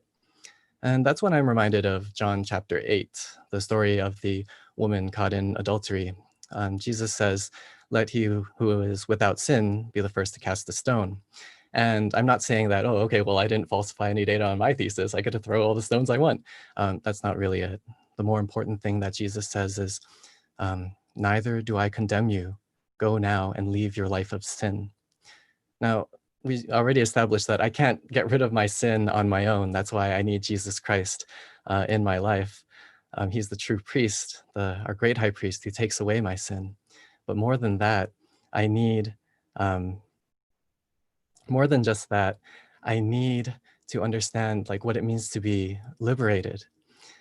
If I could rewind and think about what is God's plan for the student, I would, just in the way that I would be able to help the first student, I could tell the student, I could tell that the student would be facing some tremendous spiritual difficulties currently, and then they would be increasing in the future. So this is what I would have told him. Instead of condemning him, I would have pulled him to the side and I would say, hey, I know your thesis was really hard, and I appreciate all the hard work that you've done. And I just want to let you know that in the future, if you ever find yourself in a situation that seems like really impossible, that you really need someone to help you, if you need someone to talk to about anything, just let me know, and I'll be there. It turns out that people cheat, people lie because they don't have any spiritual strength. And if I remember the reason why I'm here on this earth, that is, God has called me to be with him, and I'm filled with that spiritual strength, knowing that God is with me, then the stuff that I transmit to other people it comes from that same strength, helping them to see that their problems are not just physical, but that there is this spiritual problem. First of all, the problem of sin, which means that I can't trust God. And then there's that problem of my relationship being broken. I'm separated from God. The only way for that to be restored is if the words that come to me, that they come from God, the words that come out of my mouth are God's words. And God's words are always bringing health, bringing healing. God wants to restore that relationship that I screwed up on. You know, I was the one who had the sin. I was the one who rejected God in my heart. But the more that God works on me, the more that I can really save the students that are around me and save all the people around me. Now, in Ethiopia, there's a tremendous wealth inequality. I mentioned that there was a lot of economic growth and development over the past decade. But what this means is that the amount of corruption and wealth inequality is also kind of mind-blowing. To rent an entire house, just to give you an idea, to rent an entire house costs about maybe 500 or 600, maybe 700 birr, Ethiopian birr per month. Now, to buy that same property would be somewhere between 1 million to 1.5 million birr. Okay, so you can see that there's this huge discrepancy between the haves and have-nots, the property owners, and those who don't have any property. So I want to introduce you to a friend named Rahel. Now, she was the one, she owns a motel off of the main road. And one day, I mean, because of wealth inequality issues and a host of other like poverty issues, there's a lot of unemployed youth, or maybe underemployed youth, would sometimes go around burning buildings. Okay, this was a somewhat regular occurrence, and it was not pretty. But when this happened, one time the police went to my friend Rahel's motel and they asked if they could have some water to go put out the fires. And Rahel, of course, obliged. You know, you don't say no to the police officers. But the rioters, they saw what she did. So they went up to Rahel and they were like, hey, we saw that you helped the police officers. So that means you are going against us. So what we're going to do is tomorrow, we will come into your motel, we will burn everything, and we will cut off your left hand. And she was very stricken by this. She was, when I went to see her that afternoon, her face was so pale.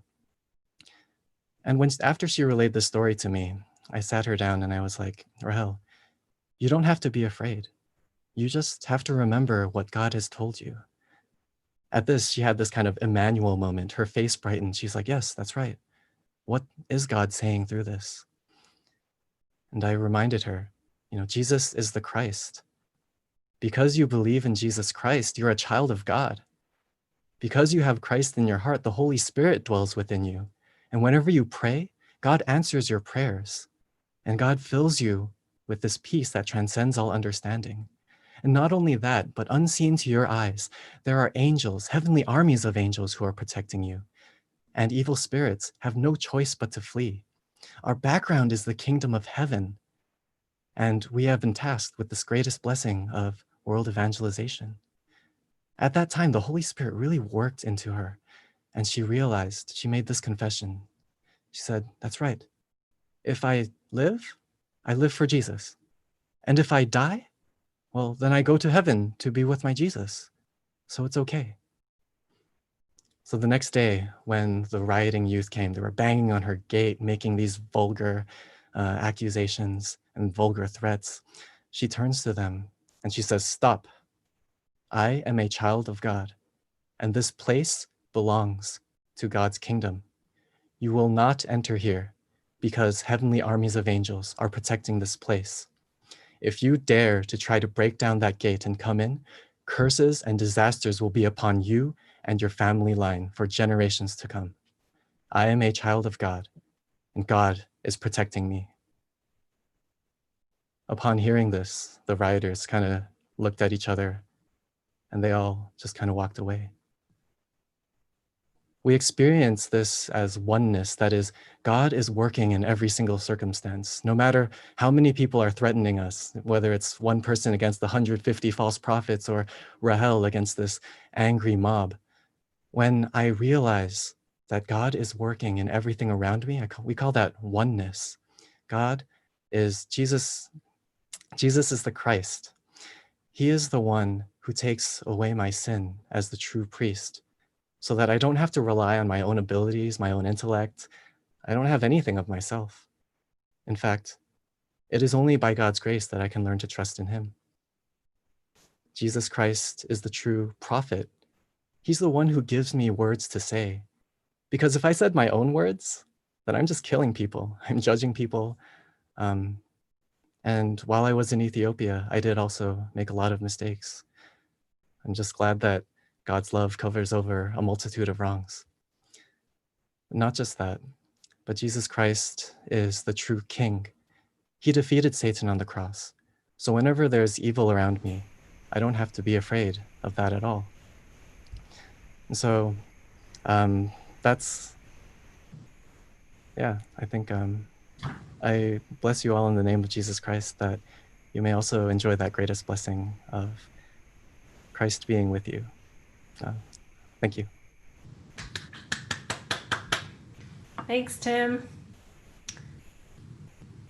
I really enjoyed hearing your honest and humble sharing about your time in Ethiopia. So thank you for sharing that. I think just to get back on track, we're also gonna skip on Q&A for this.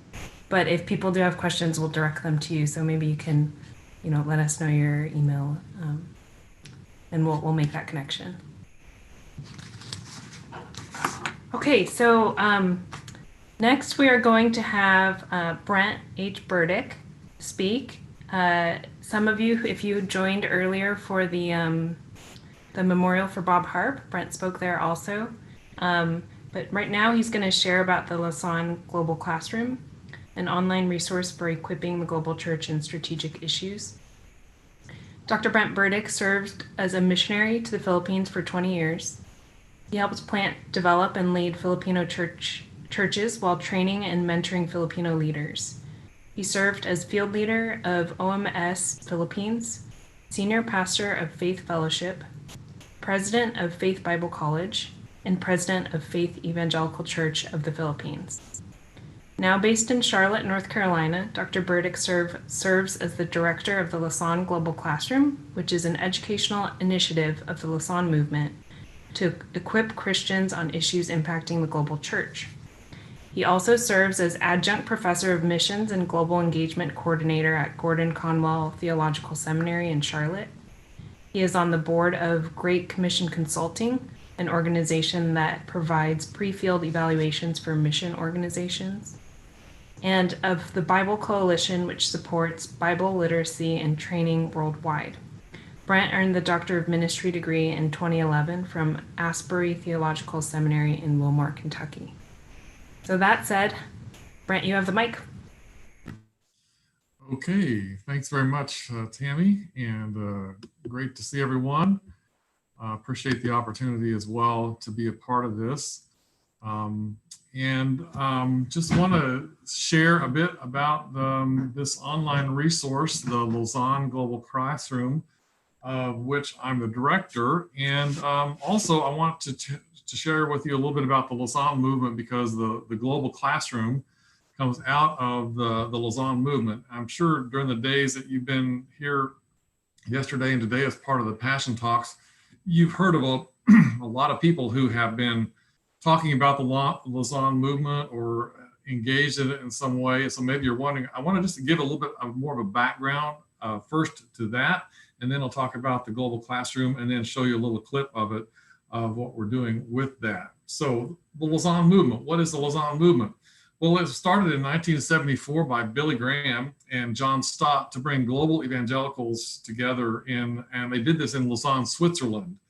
And thousands of people gathered. And at that conference, they wrote the Lausanne Covenant, which really has become the model for many evangelical organizations, their statement of faith. And that's what really the Lausanne Covenant is. What do we agree about as people who believe in Christ and the Bible all around the world, and how can we be unified in that? So they wrote the Lausanne Covenant, and this movement started of evangelicals all around the world with a very missional focus, and it kept going. And 15 years later in Manila, they had the Lausanne II conference, and there they wrote the Manila Manifesto, which was a further theological development of the ideals and the theology around which the movement was centering, this global evangelical presence and ideas of how to interpret and understand the Bible evangelically.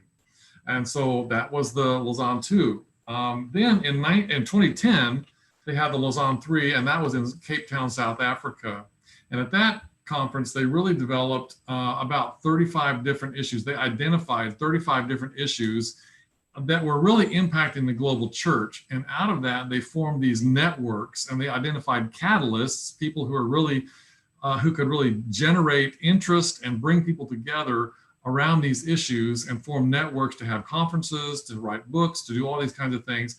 And that all happened at the Cape Town 2010 conference, again, with a kind of a global mission emphasis.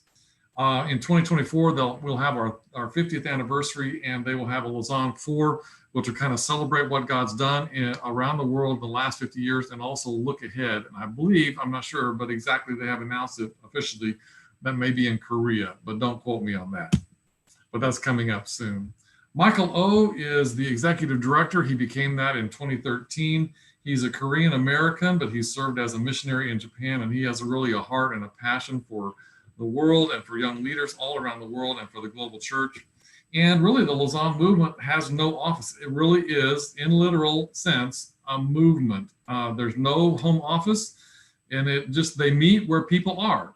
And so that's really unique about the Lausanne movement, and it's composed mostly of global volunteers.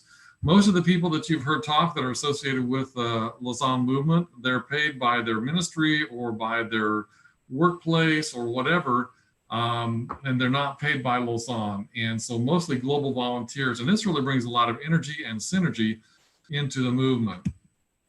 The Lausanne has a mission statement of connecting influencers and ideas for global mission. And I just want to walk through that statement just briefly, because it's really important that we understand what it is. When we talk about connecting, we're talking about connecting people of like mind and passion, bringing them then together into issue networks, building relationships, building partnerships, both between individuals and organizations. We're talking about then sharing information, sharing knowledge, sharing fellowship. Then through that creates synergy, and then ultimately creates transformation as they talk about the issues, as they learn about these things together, what the Bible has to say, what they've learned about these things through research or whatever the case may be. The other thing is connecting globally diverse people. Lausanne really has a vision to connect people of all different walks of life, Christians, but all races, all different experiences, all different backgrounds. And that's really been the case as I've been involved in the Lausanne movement. I've met all kinds of wonderful people all over the world. Typically, we gather people into gatherings and conferences and consultations, both small and large. There's always something going on in Lausanne. Of course, now with COVID, we've had to go a lot of those things online, but that's the beauty of a movement. We can easily translate everything we do onto online capacities using accessible and relevant technology. So that's what we do. We connect people. But who do we connect? Well, we connect influencers. And influence are people who are practitioners, who know what they're doing because they do it every day. They are theologians. They bring a biblical perspective onto that. They're thinkers and writers, people who've written about this particular issue. They are leaders, and those leaders may consist of pastors. They may consist of educators. It may consist of missions or missionary leaders, also workplace leaders. And so these are influencers that Lausanne brings together. And also they've had a focus recently on younger leaders, trying to engage and mentor these younger leaders who are serving and being impactful in their places of service and ministry all around the world. And that's another key influencer that's growing that Lausanne is really investing in a lot of energy and time into developing the next generation of leaders. So we're connecting influencers and ideas. And so what kind of ideas? Well, relevant ideas that have a lot of impact around the world, spiritual impact, but it's a lot of other kinds of ideas, kind of like the things that you just heard from the two people who spoke before me. Relevant, impactful, biblical, bringing the gospel to bear upon these issues that are science or technology or media or whatever the case may be, and understanding it from those perspectives. Also, it's missionally, and Lausanne really believes in bringing missional content together. Lausanne Global Analysis, which is a magazine which addresses a lot of contemporary issues in missions and in the global church. Things like books that are available that people have written on a number of different issues, articles, videos from gatherings, and the Lausanne Global Classroom is another example of that. So bringing all these together and really taking care of and stewarding the ideas so that broader content can be spread out around the world so that people will know what God's doing in these areas. And then it's connecting influencers and ideas. Why? For global mission. So the more people can hear the gospel of Jesus Christ. And that's really the vision. We want the gospel to be available to every person on the planet. Every person needs to hear the good news of Jesus Christ. And we want an evangelical church for every people, bringing people together to worship the Lord. And then we want Christ-like leaders for every single one of those churches. So there's an educational component there.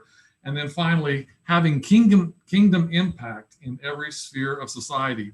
That's really what Bob Harp was so passionate about.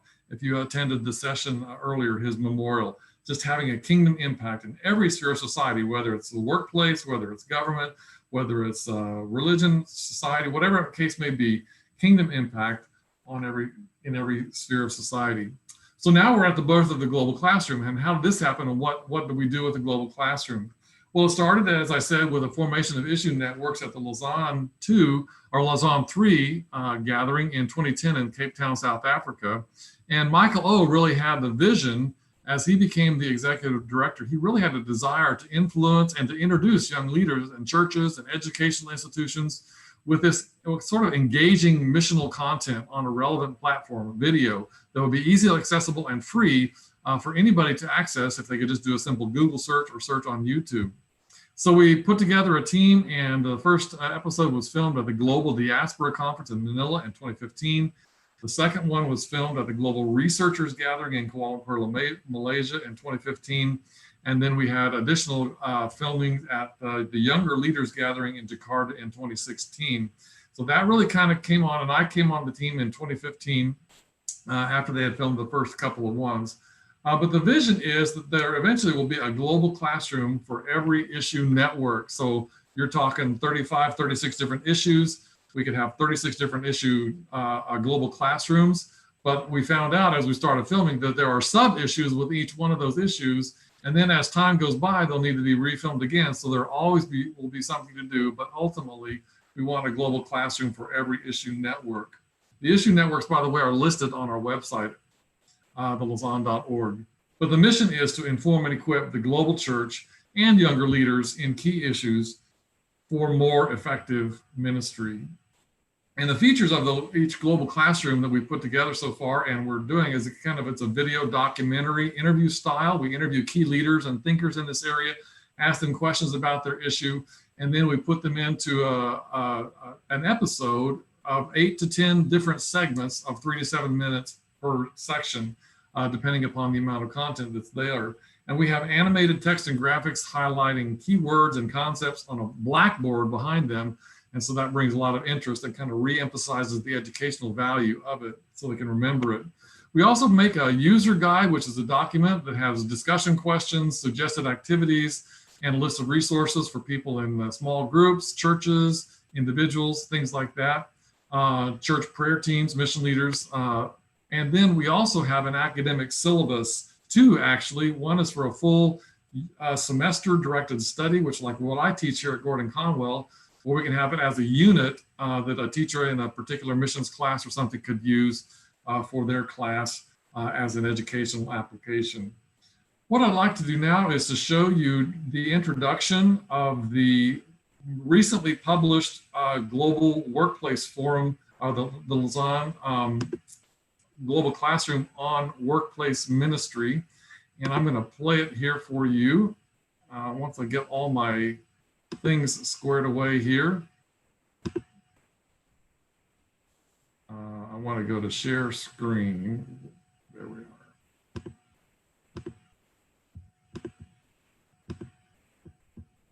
And this will give you an idea of what all the global classrooms are like.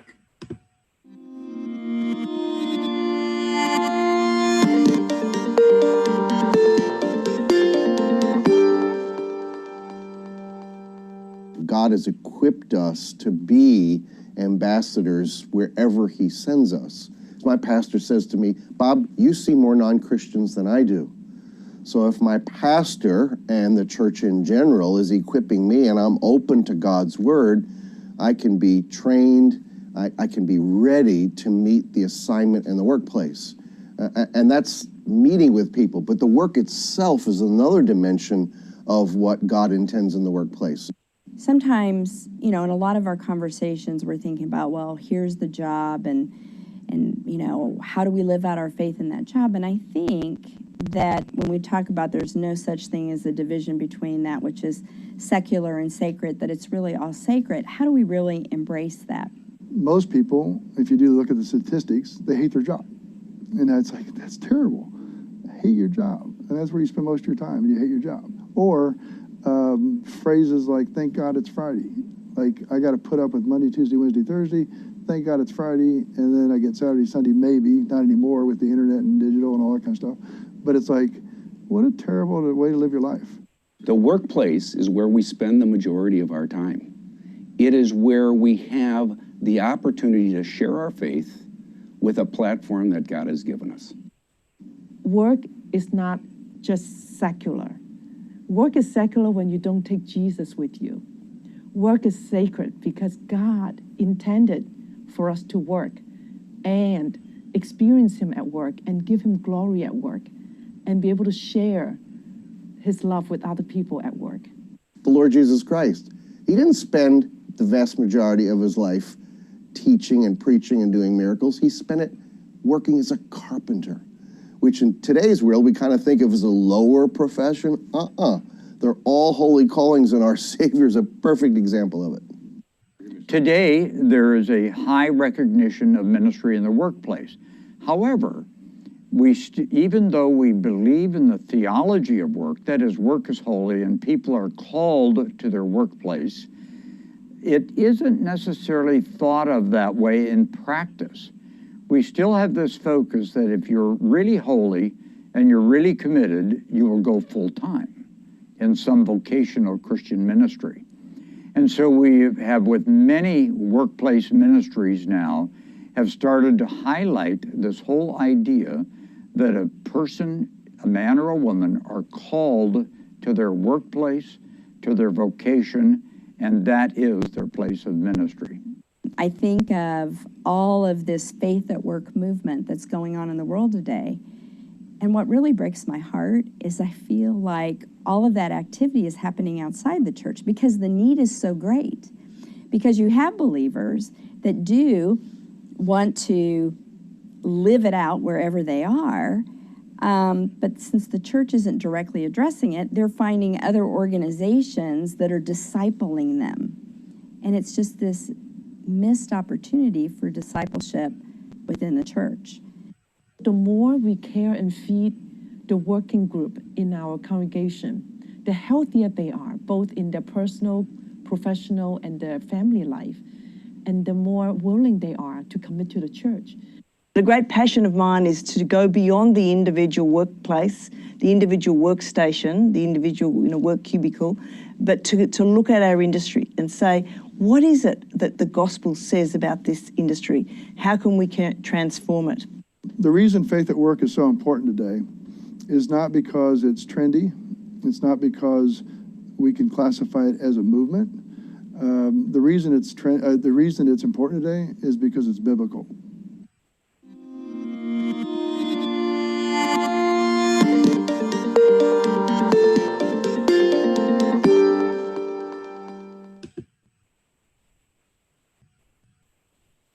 Okay, so that last speaker was Bob Harp, and he's the one that suddenly passed away, but he had so much of an impact on the movement, this workplace and ministry movement, and so we really, really miss him. But so that was the introduction to the workplace ministry episode of the Global Classroom, and currently we have a whole bunch more online. We have the ones on diaspora, research and strategic information, wealth creation, ministry fundraising, international student ministry, arts, disability concerns, creation care, nominalism, workplace ministry, which you just saw the introduction, and we just released a couple of weeks ago, leadership development. So all of these are live online for you to freely take advantage of and to use. We have several more in the pipeline. North Korea will be released in a few more weeks. Media and technology, we interviewed a bunch of people and did that in Manila. Also, mental health and trauma is coming up to be released soon. Integrity and anti-corruption, talking about that in terms of government and business and things. Jewish evangelism, business as mission, ministry partnership, cities, and many more. So those are the upcoming episodes that are also in the works and in production. And then once we finish all those, then we hope to get them all into all these different languages so that more people around the world can have access to them. We'll translate the text and graphics into those languages so that people can do that. Where can you find it? Go to Lausanne.org, look under missional content, or their link is there, or you can search YouTube for Lausanne Global Classroom and you can find them all listed there. We're also on Right Now Media. So that's pretty much all that I have today about the Global Classroom. I'd love to answer any questions that you might have regarding the Lausanne Global Classroom. It's been a joy to be a part of these things today. Thanks, Brent. It's really great to hear about the work you're doing for the Lausanne Global Classroom. And I do have one question I want to ask you. It was interesting to hear about the different topic areas that are being covered. How are those selected? What's the process for determining those topics? Yeah, well, typically I will either connect with, or one of the Lausanne network catalysts will connect with me. We have meetings on a frequent basis, and we'll put them out there and say, if you're interested in having a global classroom for your network, contact me, and then they'll contact me, and then usually they'll have an upcoming conference or event planned where a bunch of people are gathering together. We're going to have time to do the interviews, and so it all works out usually by that. We don't really have it's more what's happening in the movement, as opposed to a specific plan to cover any particular topic at hand. I see. So it's a kind of like what's being brought up is how you go about making the material, developing the material. Yeah, and I think that's part of God's plan is that, you know, what God's doing in the world, people are talking about and people are praying about and people need to know about. So that's what we'll do. I see. Thank you. All right. Well, thanks, Brent. Thanks for sharing today. And also for participating in the memorial earlier. All right. So we are going to, we are more than halfway through our talks. We have the longest session of the couple. So we have 7 talks and we're done with, or we've made it through joyfully through the first 4. And we're now transitioning to starting to talk a little bit more about work that is being done through both InterVarsity and also through Crew. And so the first talk is by Eliana Sohyun Land on student ministry during COVID and Black Lives Matter. Eliana is a senior resource developer and team leader with InterVarsity USA, serving with the evangelism department. She has over a decade of ministry experience in the San Francisco Bay Area, training students to do successful campus ministry and coaching them as young evangelists. Her role in the evangelism department is to accelerate their best projects and resources for national use. So that being said, go ahead, Eliana. Thank you. Yeah, I started out with InterVarsity as a campus staff member at Stanford University, and I live in San Francisco now. So this area, this location of ministry is just near and dear to my heart. I think it is a strange time to be doing ministry with college students right now. Let me share my screen here. I think this is a strange time because we're in the middle of a pandemic that's shaping this entire generation in a crucial time of development in their lives. Colleges and universities around the world are asking how to best help students develop and connect with one another in these extraordinary times. And Christian college ministers like myself are also asking this. If you don't know much about Gen Z, here are some interesting characteristics of Gen Z, of today's college students. These are pulled from people who are ages 13 to 18 years old in the US in 2018. Over half of Gen Z uses screen media at least 4 hours a day.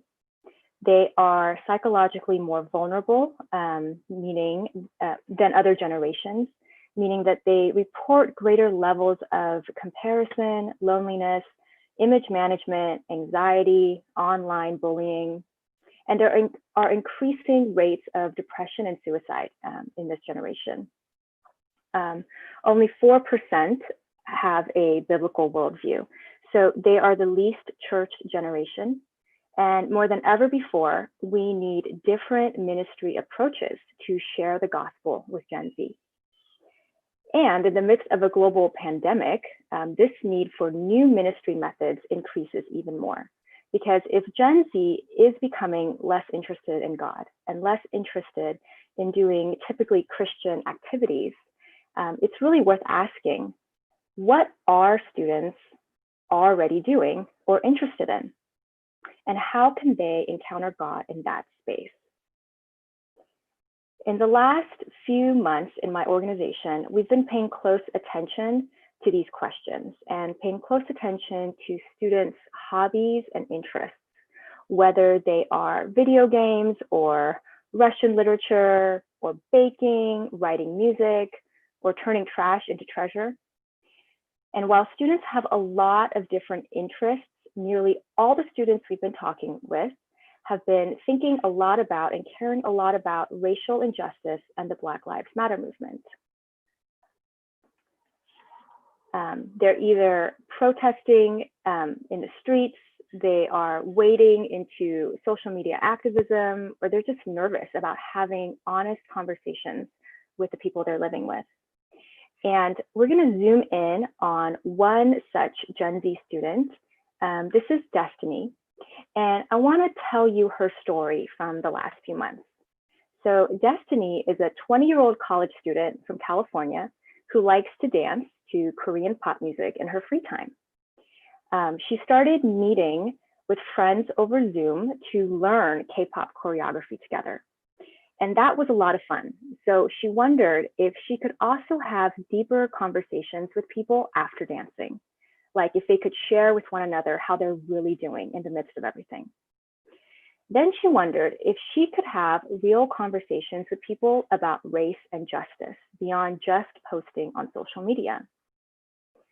So with our help, Destiny decided to try creating this space where people could bond over fun with K-pop dancing and then have honest conversations about how they're responding to racial injustice in our time. Now, Destiny could have planned her event for just the Christians in her life, but she quickly realized that lots of her non-Christian friends also were interested in K-pop. They also liked dancing, and they were wrestling too with how to respond to racial injustice. And so Destiny invited them as well. And here's how she did it. She sent out this invitation. I'll just read it for us. Hi, everyone. How are you de-stressing lately? I've been enjoying learning K-pop dances, and I'd love to do this with others on Zoom. Join me in getting fit and having fun through K-pop dancing. I also want to discuss how we're all finding hope in the midst of all the injustice. Are you interested? And notice that she's inviting people to something fun and to something honest. So after she sent out that invitation, as she was sending out this invitation, she thought about who she should send it to. And so she made a network map. She realized that she had 3 levels of relationships in her life. She had her friends, her acquaintances, and an outer circle of some distant connections. And Destiny knew that in each of these 3 levels, there were non-Christians who Jesus cares about. Destiny co-hosted her event with her friend Seth, and Seth invited people in his networks, and he posted an Instagram story. So in the first panel, he posted a song with the lyrics, and he said, "My brother shared this song with me and asked me to listen to it carefully." Right? So he let his Instagram followers also hear the song. And then he got honest. He said, "After listening to that song, it made me question whether God cares about racial injustice." And then if people kept clicking through this, then he asked the question, "Do you think God cares about racial injustice?" And people can actually vote, yes or I don't know. And then he ended with, "I'm starting a discussion group about the spirituality of racism. Would you like to join?" Sure, no thanks. Seth did this, and within a short amount of time, he saw that 200 people saw his story on Instagram. Around 35 engaged with it in some way, meaning they voted. And 9 of those people he knew to be non-Christians. So he followed up with each one of these people in order to try to have a meaningful interaction with them on Instagram direct message. And then he invited them to his event. And so this is what Destiny and Seth have been doing in the last few weeks, inviting people into their event that features K-pop dancing and honest conversations about race and injustice. So here's one of their meetings. Destiny and Seth launched their event. They danced to K-pop, and afterwards, while people sat down drinking water, Destiny asked everyone how they were doing and how they were finding hope in the midst of all of the injustice. And she shared honestly about herself. This was her story. "I've been a mix of feeling numb and feeling overwhelmed by all the strong emotions stirred up by racial injustice. I got to a point where nothing was helping me, so I went to Jesus in prayer. Jesus helped me feel less paralyzed. He led me toward community for support in processing my emotions. I felt more encouraged to take action." She shared this story, and then she shared this image. And she said, "I've also been reflecting on this piece of art that's been stirring up some hope in me in the midst of all the injustice. what grabbed you from this image? So if you look at this piece of art, let me just orient you. On the left are reactions to racial injustice. Hope is on the right, and Jesus is in the middle, breaking the chains of oppression. This piece of art has resonated with every college student I've talked to. It helps them have honest conversations about racism and deeper spiritual realities.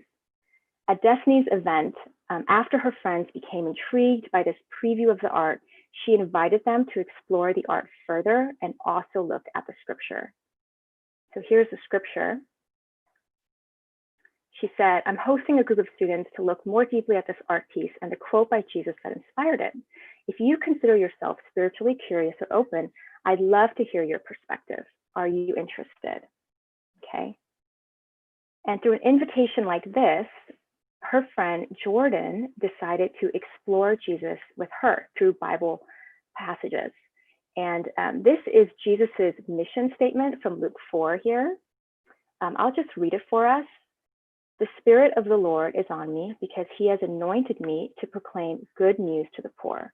He has sent me to proclaim freedom for the prisoners and recovery of sight for the blind, to set the oppressed free, to proclaim the year of the Lord's favor. Jesus said, today this scripture is fulfilled in your hearing. After a couple weeks, Destiny's friend Jordan made a decision to follow Jesus for the first time. It was very exciting. She could hardly believe that God used her hobby of K-pop dancing to spark honest conversations about racial injustice and Jesus with her non-Christian friends. There are many other students like Destiny who we are working with this fall. And these students are connecting their hobbies and interests with their faith in new ways. They're experiencing God breaking into their world and their social networks during a pandemic. Jesus is empowering these students to live lives of faithful action. And this gives me hope today. So if you want to connect with our ministry of hopeful action and hopeful sharing of the gospel, I'd love for you to go to this form and leave your contact information here.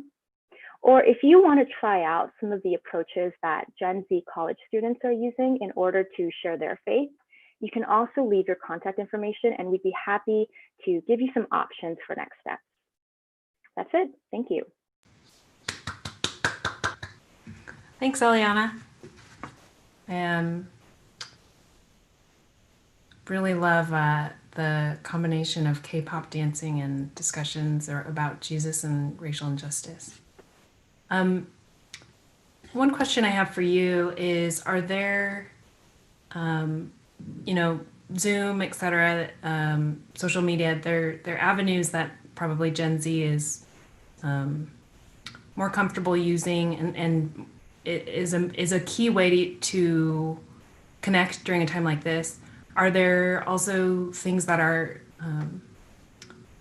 harder to do in light of the pandemic that would normally have been done? I think that's a kind of a broad question. But... Oh, absolutely. I mean, there are lots of things that we used to do on campus that we are no longer able to do. So we're trying to move all of our ministry online, and we're using things like Zoom and Instagram and other kinds of social media to engage with students where they're at. Yeah, that makes a lot of sense. All right, well, I think I'm gonna check on some of the other comments that are coming up on YouTube and Facebook. All right, well, I don't see any, at least as of now, I don't see any additional questions, but I just want to say thank you for sharing the work that you're doing. It was really great to hear about. Yeah, you're welcome. All right, so next up we have a talk by Russ Martin, and I think from the abstract in some ways we'll have some parallels. The title of the talk is Where God is at Work in Digital Missions. Russ oversees digital strategies for Crew in the Asia Pacific region and is based in Singapore. Globally, Crew exposes 220 million plus people to the gospel each year with digital. In 2013, Russ helped envision and was a part of the founding team of the Indigenous Network, Russ studied computer science at the University of Waterloo in Canada and grew up as an avid ice hockey player and referee. Running, reading Harvard Business Review, and listening to Invest Like the Best are his hobbies today. Russ is married to Meredith and has 3 young children. Russ is part of the Quantic EMBA 2021 class. So that being said, Russ, you have the floor.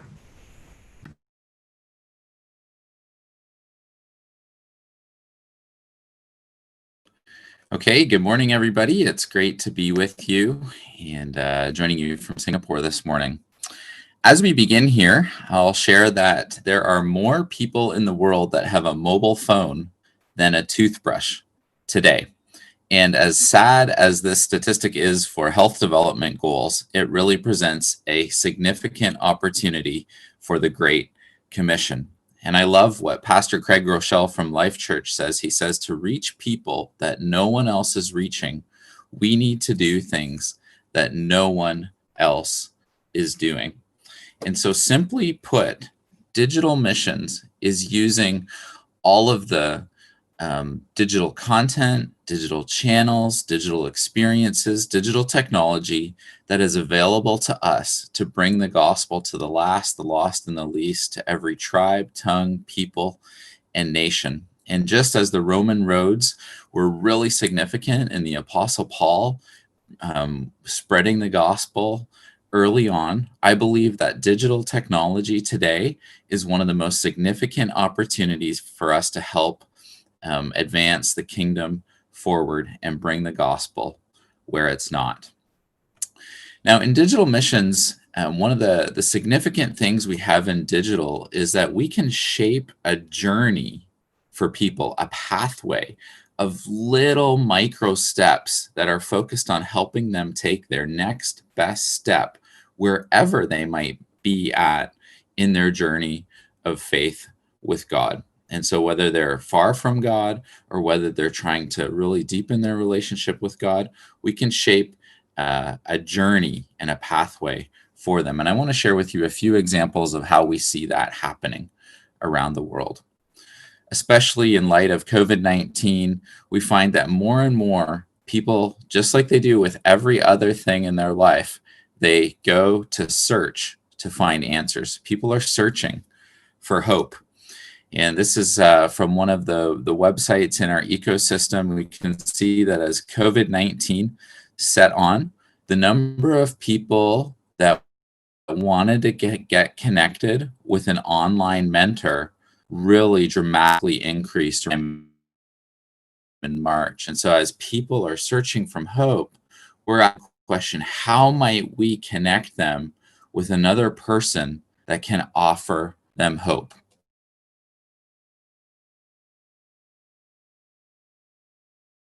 And so here we have online their response to people searching for hope. I love what happened with one of our campus teams in the Middle East, and this dovetailed about new approaches in campus ministry. And as they started to do some advertising on social media to find out where might God be working and what students could we engage and interact with, they actually found that they were able to have much deeper conversations online. And instead of just walking around campus and getting rejected, many of the conversations digitally online started with, tell me more about Jesus. And they were able to begin that journey and that process of helping someone discover Jesus. I love what our teams in Africa are doing, using social chat channels like WhatsApp to do real-time evangelism and discipleship and to find people who God is working in their heart, but they say, I need a community of people to help me grow.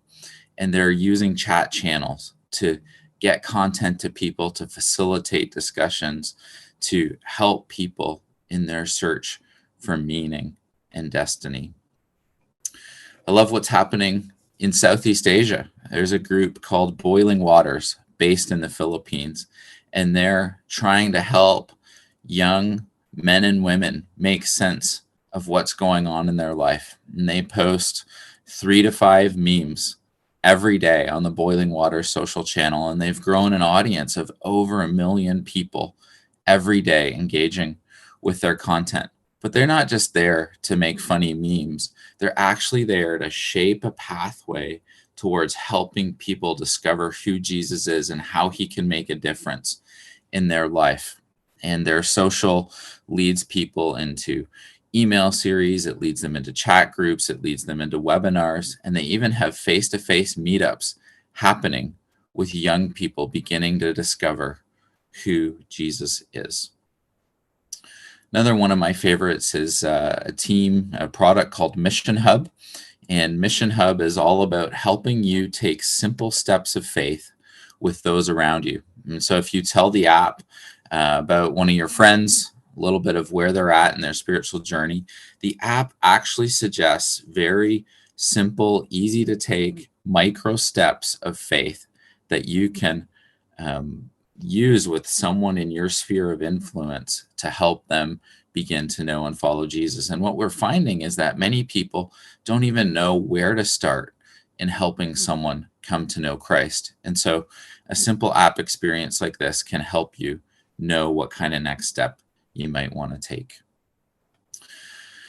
So there's lots of journeys being shaped in digital missions. Let me talk just for a few minutes about some of the high-level trends that I see happening as we seek to bring Jesus to people using digital.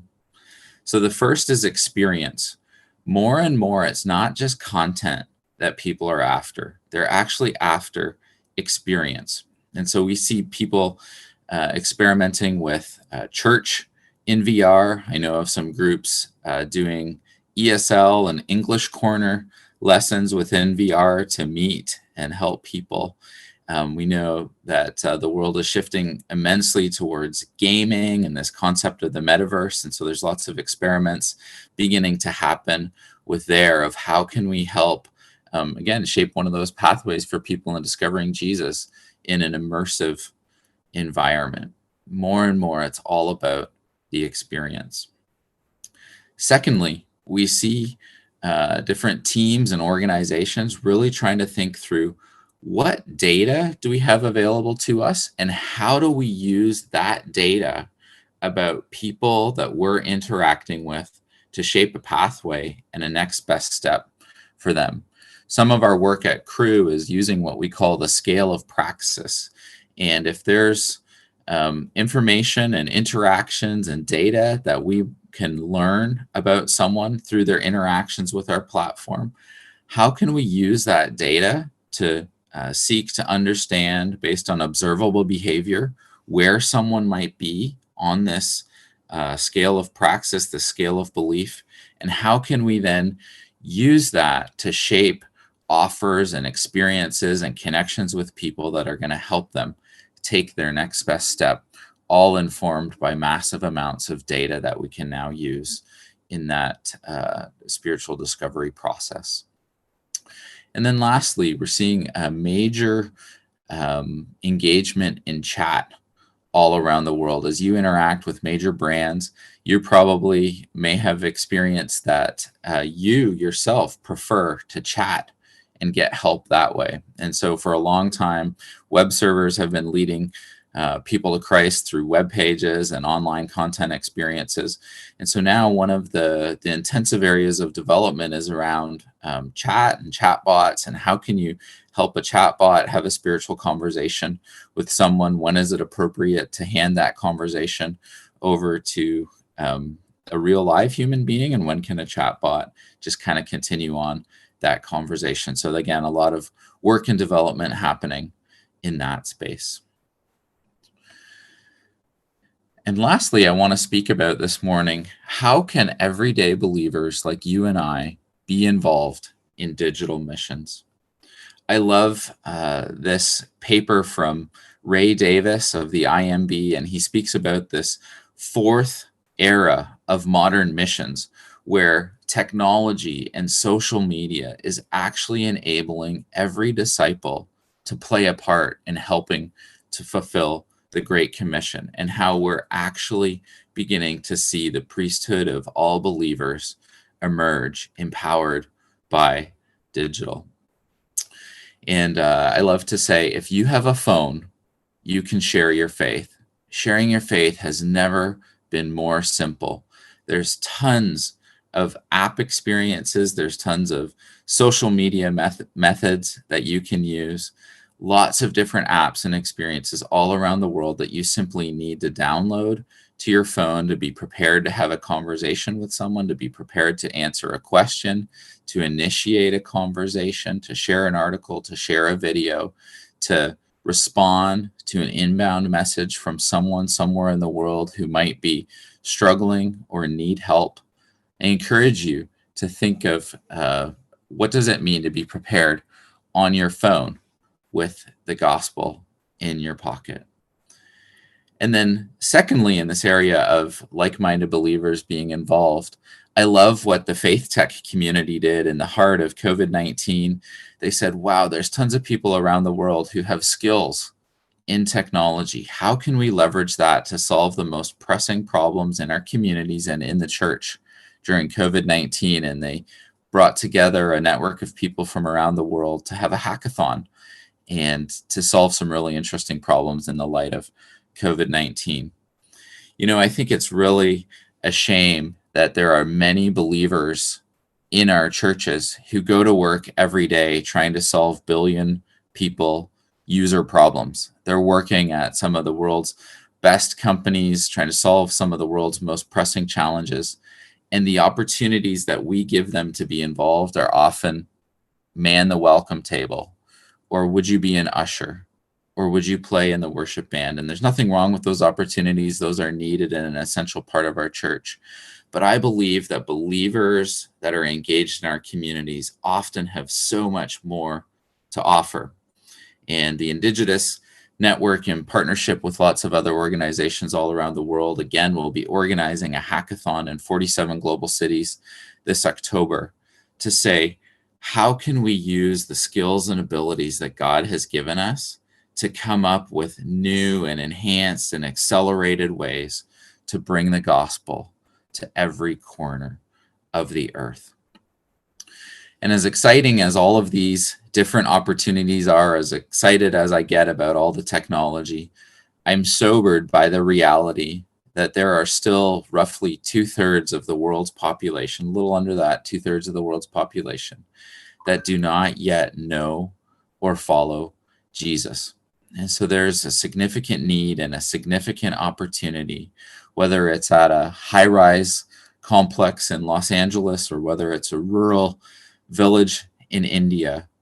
There are people that are waiting for us to bring the gospel to them, and I believe that digital offers one of the most significant opportunities today to do that. And so ultimately, it's not about building apps. It's not about building websites. It's not about big data, machine learning, or VR. Ultimately, it's about bringing the life-changing message of Jesus to a generation that desperately needs it. Digital missions is about one thing: making disciples. Thank you so much for your time today. Thank you, Ross. Great to hear about the work you're doing.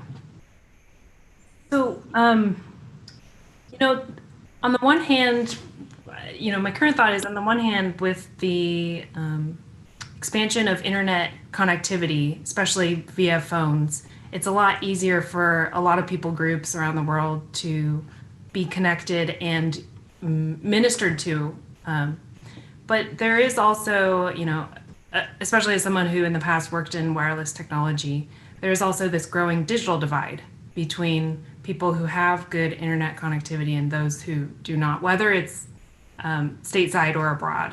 And so, you know, and then just to add one more element to that, there is, you know, for example, the Great China Firewall, where certain websites are not accessible from inside the country. And so I'd be interested in hearing your thoughts on those aspects of the work you do.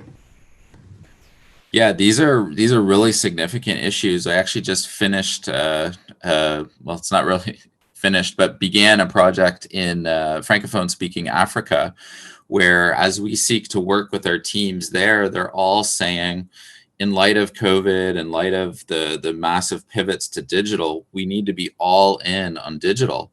But our missionaries and our students, they can't afford the devices and the connectivity costs that it costs. And so we had to work on some subsidization and do some fundraising just to bring connectivity to them. And I actually think that Christians working in the marketplace, working on some of these issues of how do we bring connectivity to places like West Africa, some of the places in Southeast Asia, that's actually one of the biggest missional challenges today that needs solving.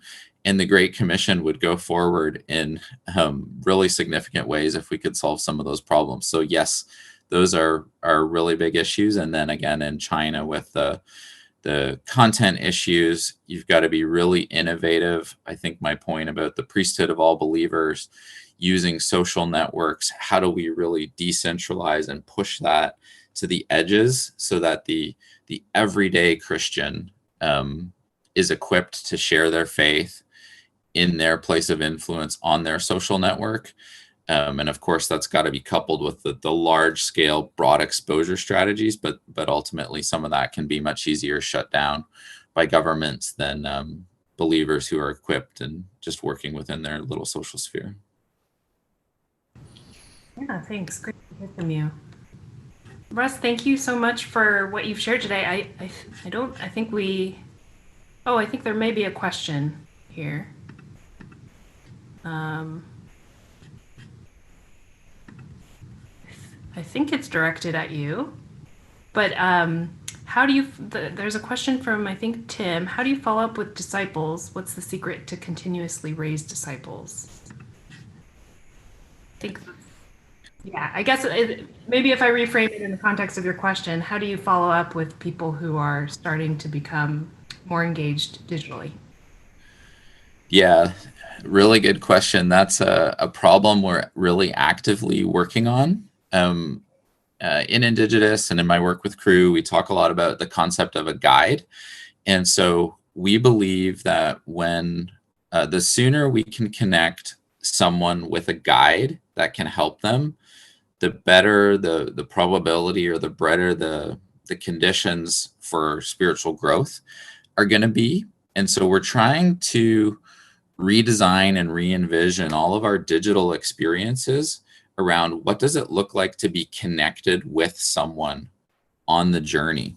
And if we can get them into a texting relationship or a social community, a WhatsApp group, a Telegram group, a Facebook group, an email series where they're interacting with another person, we're starting to see some data that would suggest that are the most effective conditions for helping someone become an effective and lasting disciple.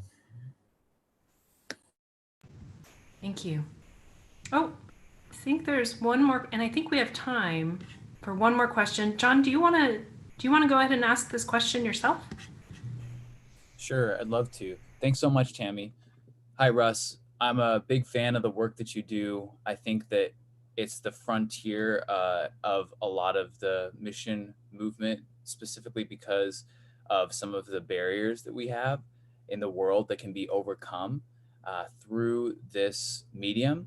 And I'm curious about specifically this question, the second level of it that you mentioned of having a guide. I know it's important to transition from online to in person so that people can walk out their discipleship in a community that's in their context. And so I'm curious about if there's any stories or best practices of what you're envisioning is the best way to take people from online to in person, and how to get those channel partnerships established so that local pastors and local technology leaders can really work together with you. Because in a typical context, it's a little bit easier when you know people, but when they're across the world, it has a lot of danger, or it has a lot of communication barrier too, right?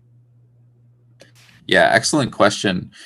So one of the advantages that Crew, as being sort of birthed out of a campus ministry, has is that we have a pretty broad network of people around the world in many different countries. And so what we're working on right now is how do we take those contacts that surface either well, any channel really, through web or through social, and how do we get them into relationship with someone on the ground?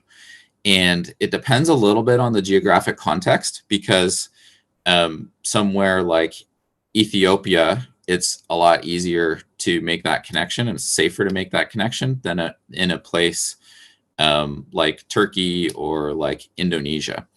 And so it kind of really depends on the geographic context of the ministry, but we're trying to develop a network of partners around the world who then are willing to receive connections that surface online or through digital, and then would take the next step with them. And actually, we have some really good best practices from Turkey, where there's an Instagram channel that people get connected with.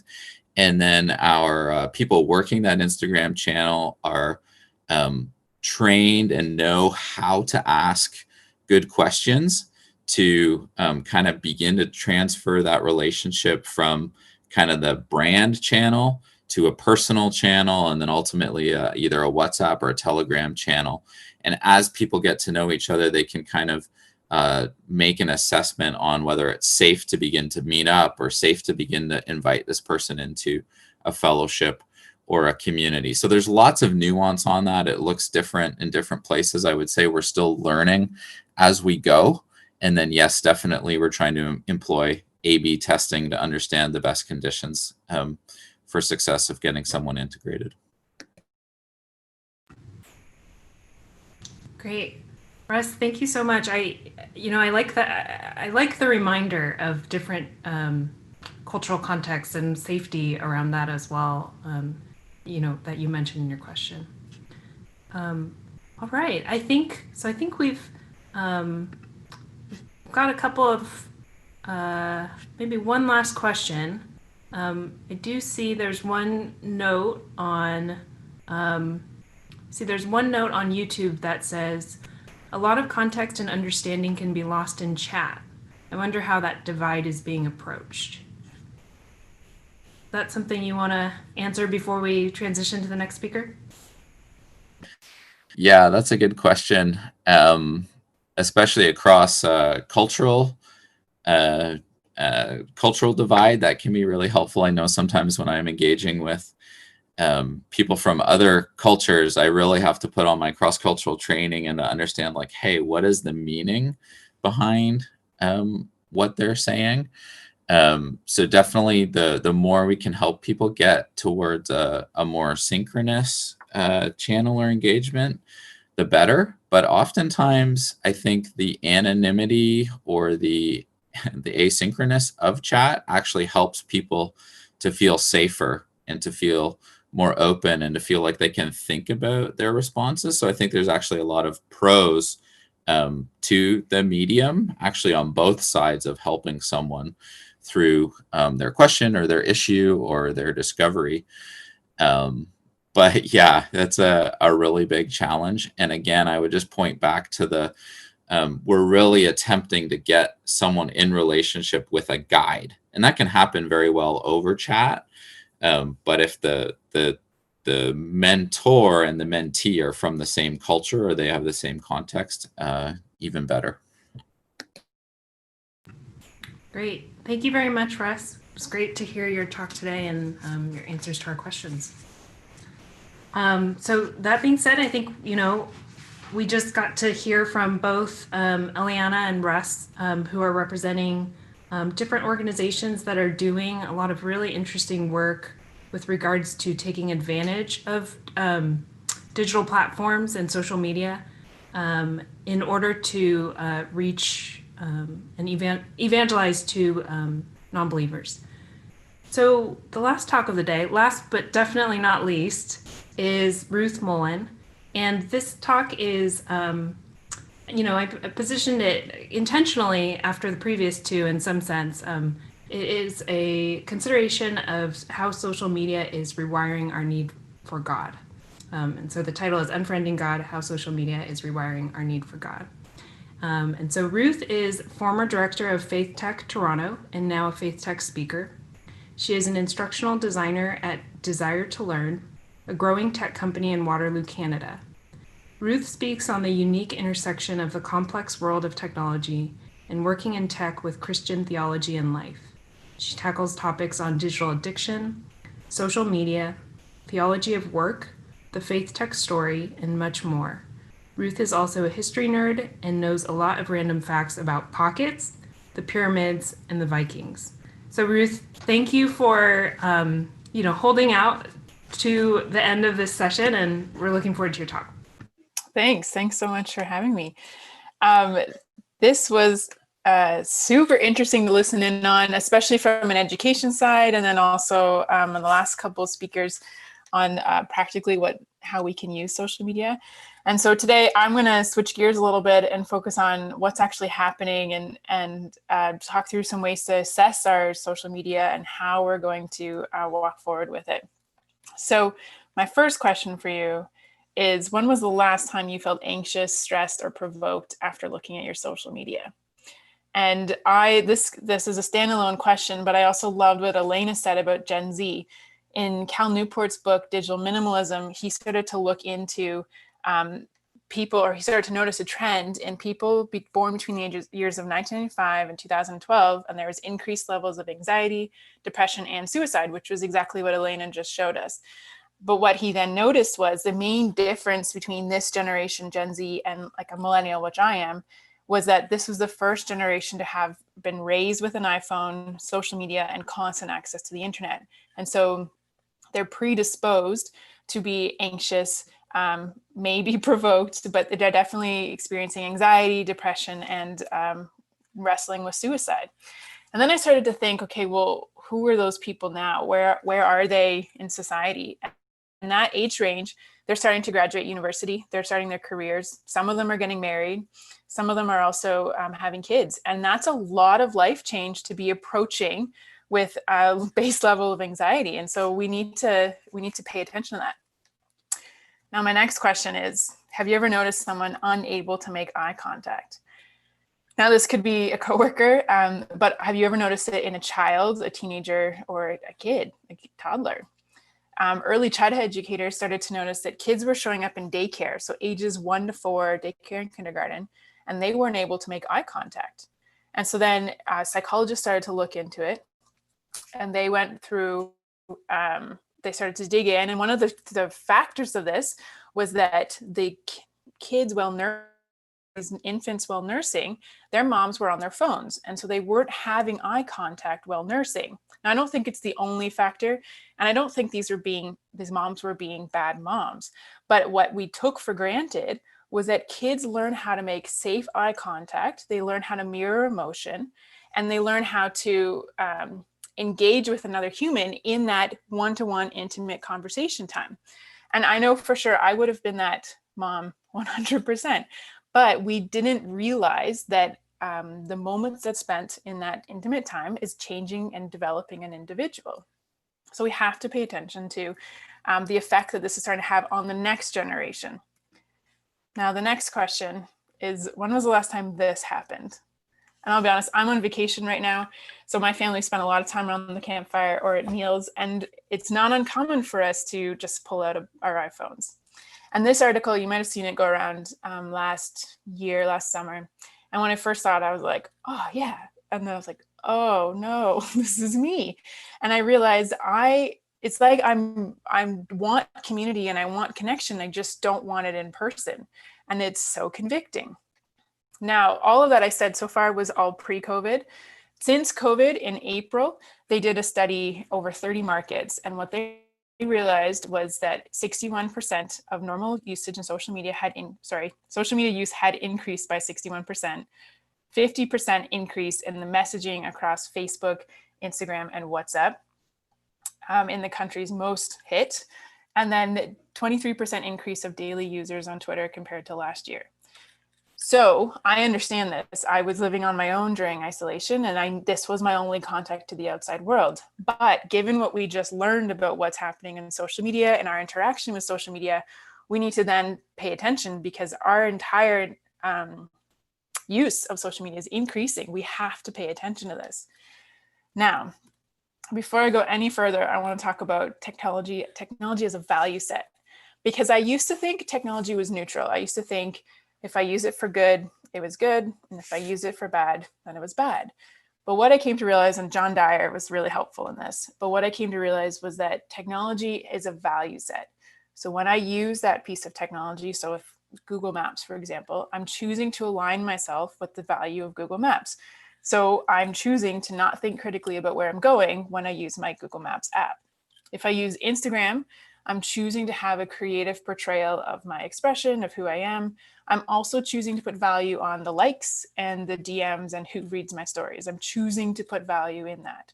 So it's not so much it's neutral, it's whatever I'm using, I then choose to use that value set. So the bigger question is that allowing us to rewire? Like, has that rewired us, or are we using it in a way that allows us to still be aligned to who God is and who God says we are, without it rewiring us? So that's what I want to get into and talk through some strategies really quickly. So the first thing you want to think about are your values. I think apart from technology altogether, this is a really good activity to do. I know there was a really great memorial for Dr. Bob Harp earlier today, and it's a little bit of a morbid question, but ultimately, how do you want to be described in your eulogy? What role do you want God to play in your eulogy? Because if we start thinking about that now, we can define our lives now instead of hoping that they say what we want them to say at the end. Because ultimately, they're not going to read out your LinkedIn profile or your resume or your grades. They're going to be reading out the characteristics of how you presented yourself and lived with other people. That's what they're going to be talking about. And those are your values. So the question is, what are your values that you want to live by? And what role do you want God to play in those values? Apart from technology altogether, just who do you want to be? Once we know those, then we start to look at, okay, how do we walk with technology? Now, the Bible is full of God's values, and there are many, many that we can talk about, but I'm going to just focus on one, which is dependence. And if we look at the story of King David in Samuel 24 and 1 Chronicles 21, the story happens twice, and or he says the same, it's told twice. And so King David decided to take a consensus, and he said, okay, like things are going pretty well. I want to know what's happening. And so he wanted to know his resources and his army. And I get it. I love stats. I have a Fitbit. I like to track how I'm doing. If I'm improving, that's all really important. But God rebuked him, like severely rebuked him. And he gave him the option of 3 years of famine, 3 months of enemy invasion, or 3 days of severe plague. Like that's a serious rebuke. And actually in the end, 70,000 people died. Now, I don't think God rebuked him because he's anti-statistics. But what God was focused on was he knew that because of the census, it would increase David's pride and it would decrease David's dependence on God, which is super convicting. Because how many times do I, without even realizing it, pull up my Instagram and look at how many people viewed my story, look at how many people liked my comment, was it witty enough, how responded, and then I don't even think to go and have God time because I just felt validated by my Instagram. We're living, thankfully, New Testament, but we're living what King David wrestled with. Now, also, if we look at Jesus, he also showed us how he valued dependence. In John 5, it says, "Very truly, I tell you, the Son can do nothing by himself. He can only do what he sees his Father doing, because whatever the Father does, the Son also does." So just really quickly, God values dependence. New Testament and Old Testament, this was very important to him. So I'm going to just focus on that one. There's loads of other ones you can look into, but today we're going to look at that one. So if God values dependence, then what? Well, the next thing we have to start doing is ask some questions. So we want to look at, okay, how is my behavior changing when I use these apps?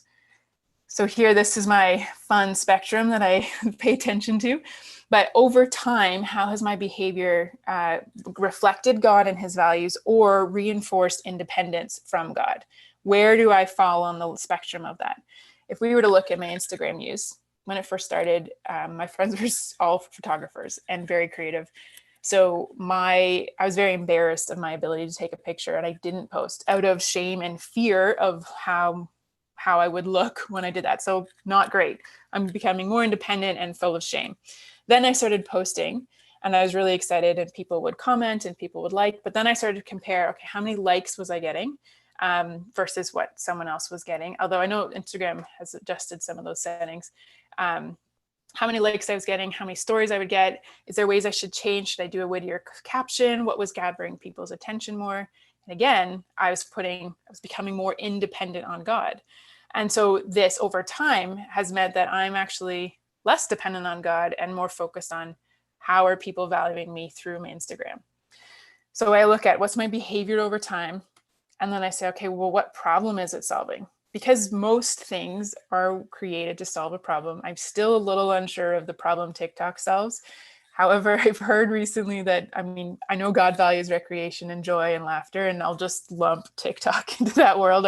I don't understand it fully, but if we look at social media, I think that social media is solving a problem of community, especially when we're isolated in our homes. This allows us to have water cooler conversations with people. It allows us to know what's going on and be able to drop in for those casual conversations. That is an important problem that it's solving, especially now more than ever. My best friend is in New Zealand, and I've seen her 4 times total. But because of Instagram, I'm allowed to stay in contact with her and see what's going on and have those water cooler conversations. So I look at my behavior over time, the problem it's solving, and then I start to say, okay, well, is it worth it? Is there a way that I can actually use this and have it align to my values and God's values without it rewiring me to only be used the way it wants to be used? So that's where I'm going to spend a little bit of time. And then for those of us who are in tech, can I make it better? What can you do to actually take a problem and maybe take Instagram, but I know Facebook's created a way that you can look at it without the news feed. So you can still get the community without seeing the running list of what you're looking at. So how can you make it better? And then the third thing you're going to want to do after we look at our values, we question how it's interacting with our values, and then we look at what are the boundaries to move forward in this. So if we're looking just at dependence, I want to challenge you and say, okay, well, what are you dwelling on? What is your news feed full of? Because that's what you're dwelling on. In Philippians 4, it says, whatever's true, whatever's honorable, whatever's right, pure, lovely, of good repute, excellent, worthy of praise, dwell on those things. Since we live by the Spirit, in Galatians, it says, let us keep in step with the Spirit. Let us not become conceited, provoked, or envying each other. And I'll be the first to admit, there was one morning, I didn't even know I was really awake, and I was looking at my Instagram, and I yelled in anger in response to someone's story, because I wanted to go on the trip that she was going on. And I woke myself up and realized I have a problem, and instantly unfollowed her. Now, maybe this is not new to you, but I needed someone to tell me this. It is possible that you can mute someone's story and unfollow someone without unfriending them. And so your communication opportunities are still there, but you are then filtering what's coming into your newsfeed so that you're monitoring what you're valuing and what you're dwelling on based off your newsfeed. Now, there are downsides to this because you could accidentally mute important voices that are different than yours, and you can create it just a unique voice to you. And I know in COVID, the beginning of COVID, I muted voices that were just throwing fear around because I needed to monitor what was coming in. But as the Black Lives Matter movement increased, I went and made sure I had voices of color in my newsfeed because I didn't want it to be just people that sounded like me. I wanted to make sure that I had new voices that were challenging my thought. So what are you dwelling on? And is there ways that you can cater what your newsfeed is giving you so that you're focusing on God's values? And now some really practical strategies is turn on screen time and digital well-being on give you a report each week on how you're doing it. It'll also shut down your whole computer. Mine shuts down at 9:30. It's a little alarming, but it helps me remember to go to bed and get off my computer. You can also turn your phone to black and white, which is very, very helpful and unengaging. And I actually regularly delete Instagram, so it's not on my phone because I need to manage and monitor my interaction with it. The biggest question, though, I challenge you with is ask God, what need am I meeting by using social media? I've asked this with Netflix. I've asked this with books that I read, TV stories that I've gotten addicted to. I go back to God and say, okay, why, what's drawing me in? And then I list down, I'm like, here are the characteristics that I love. Here's the storyline that I'm excited about. Now it's your turn. How do you help me? What do I need to develop to bring this in? Or what do you not like about this? Or I bring it into a conversation with God because he already knows what I'm watching or looking at on Instagram. Why don't I make it a conversation with him as I walk it through? So I gave you a lot of information and a lot of quick steps, but ultimately it's a journey and it's not a one size fits all. And it's something I'm regularly monitoring. It's something that I need to make sure that my boundary is reflective of me and my relationship with God, and that someone else's boundary might be more strict or less strict, and that's okay. John the Baptist had very different boundaries than Paul the Apostle. John the Baptist only ate bugs and lived in the wilderness, and Paul lived with Gentiles and worked in the marketplace. And they both had effective ministries, but they had very different levels of like where the boundaries were. And I found that very freeing. So hopefully that's also freeing for you. So in all of this, God designed you to be most comfortable in his presence and dependent on him. And so the question really is your social media now rewiring you, or are you still wired to God and needing to be dependent on him? So that's really it for me. If there's any questions, these are some resources and ways you can get in touch with me or through Faith Tech as well. Thank you, Ruth. So I think John mentioned that he's loving what you were sharing in our little chat, but I would completely agree. I think this is a really timely reminder, especially now when social media is being used so much more than it was before. So I had one question for you.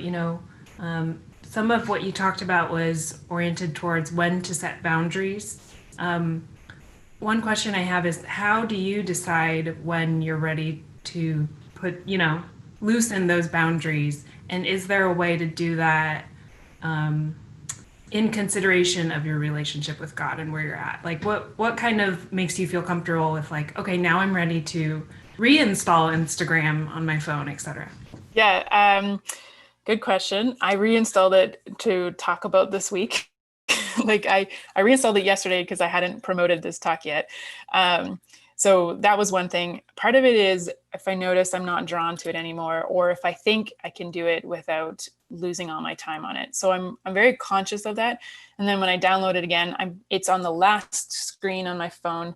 It's hard to find. It doesn't have alerts with it. And when I'm really on my game, I have it on black and white so that it's not as exciting to read through or watch through. But yeah, it's something I monitor because I had it for most of July and then realized I got really lost in the explore page and was like, okay, I need to change this again. And so it's something I just regularly stay on top of. And I have friends that I have this conversation with. They've done it with me for different apps and challenged me and said, okay, I was complaining about an app and they said, well, let's talk about it. And I was not impressed, but it was helpful. Thanks, Ruth. I see Angelo has a question. Angelo, do you want to go ahead and be the one to ask it? Sure, I don't mind.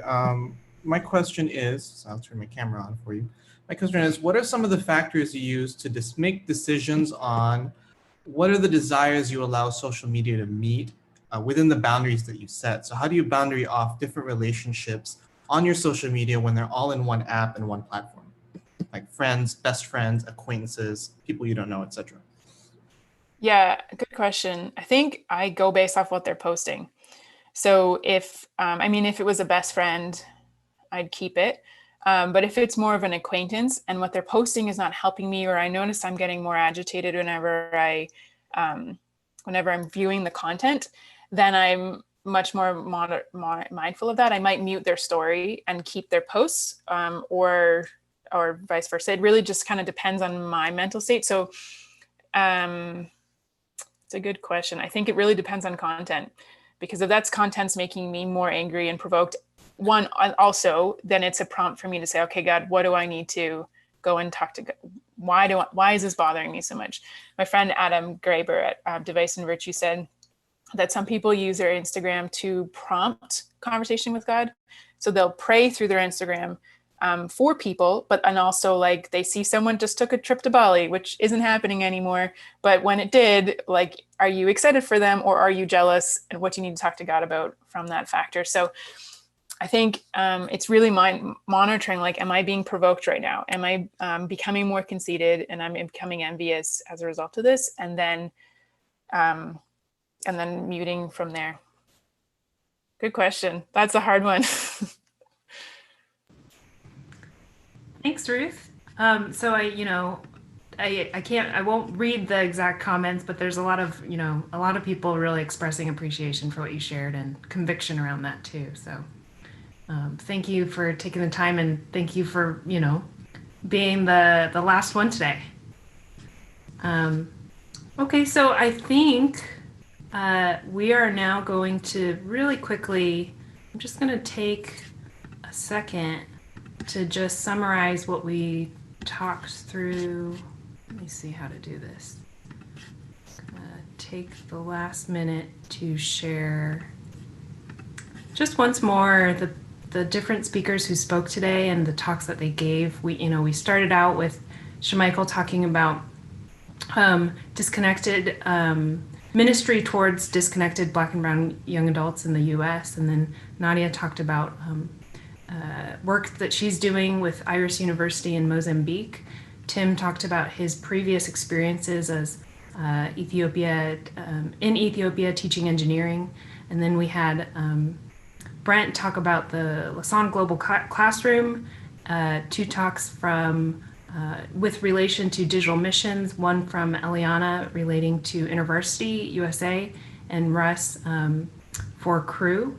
And then we just had Ruth talk about social media and its impact. So I just want to say once more, thank you so much to our speakers today for taking the time to prepare your talks and sharing that with us. And also once more remind everyone that there was a memorial for Bob Harp, who was originally going to be chair of this session. So if you have a few minutes and are interested, you can kind of rewind back and watch the memorial that happened during lunch today. And that being said, I think our session is done, and I'll pass it back to Angela. That's right. Thank you so much, Tammy, and all the amazing speakers on the last session for giving us their talks, their perspectives on education, on missions. So we're going to take a quick 5-minute break to be able to do some sound checking for the next session. So come back. Please leave the stream on, and we'll start again in 5 minutes with economic justice. And we're going to have 5 amazing speakers from Forward sharing their stories of having conversations about economic justice in the workplace.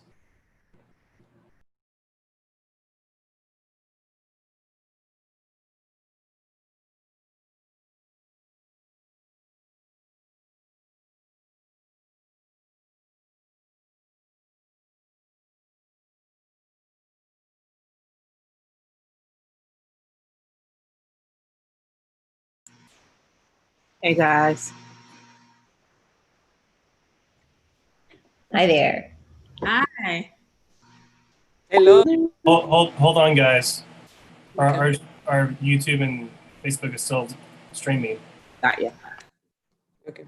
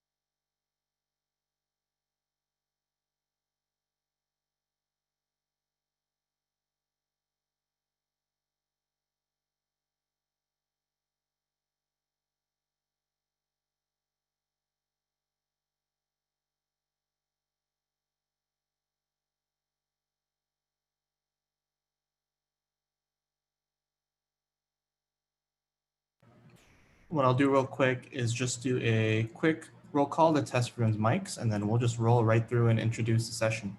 I think that might be the most straightforward way of doing this, since we're having some pausing the live stream might be challenging. So I just want to just check in real quick when I call Marie. We'll call the test everyone's mics, and then we'll just roll right through and introduce the session. I think that might be the most straightforward way of doing this, since having some might be challenging. So I just want to just check in real quick when I call.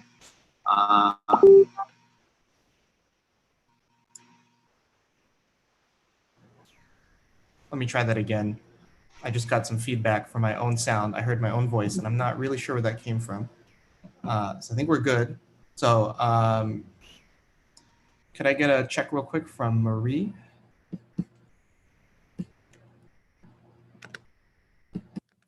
Can you hear me? I am trying to share my slide. Can you hear me? Yes. From Joy? Hi, can you hear me? Yep. From Brittany? Hello. Awesome. LaDonna? I'm here. Awesome. And Kyla? Hello. All right. I'm here. Thank you, everyone, for giving me for the odd break there real quick. I am ready to I'm ready to roll. So I want to open up this last final session of Passion Talks 2020. Thank you so much for joining us in the audience the whole day. I'm so excited to introduce Nicole Dickens, the session chair for Economic Justice. Nicole Dickens has a Fortune 100 and startup management experience in strategic planning and analysis, new product introductions, business and organizational development, and financial management. She's developed high-functioning teams and spin-off and merger environments, and successfully executed the implementation of business processes and controls. She consults with developing nations to help SMBs grow as means of dealing with poverty and unemployment within these nations, teamed with other colleagues to develop products and services around helping people live authentic, impactful lives in the marketplace that is consistent with their belief systems. She chairs on different boards of nonprofits, went to school at the Ross School at the University of Michigan and earned her MBA, and is now the founder of Zoetica Incorporated, a company seeking to help entrepreneurs bring new ideas to life, and is my friend and a part of the Passion Talks program committee. So I'd like to invite you to please open up our amazing session. Thank you, Angelo. I do appreciate that very kind introduction. Welcome, everyone. As you heard, the last section for Passion Talks 2020, where we are gathering now to amplify discussion about economic justice in the workplace. Now, yesterday we spent a bit of time debunking the myth that racism and frankly sexism are political issues alone, but are also biblical ones, with the team from Spark led by Pastors Danielle Parrish and Kevin Nooner talking about their journey as a church body, trying to unravel, grapple with, wrap their arms around with what gospel justice really means. And so today we just want to build on that foundation.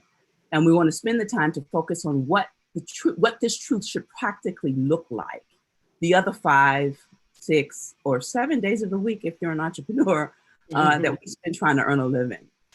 This discussion is neglected too often, even though the impact of this kind of injustice just strengthens a system of poverty that affects multiple generations.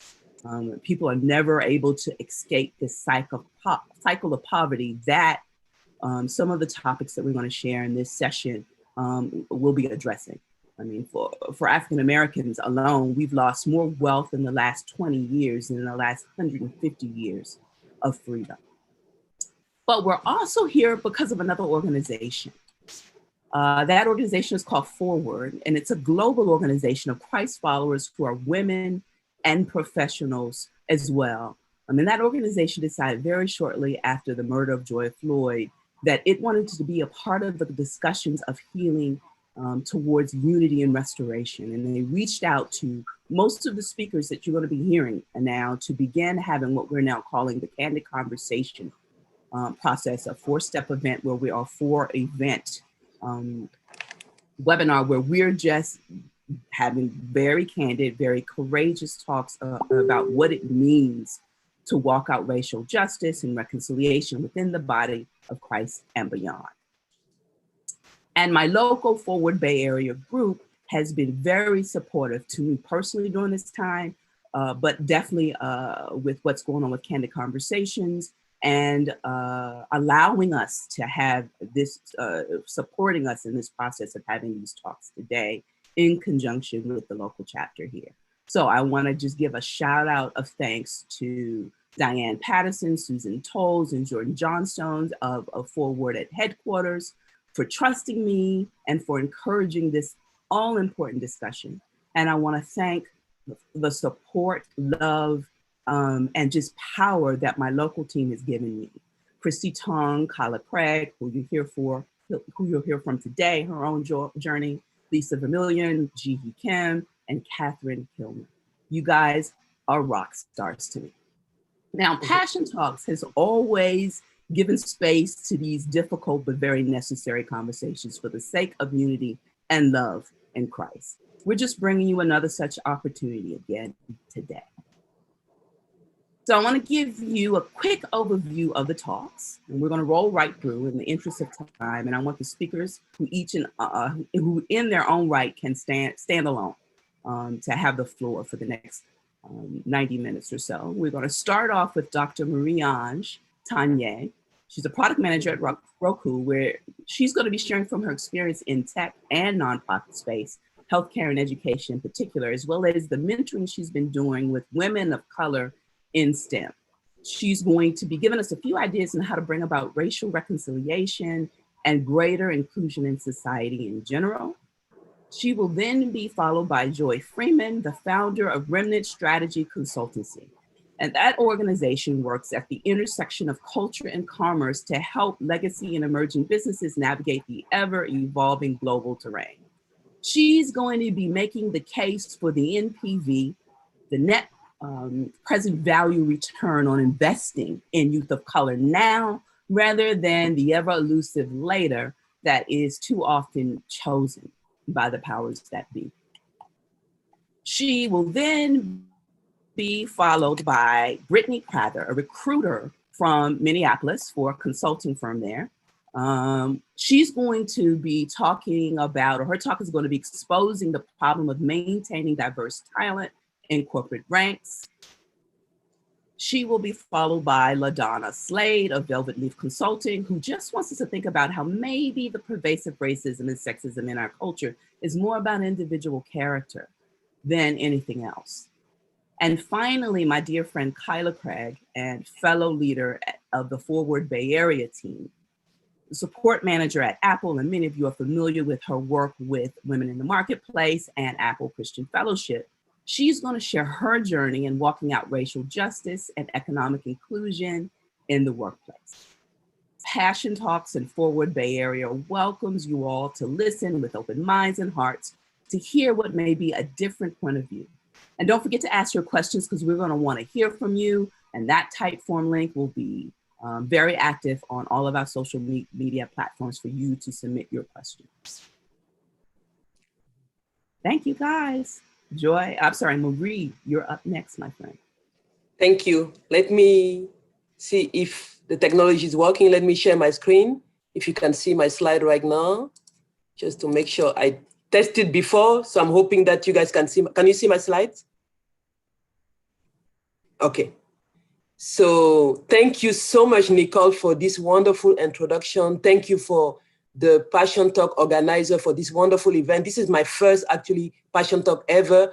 Nicole is a good friend of mine. She's told me about this organization or this initiative for a while, but this is actually the first time I'm able to attend as a speaker. I've listened to some of the presentation earlier today. It was just very, very great. I learned a lot. So really super excited to be able to share with you my heart about this, I would say, very emotional topic of yeah, economic justice, how to bring about economic justice. So let me move to the next one.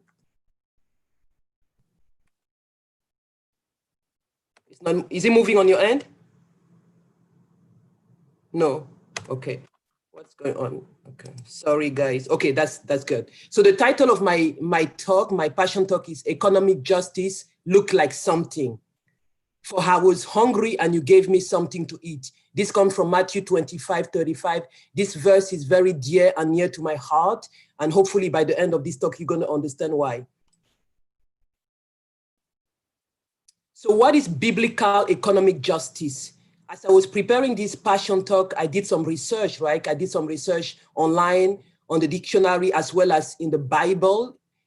What I saw from Webster Dictionary, basically, justice is defined as the maintenance and the administration of what is just by legislative law and impartial adjustment. So you have there the notion of law, the notion of legality, the notion of making sure that there's some kind of compliance.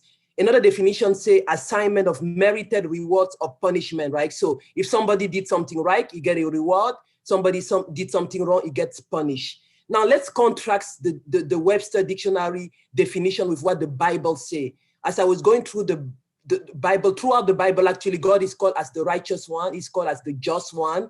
And justice is usually referred in terms of relationship. It's about right relationship with God, first of all, and then right relationship with your fellow human being, right? It's about relationship. It's turning wrong to right.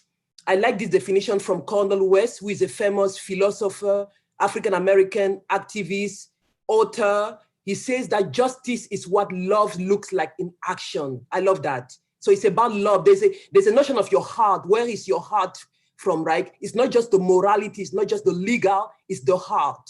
So as I learn more, look more in the scripture, right? Every time the word justice actually appears, it's toward a certain people group. It's usually toward the poor, the weak, the fatherless, the widow. Let's look at some example.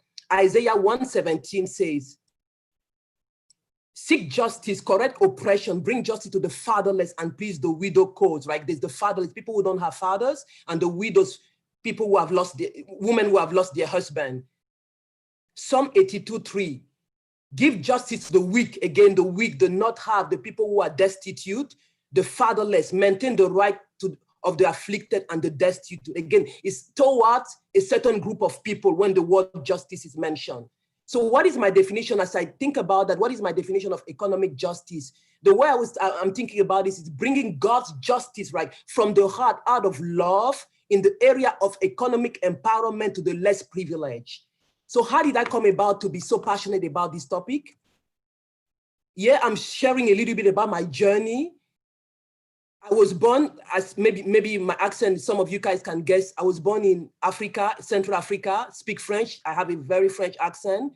Cameroon is the country, that's the flag right there. I was born in a middle-class family, if I can say so. My mom was a medical doctor. For many of you guys, if you don't know the developing country, like the economic ladder is usually like a pyramid. On the bottom of the pyramid, you have the majority of the people, maybe 85% of people are poor or live below the poverty line. 10% to 15% are in the middle class, upper middle class, right? That's where I feel like we were. My mom was educated. And then you have 5% who are so wealthy, even as more wealthy sometimes than in the West. So my mom being a medical doctor, I want to say we're in the middle class. We had everything we need when we were growing up, even, from a developing country. I remember my mom paying for swimming classes, tutor to do music classes. If we didn't, we had challenge in some of the subjects, she would pay for tutor for that. And we used to give, food. My mom used to tell me that, that next door neighbor doesn't have enough food today. I remember using to give food to the neighbors. We passed down our clothes, our shoes to our family member who didn't have enough. So with that sense, that was morality, right? How to help other people. And I got saved when I was 11. I had an encounter with Jesus. That's another story. Wonderful experience where I really I decided to follow Christ. Start reading the Bible, start being impregnated with what the scriptures say. my heart started getting broken about what the Bible is actually teaching about justice, right? I talk about the less privileged, the destitute, the not half of the society.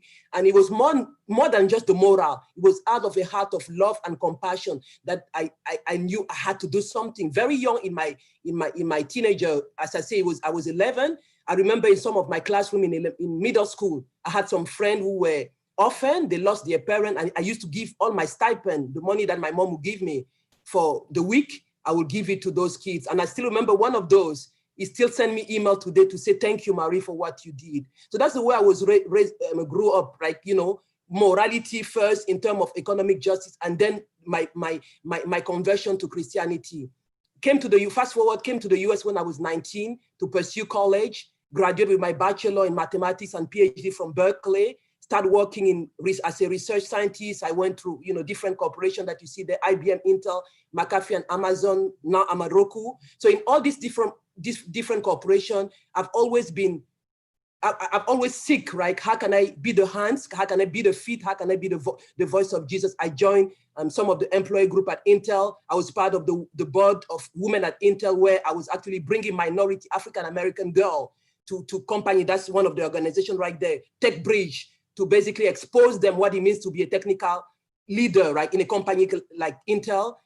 We did some workshop with them. We tried to be basically role model, because many of these girls didn't have role model. Girl for Change is another organization I work closely with, taking one girl from the beginning of the semester or the academic year till the end. We do like a project, a leadership project based on their interest and their passion, so that at the end of that, they can see that they can become whatever they want to become. Friends of Africa, we brought some free healthcare screening in different parts of Africa, and just amazing initiative to bring healthcare, education, reconciliation through different organizations. I have so much more, and I can speak more into them. So again, that's my passion, going just for morality, right? Something that, you know, is the right thing to do too. This is actually God's heart. It's about loving your neighbor. It's about having compassion.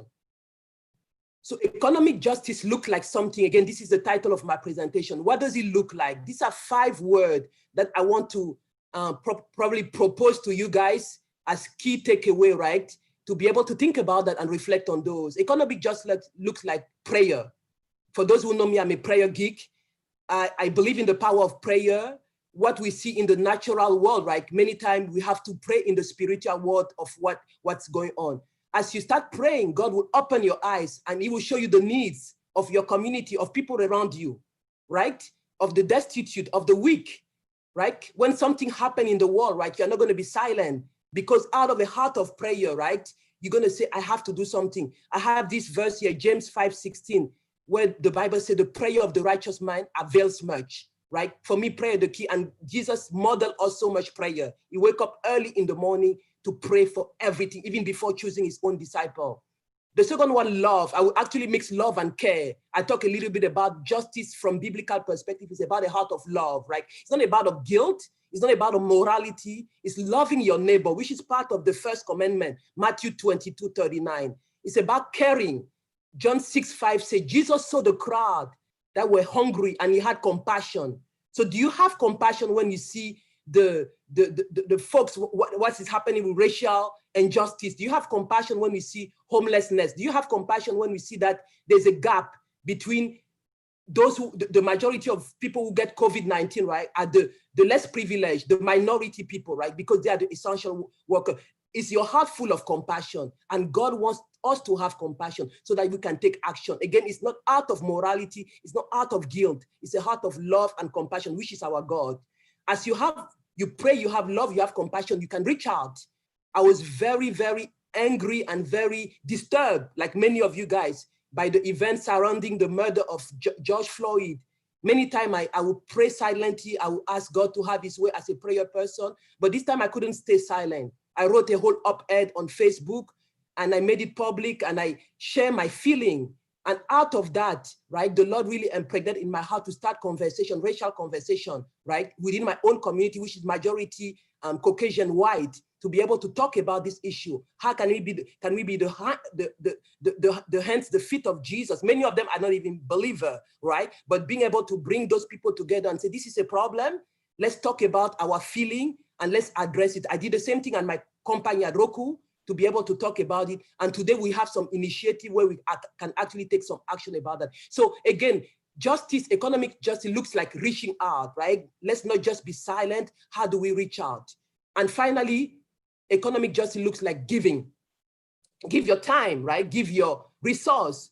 We know that we need money for many of the event or many of the initiative that needs to be taking place for economic justice. So if you cannot reach, if you don't have time, you can probably give your resource. And many of us in Silicon Valley, we have the possibility to give our resource. Start where you are today, right? I don't think it's rocket science. God has given us passion. We are many of us, we are in corporate America. We have an industry, I call it mountain, right?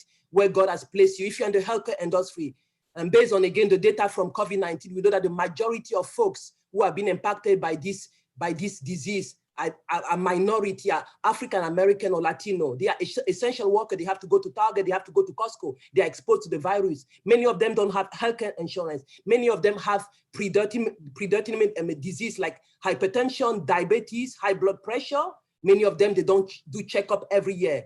I just came back actually from Idaho, where I spent last week a vacation with my family, and I learned about an initiative where public, private, churches come together to give free healthcare screening once a year to population, farming population. It's a big farming land, to farming population who don't have healthcare insurance. I was thinking about it for Silicon Valley. I say, all these people in Central Valley that we see the rate is growing every day.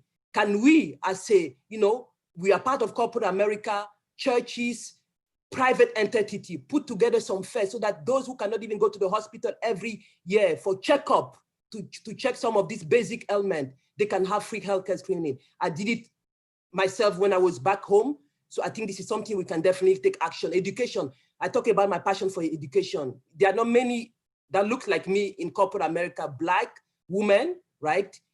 And my passion has been, how can I be the role model? How can I be a mentor? How can I reach out to the younger generation and tell them they can be whatever they want to be? They can be a scientist, they can be an engineer, they can be whatever they want to do. So I mentioned some organizations like Girls for Change, Big Brother, Big Sister, Akilidada is another one, right? Reaching out to the younger folks, to the disprivileged, mentoring, right? Now, even with this virtual learning, we just start virtual learning with my daughter, she's 5, right? 5, we are starting virtual learning because of this COVID-19. I'm thinking my heart is broken for many of these essential workers who have kid age, like my young girl, and they cannot be home to do virtual learning for their kids, or they don't have internet, a high-speed internet. I was thinking, how do they do it? And I learned about different co-op initiative where parents can actually come together to be able to bring kids from other disadvantaged community into their home so that they can also they are not behind in the schoolwork. So this is one thing that we can do if we have the resource or the bandwidth. Entrepreneurship and capitalism is a next big area. Data shows that the startup or the business that are led by minority, right, get less funding than those who are led by white Caucasian. That's very much, you can read it out there. And many of us, maybe we are in the financial industry, we are VC, we are angel investor. My challenge for us, right, in that domain, can we make sure we have a portfolio of company that are represented of minority, women? Can you make sure you support business?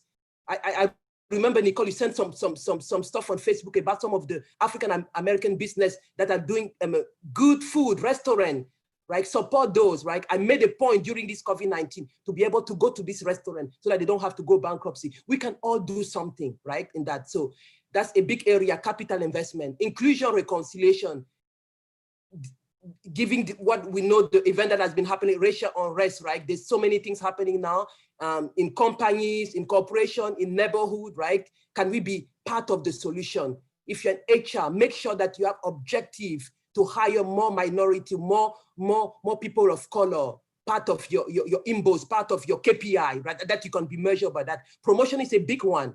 Many get higher, but they don't get promoted as the same rate as the counterpart, the majority counterpart. So if you're a manager, can you make sure, can this be part of your KPI that I want to promote more people of color?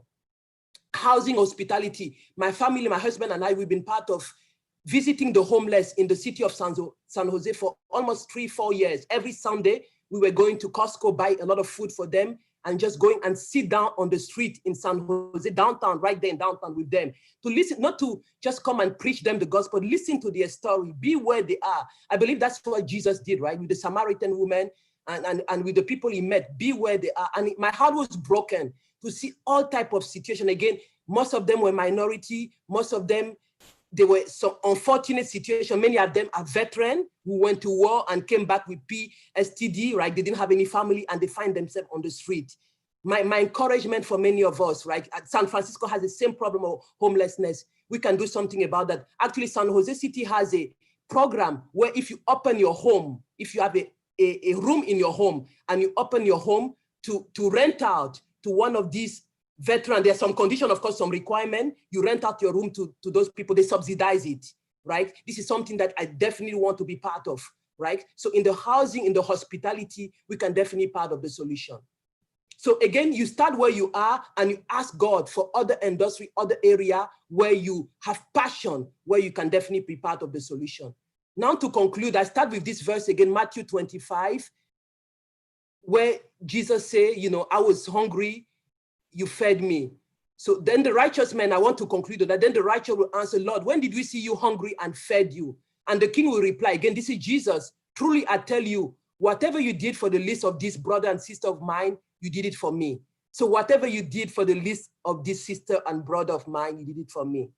Thank you so much. I hope I'm able to encourage you and just, challenge you to be the hands, the feet, and the voice of Jesus wherever you are to bring economic empowerment to the less privileged. Thank you for your time.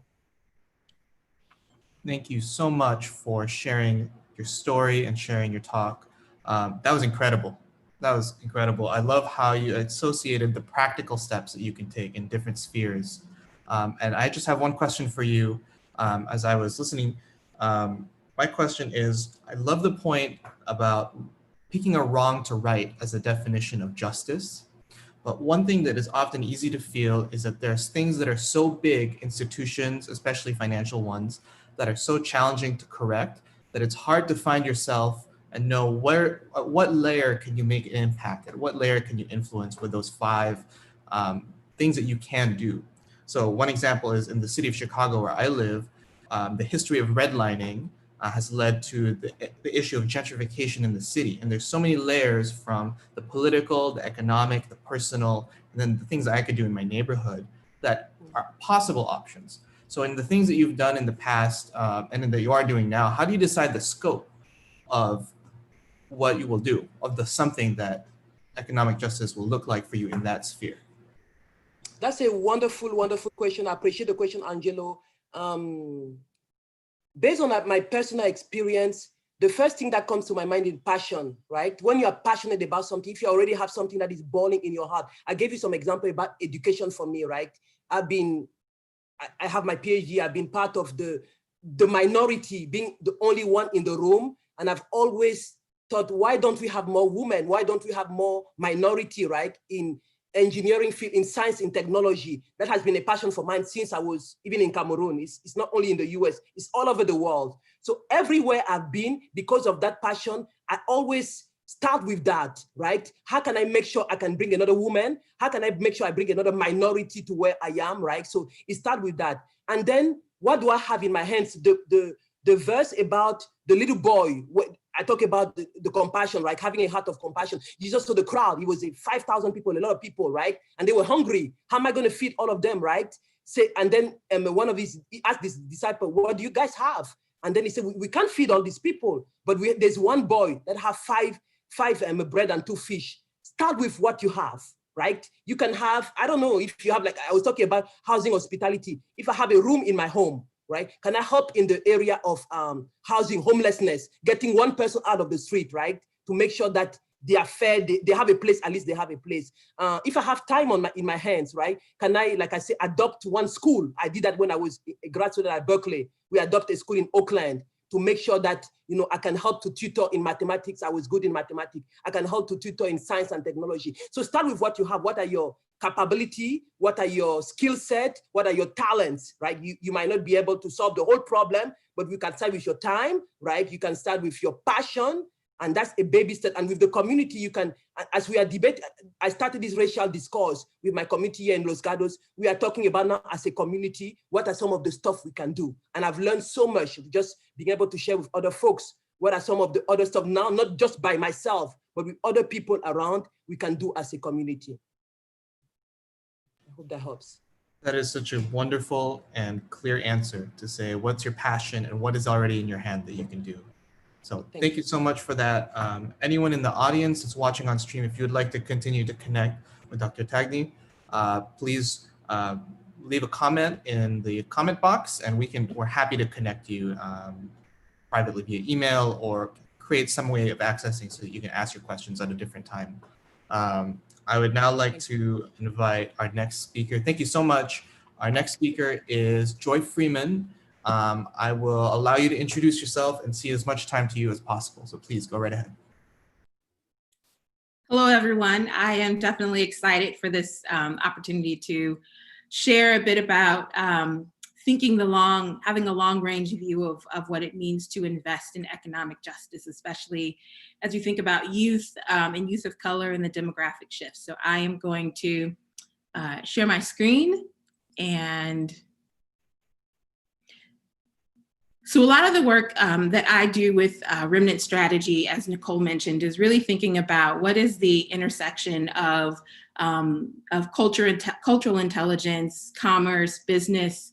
What does it mean to really think about the future of growth, the future of industries, and where we're headed? And as I started to really think about this concept of economic justice and the integration of faith and work and how we can really be a part of economic justice, there was really a biblical case study that came to mind that I want to invite everyone here to go along with me as we think about this as a frame really for what it means to have economic justice, and even as we think about what it means to have these cross-sector integrations and working through CSR, urban planning, what does it mean to volunteer, community revitalization, all of these concepts are a part of this. And so the topic that I am really thinking about is actually Nehemiah.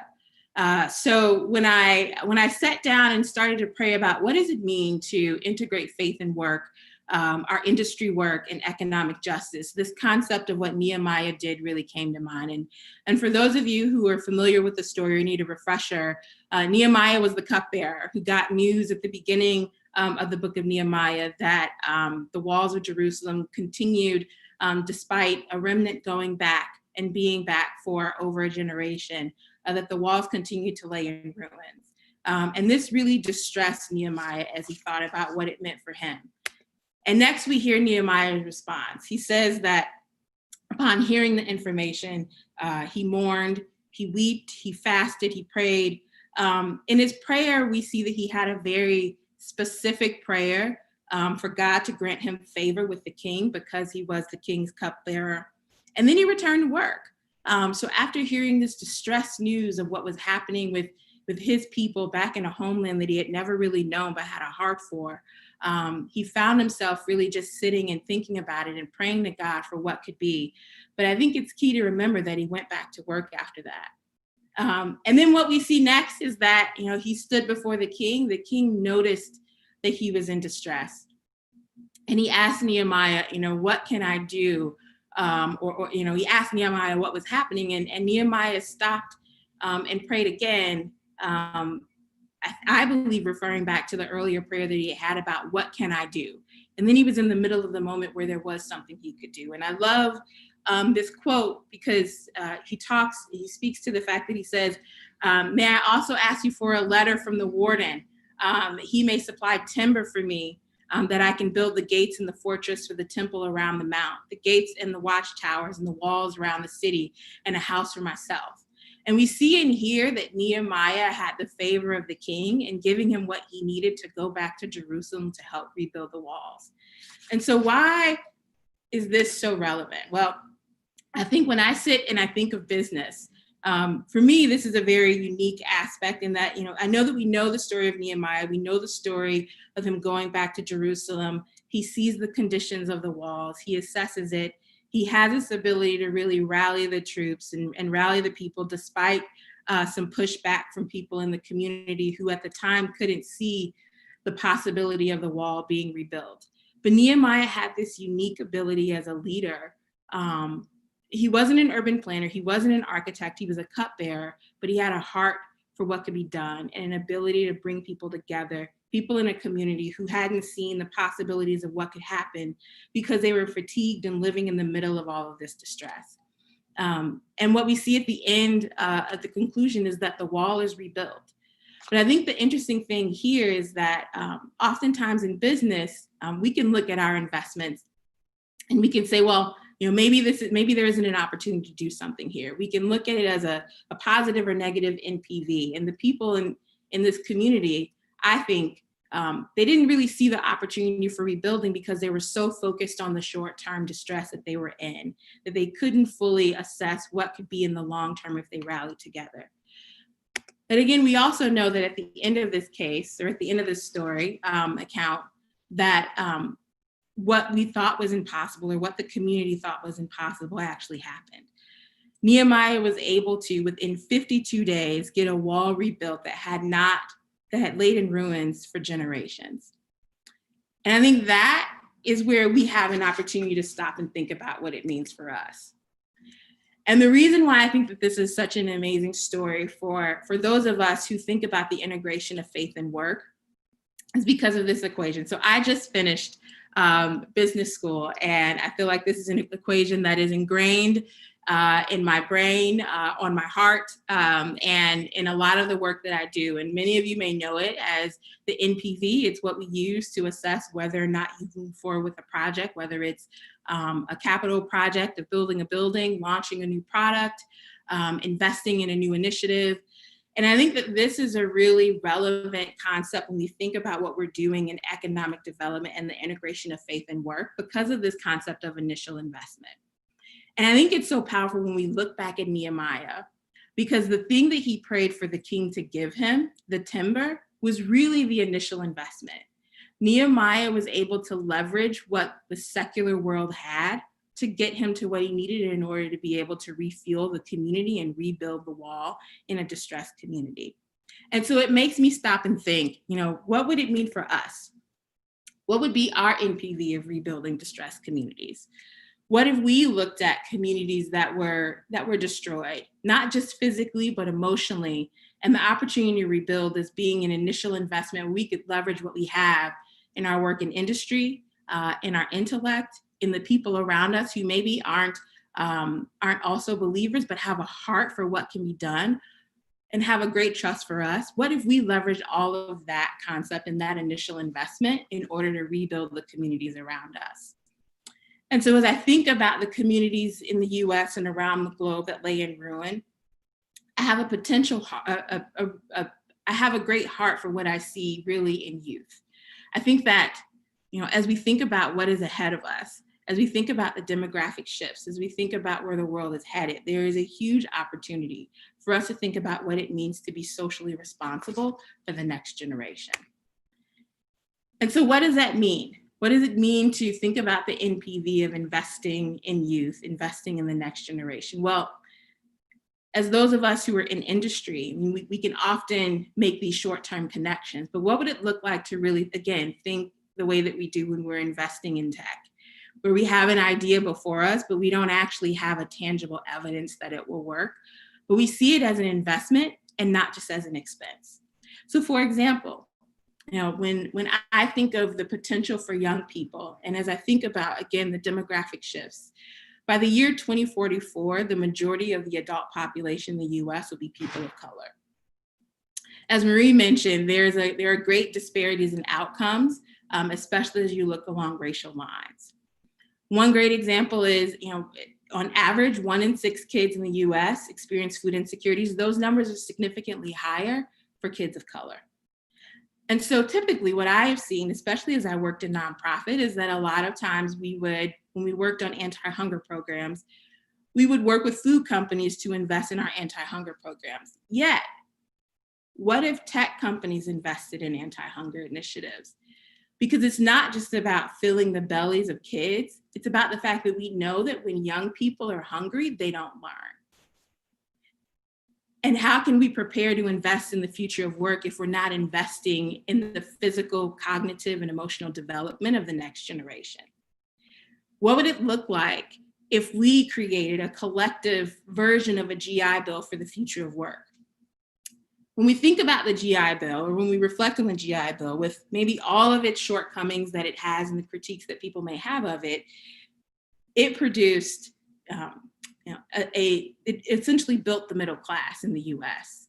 It produced doctors, attorneys, 3 Supreme Court justices, 3 Nobel Prize winning scientists. And so what if we, as the collective group, as the collective industries, really did something about investing in the future of work, the same way that the GI Bill really lifted people into the middle income? What if we thought of a way that we could collectively and individually, as industries and as individuals, really think through what would it mean to think differently and innovatively about how we can invest in the next generation so that they are prepared to take the future of work? Another example is this concept of the last mile. I'm sure for all of us who follow tech, there's been a lot of talk about how do we help people get through the last mile, whether it's scooters, whether it's boards. There are all these new and interesting aspects that we think about when it comes to the last mile of transportation. But my question is, when we think about the last mile, who are we really thinking about? Are we thinking about equity in the last mile? Are we thinking about the people who actually don't have access to transportation? Not the last mile transportation as a desire, but as a necessity. There was research that was done that demonstrated that for every, I believe, 10 additional stops and transportation stops, it increased the economic opportunities in the community by 1% to 2%. So what if we, as the Brain Trust, thought of ways that we could be able to connect people to transportation opportunities, not just because it was inconvenient to walk the last mile, but because they had no other access? So when we talk about the 52, I like to share what is my 52. So my 52 is essentially, I felt God calling me to really think through, how do I design a pipeline for inclusive growth? How do I take the work that I do and the talents and connections that I have to really think about what does it mean to equip the next generation for the work that they can do? Now, as I mentioned earlier, the demographic shifts, it's something that I am really obsessed with, this concept that, by 2044, we will have majority of the US population be people of color. By 2050, globally, we will have the greatest youth boom we've ever seen, and the majority of that population growth will be fueled through India and countries across Africa. Some of the regions and communities around the world who have the greatest disparities and the weakest outcomes, even according to the Human Capital Index by the World Bank, are the places that will fuel our future growth and will be our future population. And so again, as we think about what it means to have an investment versus an expense, we know that an investment means that you may not see a return immediately, but it's all about what happens in the long term. So for me, when I think about what is my 52, I felt God calling me years ago to really leap into this idea that it is possible to prepare the next generation to see their inherent worth and value and to discover their purpose and to not have roadblocks in their way to get there. Specifically, for me, it means identifying what's the timber of our time. Like Nehemiah leveraging the king's timber in order to build the walls of Jerusalem. One of the reasons why I founded Remnant Strategy was because I had worked across industries and sectors, and I had seen so many opportunities left on the table to not only help companies grow, but to help fuel the growth in communities. So for me, one of my points of 52 is about preparing the road for the next generation by working across sectors to make sure that we think critically about what we do. What does some of that look like? But one, it means asking ourselves, we often talk about disadvantaged communities, but we never ask ourselves why they're disadvantaged. And if we ask ourselves the higher order questions, maybe we could find the right types of solutions to help lift people out of poverty and give people opportunity and access. It also means shedding a light on what it means to be an entrepreneur and all of the great opportunities that are often missed because people don't have access. Marie also mentioned the VC world and investing. Well, some of the data demonstrates that when we're biased or when we lean towards what we know, that's what we invest in. So for the VC industry, where only 2% of the VC world is represented by women and people of color, we also see that only 2.3% of the investment goes to women and people of color entrepreneurs. Yet we know that the population is changing. So if we're not investing in what will happen in the future and the products and the people, then what are we doing? Are we further widening the gap of disparity? Another thing for me with my personal 52, it's really setting a foundation so that the wall can be built. I have a passion for what it means to invest in the first 1,000 days of a child's life.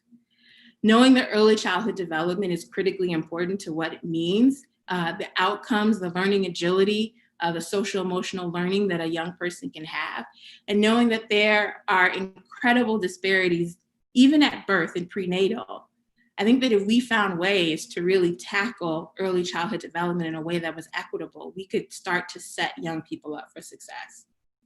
My other 52 is making sure that we have a successful on-ramp and paved roads for all young people.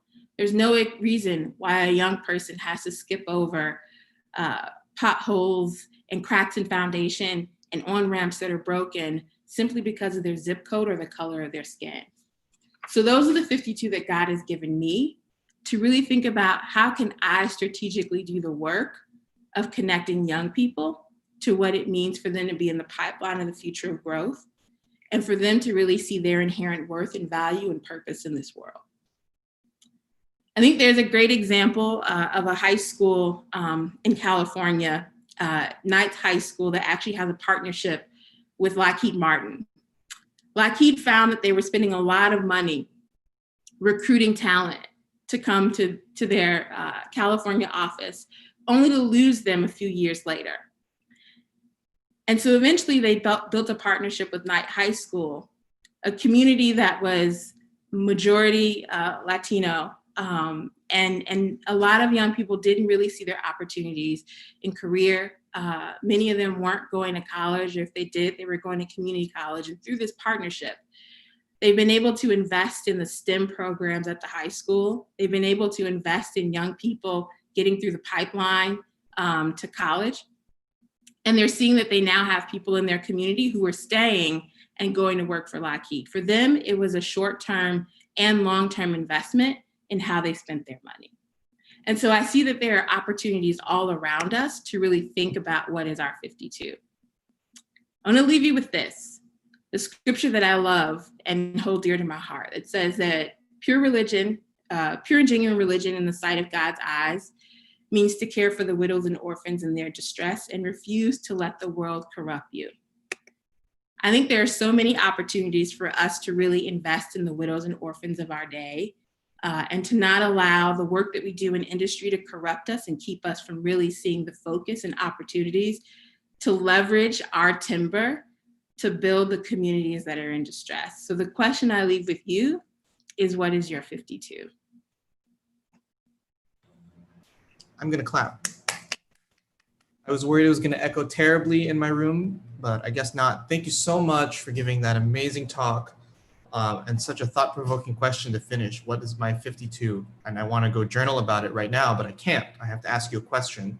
And again, audience members, even other panelists, please feel free to throw out any questions in one of our chats or in the type form that is collecting all of our questions.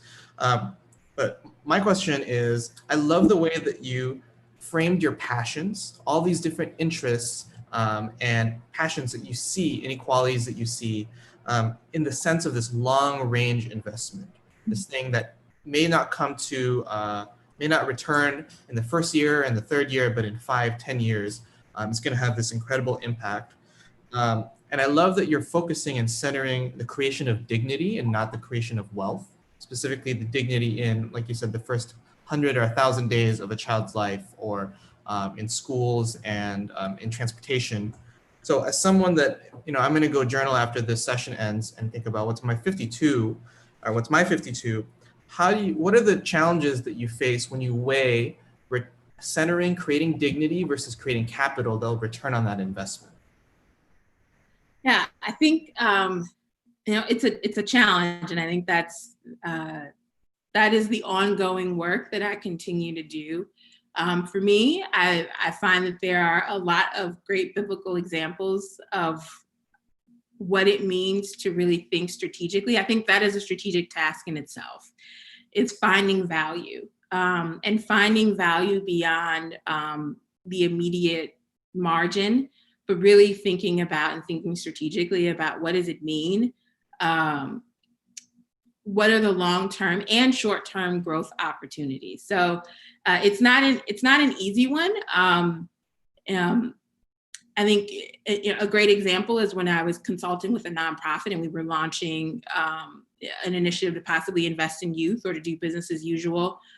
They decided to go with business as usual. And my comment to them is that you are going to continue building buildings and doing the work that you've done, but you're investing in a long-term, illiquid initiative. Whereas if you at least try this out, it's liquid. So if it doesn't work, you can then switch to what you know. And so I think that if God has put us in this place of being an industry, the same way he did with Joseph and Daniel and Nehemiah, he will give us the wisdom to be able to think strategically about how to advise and navigate in a way that aligns with how he wants to see his children be treated. For anyone thinking about their 52 and wondering now, oh my gosh, I'm going to come up to that question, please put your email in the type form and we're going to connect you to Joy, because that's a hard question and that's a very challenging personal journey to have to go and experience all these different, in your case, consulting in all these different fields and businesses, and having to repeat for yourself what that journey is like. So I just want to say thank you so much for sharing that. If anyone's interested, we'll connect you. And with that, I will pass the mic on to our next speaker. And once again, I would like to maximize your time on the floor. So please, Brittany Prater, go right ahead. The floor is yours. Thank you, Joy. Thank you. I'll go ahead and share my screen here. All right, so hello everyone. I'm Brittany Prater. I'm out of Minneapolis. So thank you so much for allowing me to share this space with you. We'll just be touching on how we as individuals in the workplace can play a role in economic and justice, and really correcting that revolving door of diverse talent, specifically Black talent in this space. And so we really want to talk about, there's two issues at hand, and I won't hammer home these issues a ton because I think we're all here because we want to be the solution.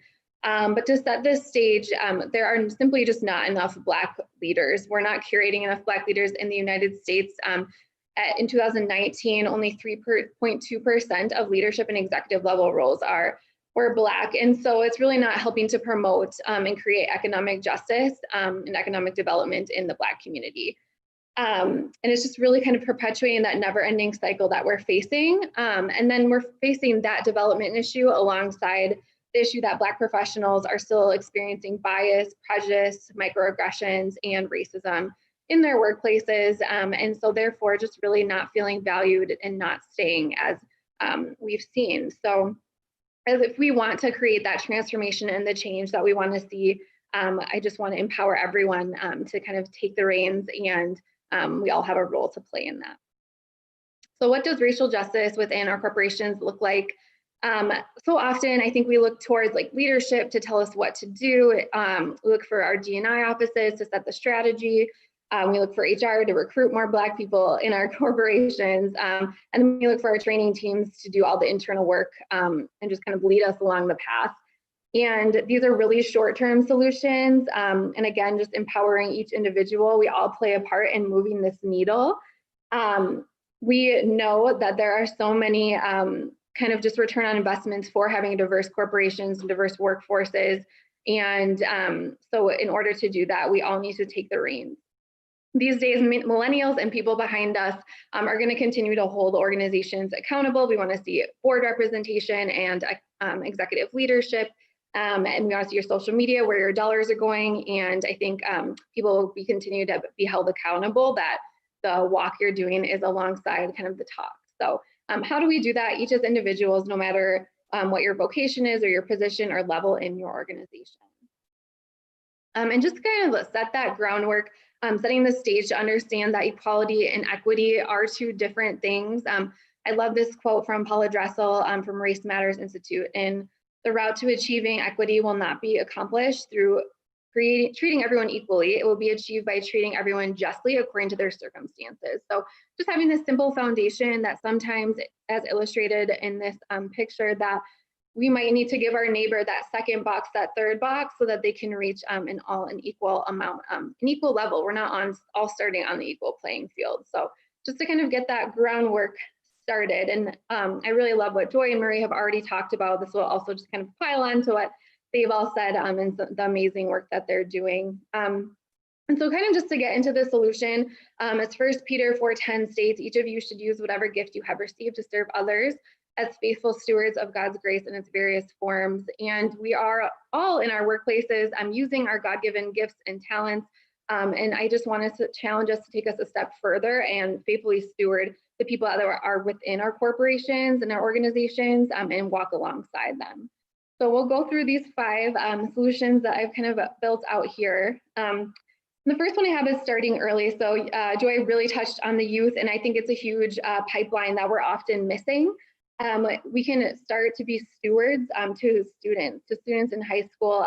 There's so many different ways to do this, and especially if you're in a corporation or a workplace, through company visits. And once we can do that safely, just inviting students to come visit your company through job shadowing or going to high schools. I love the example that Joy had provided about the high school in California and partnering with high schools that you might not think of to really encourage students to think outside the box or to hear about positions that they might not have heard of before. So we must reach them early. If students don't know about all the opportunities out there and how to attain them, then we're already missing that executive level leadership talent.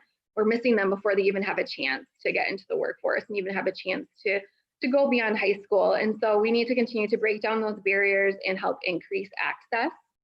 I listed a few organizations that I've worked with and found that are really more geared toward the economic and vocational training and advancing students, underprivileged and underrepresented minority students.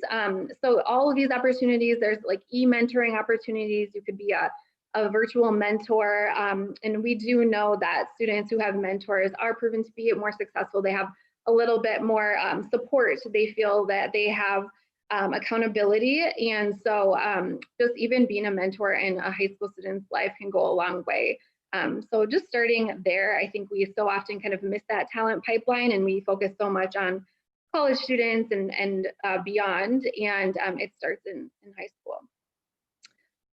So moving on into hiring, I won't touch on this too much. I think we all, immediately go to hiring to fix this issue, and it is an HR issue, but it goes beyond that. And so we need to start with diversifying talent sources, and I think this is where the place where we can get most stuck. We've all heard that saying that birds of a feather flock together, and so it's our inherent bias that we hire people that look like us. And so we really need to think about how we do that differently. So we need to meet candidates where they are. So that's really creating genuine relationships with diversity organizations and partnerships, maybe going to diversity career fairs. It's seeking out the talent rather than just kind of waiting for the talent to come to you.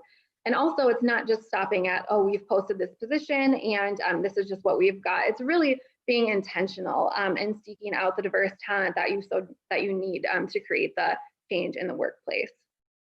And then moving into that meeting candidates where they are, kind of going back into that equality versus equity and us not all starting from the same place, just trying to understand. I think we have to be very flexible. We are very flexible when it comes to business needs, but being more flexible when it comes to candidate needs as well. Understanding that oftentimes people are being placed up against their non-minority peers, and it might not be a very fair or accurate representation. So taking certain things into consideration, they might not have access to print their resume, they might not have access to a car to get to the job. So it's really just meeting candidates where they are, and that kind of goes into the next point of losing that one-size-fits-all mindset. We often talk about the right fit for the job, and I put that in quotations because that word fit can get us into a very tricky cycle. And so it's not about just everyone kind of fitting into your organization, but how can we be flexible and adaptable and welcome that diversity in our organization. And the next thing is retention, and this is kind of where that revolving door comes into play. We focus a lot about hiring and bringing in talent, but I really feel strongly, especially being in the recruiting and talent acquisition space, that we can do a lot of work bringing in those diverse talents, but if they do not feel welcome, if they do not feel included, if they do not feel heard, listened to, developed, they won't stay. And Black employees are leaving their corporations at a higher rate than their minority counterparts, and we need to fix that. So that goes beyond just having like a diversity inclusion organization or diversity inclusion department. It's really embedding that inclusive culture into each one of us. And I think it's so easy to just kind of hang out with the people you say hi to the people but maybe one day if there was someone that you don't know that looked different than you, I'm really thinking about how we can be truly the hands and feet of Jesus that even Marie had talked about earlier. How can we be the hands and feet of Jesus to our coworkers, to a new employee that we've never seen before? I think the next piece is encouraging authenticity. This is huge. We've heard millions of stories where people at the workplace feel like they cannot bring their whole selves to work, and especially Black employees, they aren't able to wear natural hair or dreadlocks or scarves or whatever that may be, and it's not fair to ask Black employees or people of color to leave a personal part of their themselves and then kind of separate that from the workplace. So encouraging that authenticity and allowing people to be themselves in the workforce is huge. And then doing the work, we have so many resources at our fingertips, and just it's ongoing, continuing to do the work of the articles and the podcasts and the books, and then continuing on with ongoing and measurable efforts. And then looking at where our dollars are going. So if you are working in an organization, you should be trying to hold your leadership accountable, wondering where they're putting their money to, and especially when it is facilitating towards hiring and retaining people of color. And that will take us to development, I'll touch on. And again, there is that, ROI and that business case for having a diverse workforce. But, when it comes to being a Christ follower, it is more of a moral case. So it's not just a business case. We need to do the right thing. And that goes for developing. So developing our leadership training, it's really hard when you're continuously bringing in new employees and diverse employees, and they often are starting at that entry level space, and they never move past that. They never move past the manager role. So if you feel like maybe an employee might not be quite ready for that next level, it's really thinking about what we can do to help get them to that next level, rather than just hiring somebody outside into that higher level role. So developing that leadership training from within, and really getting those people of color out of that entry level role that we so often see, and really helping them to continue to move along and get that experience.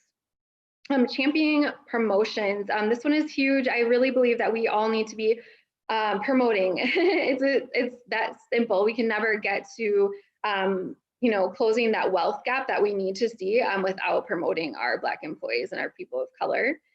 And then Black employees, we need sponsorship. Diverse employees, they need sponsorship. So it goes a step further than just mentorship. So finding somebody who genuinely cares for their development, willing to go to bat for them when they're not in the room, recommending them for promotions, stretch assignments, leadership roles, high visibility projects, being careful of that fine line of a token, but really it's really more about creating opportunities. And so those are some tangible development that we really need to kind of implement in order to retain our talent. And lastly, but not least, it just goes down to each one of us, and I'll just leave some action items here. Starting that conversation. So you might not be in a people leader role, you might not be in leadership, but if you are, really looking and measuring your current diversity efforts, and then continuing to set strategic and measurable goals and initiatives, And not only that, but following through. I think this is more than just a trend. This is more than just kind of a one-time thing. We don't want to find ourselves in the same space that 3.2% of Black leaders 5 years from now. So continuing to measure those goals. And if you're not in a people leader role, bringing it to your manager, telling them you want to hold this company accountable, you want to hold your organization to a higher standard. And these are maybe some of the ideas that you have. And the next one is getting involved. So maybe it is becoming a mentor to those youth, offering to do a job shadow, offering to go into different high schools that you might have typically not reached before, offering to become someone's sponsor, and then checking in. That's just something so simple that I think we fail to do sometimes with people that are maybe outside of our normal social or work sphere. But it is just as simple, how are you doing today? And checking our bias, we hear a lot about inherent biases, and it is true. We need to continue to do that internal work, listening to your fellow Black employees, doing that internal work, and then repeat as needed. So it's not just a one-time thing. We will have to continue to do it, and we will have grace. We fall and we get back up, and we keep on going. And the last thing I would say is using your privilege for good. So being more than just that ally that we often talk about, but becoming a true advocate. So if you see that you're at a decision-making table, or you're on a board and you see that the board does not have accurate representation, or there's not a person of color making decisions, really speaking up about that, and then also potentially giving someone else the seat. So it's not just about amplifying Black voices, it's sometimes making yourself a little bit more quiet, so that a Black voice can be louder. So just using your privilege and taking it a step further in action. The time is now, and I love this quote from John Lewis. We may not have chosen the time has chosen us, and it's so true. There's so much work to be done and so much transformation that we as individuals can take. And just thank you guys so much for the time and appreciate it. Thank you. Said I'd clap. I have to clap. Thank you. I love how you pursued the question in such a procedural and process-based set of questions. Really analyzed different parts of the hiring, all the way down to the education, all the way up to hiring and leadership and things you can do individually. So thank you for that perspective, and that I've just learned so much about the hiring process. I work in nonprofit, so it's a little different in a ministry nonprofit. I have two questions for you from different folk from the type form. So the first one I will ask is, Brittany, do you have any thoughts on blind resume reviews and whether they're effective in reducing implicit bias in hiring? Yes, I love that. There's been a lot of research done on resume reviews, and just a simple name and how that can really deter and really affect a hiring decision. So yes, I definitely agree and encourage blind resume reviews. We've done that in a few companies I've worked at in the past, and I think it encourages people, it's implicit bias, they might not even know they're doing it, and so that can really be a good way to go about that.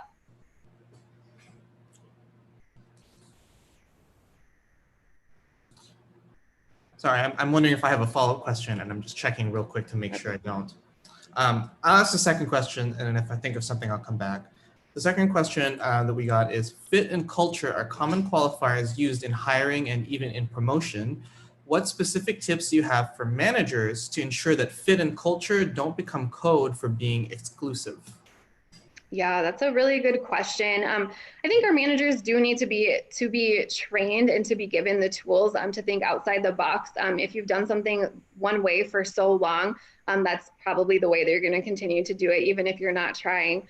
And so I think that we have to push ourselves, hold each other accountable, and to think about, what does fit really mean? Is this person qualified to do the job or not? Rather than the fit. And so I think even taking that off interview forms, removing that from, we have behavioral type of questions to get a feel for, a candidate's experience. But I think that taking the culture piece out of it and the fit piece out of it, it's not necessarily a good indicator of if someone can do the job or not. Awesome. I have a question before we have some extra time. So I have a question that I'd like to ask, which is that one of the challenges of being a minority in different spaces that are predominantly white is the question of assimilation, assimilating to norms, leadership styles, even like in some spaces, dress code, you know, like there's a lot of different norms that you're kind of expected to meet. So my question is, in the question of leadership, as we promote more Black leaders, what does it look like for teams, both, you know, a manager and their team, and teams of executive decision makers to accommodate or make space for different leadership styles so that Black leaders aren't just assimilating to whatever is normal in those spaces? Yeah, that's a really good question, and I don't even know if I have the answer for that. But it does start with leadership and kind of work our way down. And that means getting away from our typical stereotypes of if someone's, you know, speaking more loudly, that means they're angry, or if someone's assertive, if a woman's assertive, that means, you know, she's just a mean person. And so it is really thinking outside of the box. And leaders need to get trained too. I think our more senior leaders have probably been in corporations a lot longer. And so again, they've seen kind of the way that it's been going. But I think as more millennials and the Gen X have like kind of filter in that corporation, it will start to even out a bit. And we will kind of have to stretch ourselves a little bit more to think a little bit differently. And they won't be able to be, they won't be as, you know, there won't be as much assimilation because of just the younger generations. Thank you so much for fielding this. Some of those questions are tough. They're great. So thank you for your answers. Please check out the chats. There's some great comments for you in the chats. Just thoughts on your different points that you made. And if, again, folk in the audience will connect you. Please give us your email if you have any questions, and we'll send them Brittany's way. Thank you again, and I will now pass the mic over to our next speaker. And again, in the interest of time, to maximize the amount of time you have, I will skip any introductions and just say, LaDonna, the floor is yours.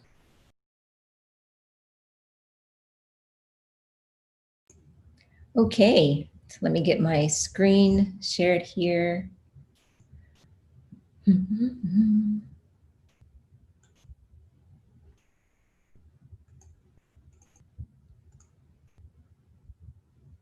Okay, are we all set?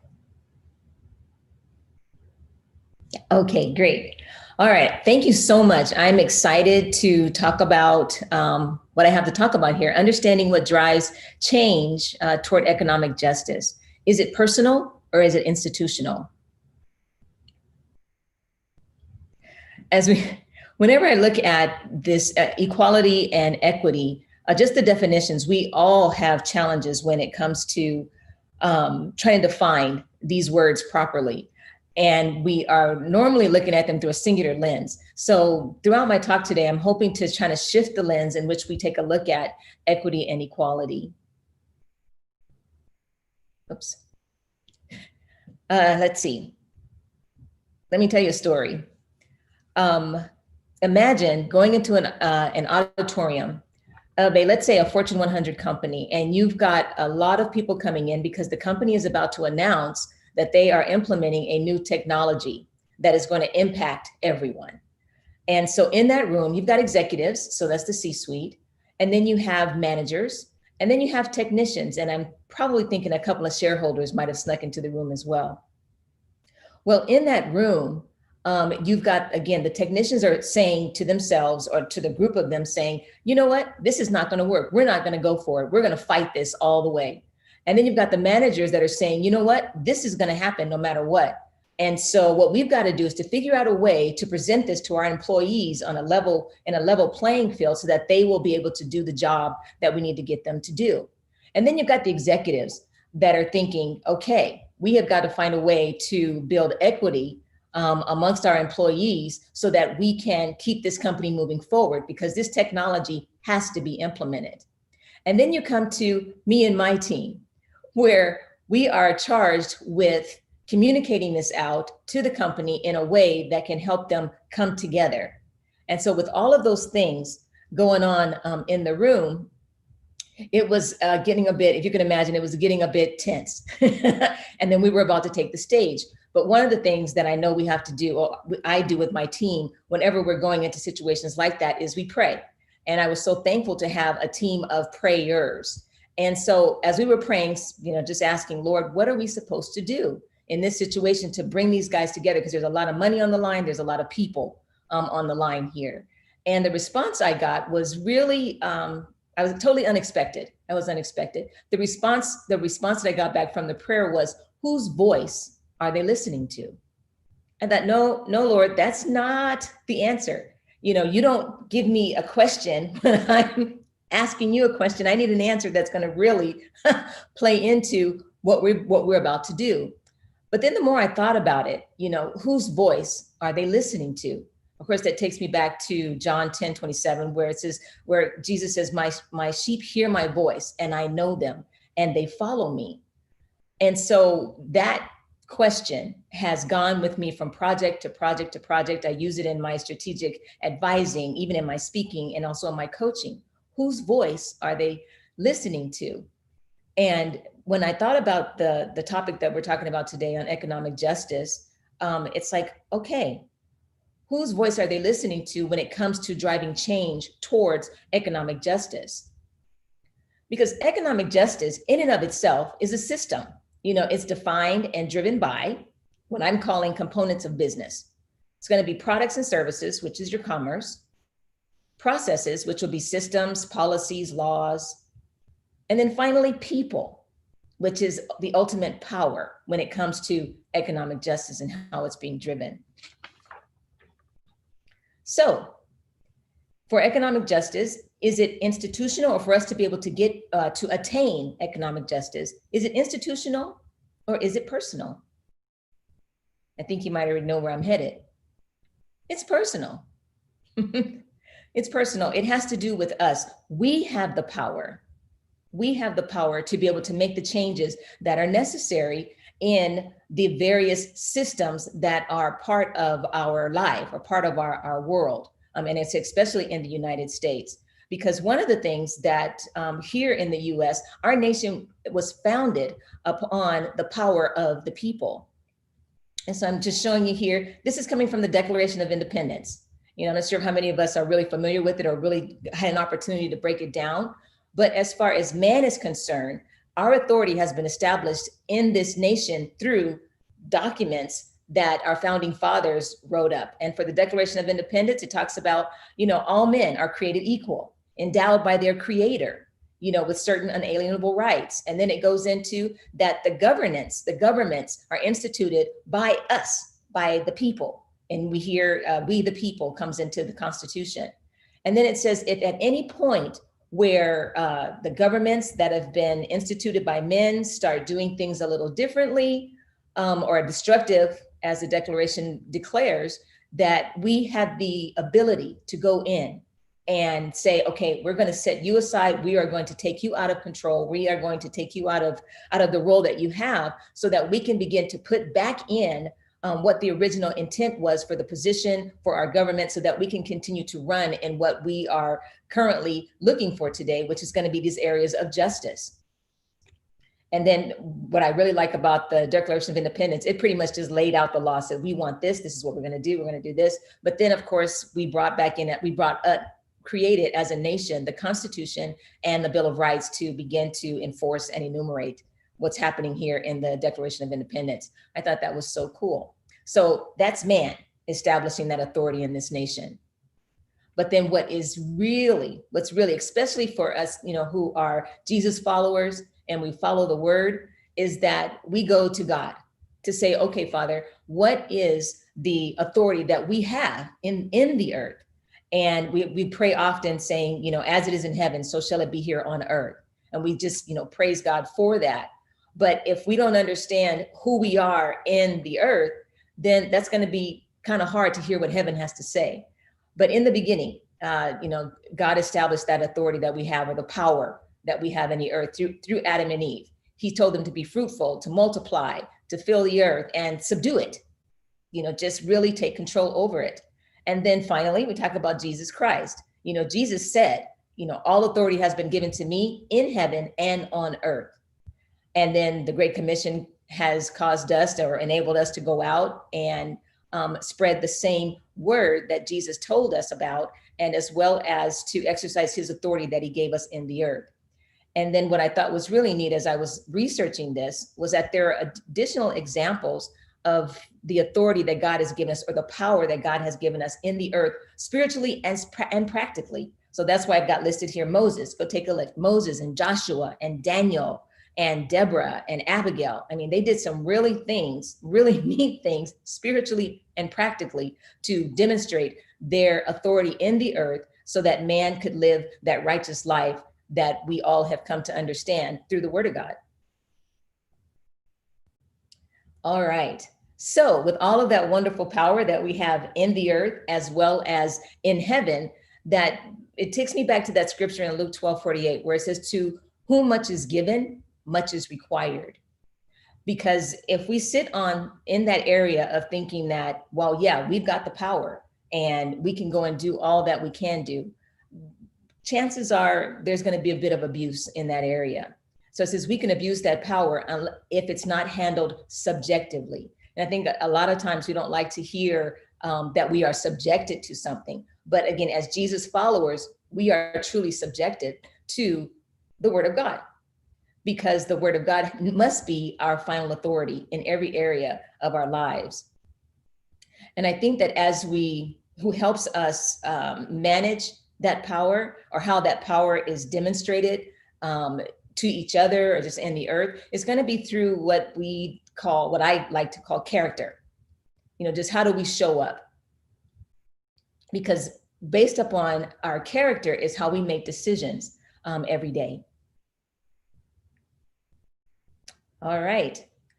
So these are some things that I'd like you to think about when you are showing up every day and especially in how it relates with other people.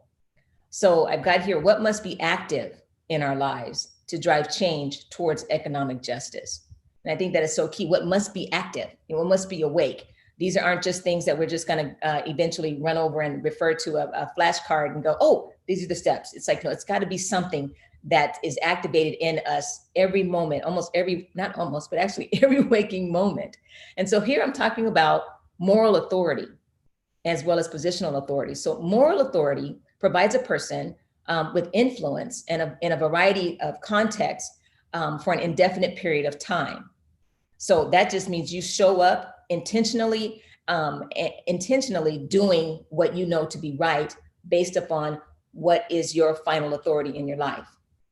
So we have positional authority. Now, positional authority is temporary in the sense, or I say momentary, in the sense that we can be in a position of authority and probably do the right things when typically in our 9 to 5.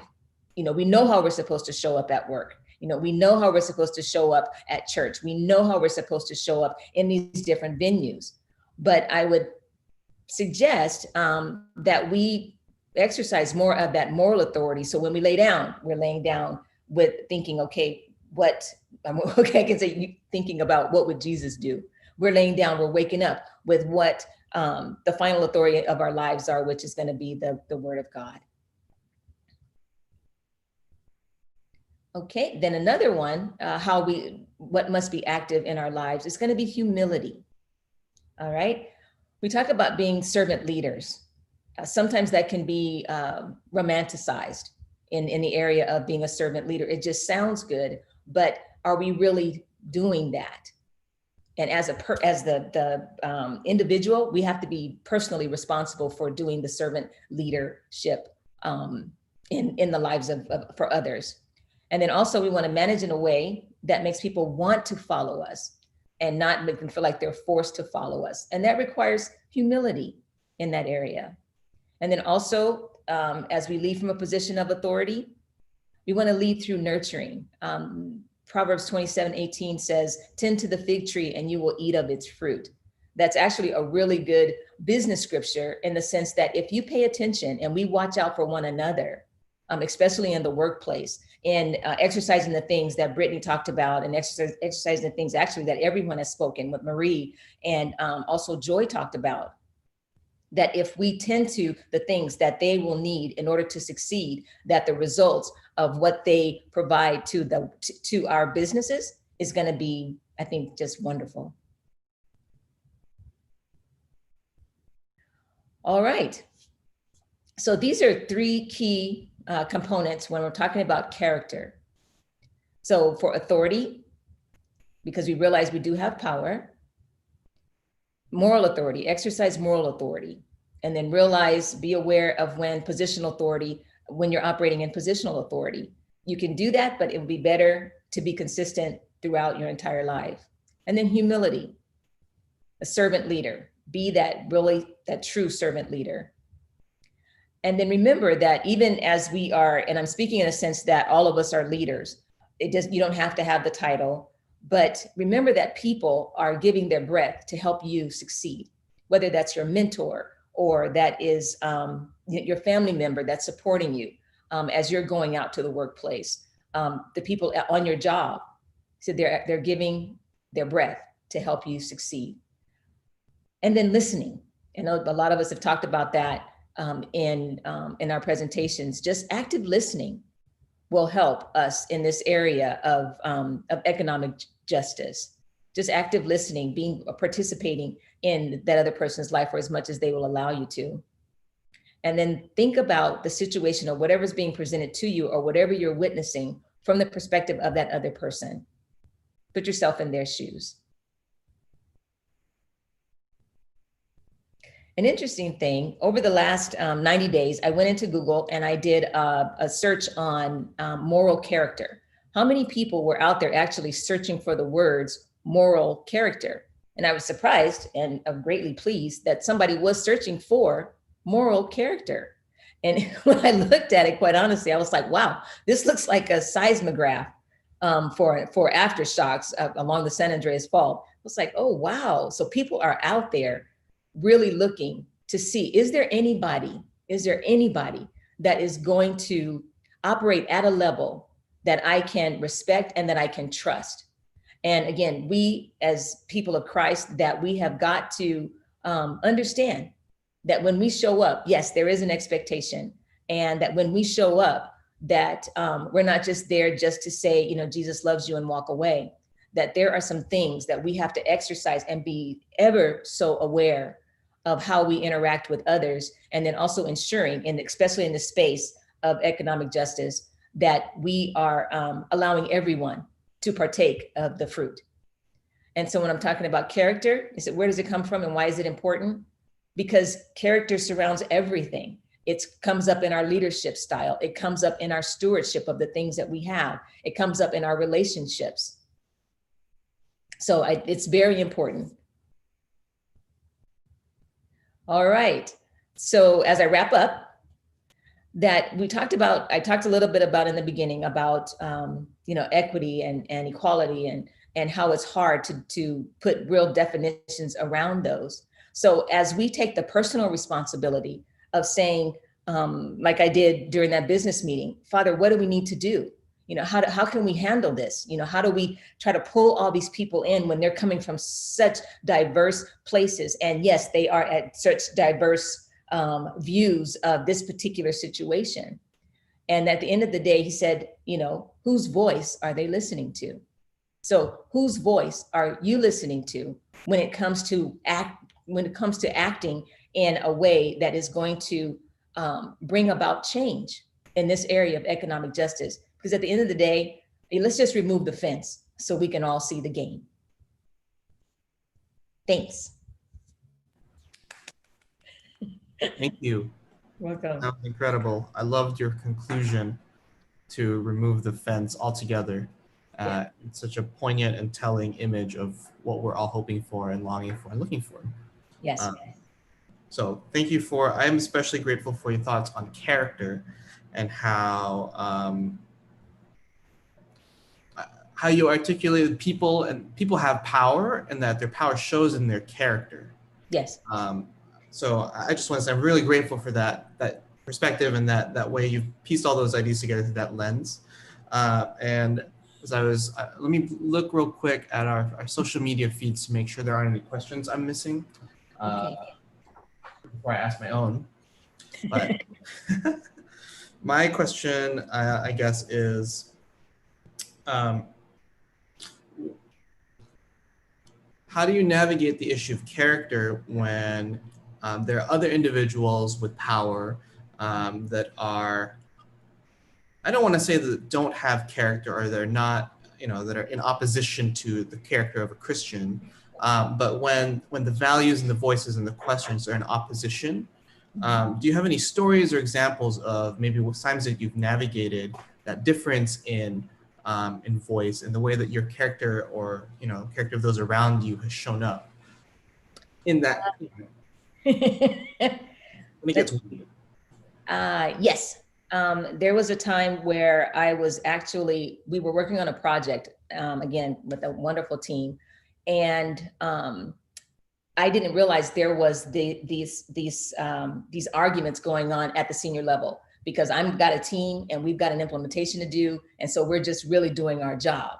And then the next thing I know, I get a letter saying that they were going to stop the work that we were doing and to show up at this, again, the boardroom, show up at this boardroom. And so I've got the superintendent, I've got the CEO of my company there. And then we've got the president of when you're doing implementations, there's like at least 3 companies that's helping in that implementation. You've got someone that's doing the QA, making sure everything works out well. Then you have the implementer. And of course, then you have the client themselves. And so we all sat at a table. There's about 10 of us at this table, and I'm at the front part of this table. And I'm thinking, okay, we're excited. I'm sitting with the big dogs. And then all of a sudden the question comes from the superintendent, which is equal to the CEO. And they say, LaDonna, do you believe that you implemented this system well? And then, yeah, I know, really? And then, there was my counterpart on the client. He's sitting on the other side of the table and he's looking at me. Now, we had just chatted earlier, and he didn't mention that they were about to throw me under the bus. And so I'm sitting there, and in all integrity, I had to say, yes, yes, we did implement, we did do everything we needed to do on this project, given what we had to work with. And so after that meeting was over, then my counterpart comes up to me and he says, hey, LaDonna, I know that was tough and I am just so sorry, but hey, you want to go to dinner? I'm like, are you kidding me? And at this point, I could have just really, ripped off the earrings and said, let's go, But at that point, I just had to say, yes, that would be great. Yeah, let's go to dinner. That would be great. Because at the end of the day, I wanted to really understand more of where he was really coming from. Because at the end of the day, it wasn't, because I was sure of what my abilities were. And so when I'm sitting across the table with this person for dinner, I began to understand where his insecurities came in. And so it's like, oh, I see. But then I also had to realize that this was not going to be the end of the road for me. And especially as a person of faith, that really helped me. That really helped me just stand tall in that, because I know no matter what happens, it's like, Lord, you've got me. You really got me. And so then just as far as the business wise, just had to show up the next day and just do my job, because at the end of the day, it is about doing my job, because again, I am part of my character and also conviction and work ethic is to do what I've been contracted to do. And I would encourage everybody to do that. It's not easy. I'm not going to tell you it's easy, because I'm telling you, I went back to my hotel that night and just boo-hooed. But I put it all back together the next day, and let's get to work. Let's just really get to work. Really, in Jesus' name. Right. Yes. What I appreciate about that story is the way you took on Jesus' character and burden for people. Yeah. You're describing how you demonstrated that. And it wasn't easy, but that's what it took in the moment, is to be Jesus in that situation. So thank you so much. Yeah. And I just wanted to add that wasn't being, also just one thing, it wasn't being ethereal, because sometimes we think, oh, you're just being, oh. It's like, no, that's being spiritual. That's really exemplifying spiritual. And, just check Jesus. He did it all the time. So yeah, I just wanted to add that in there. Thank you so much. And again, audience, if you have any questions, if you want to connect, send us your email. We'll make it happen. And so thank you so much, LaDonna. And we are on to our final talk, not just of the session, not just of the day, but of the conference. Whoa, where did that 2 days go?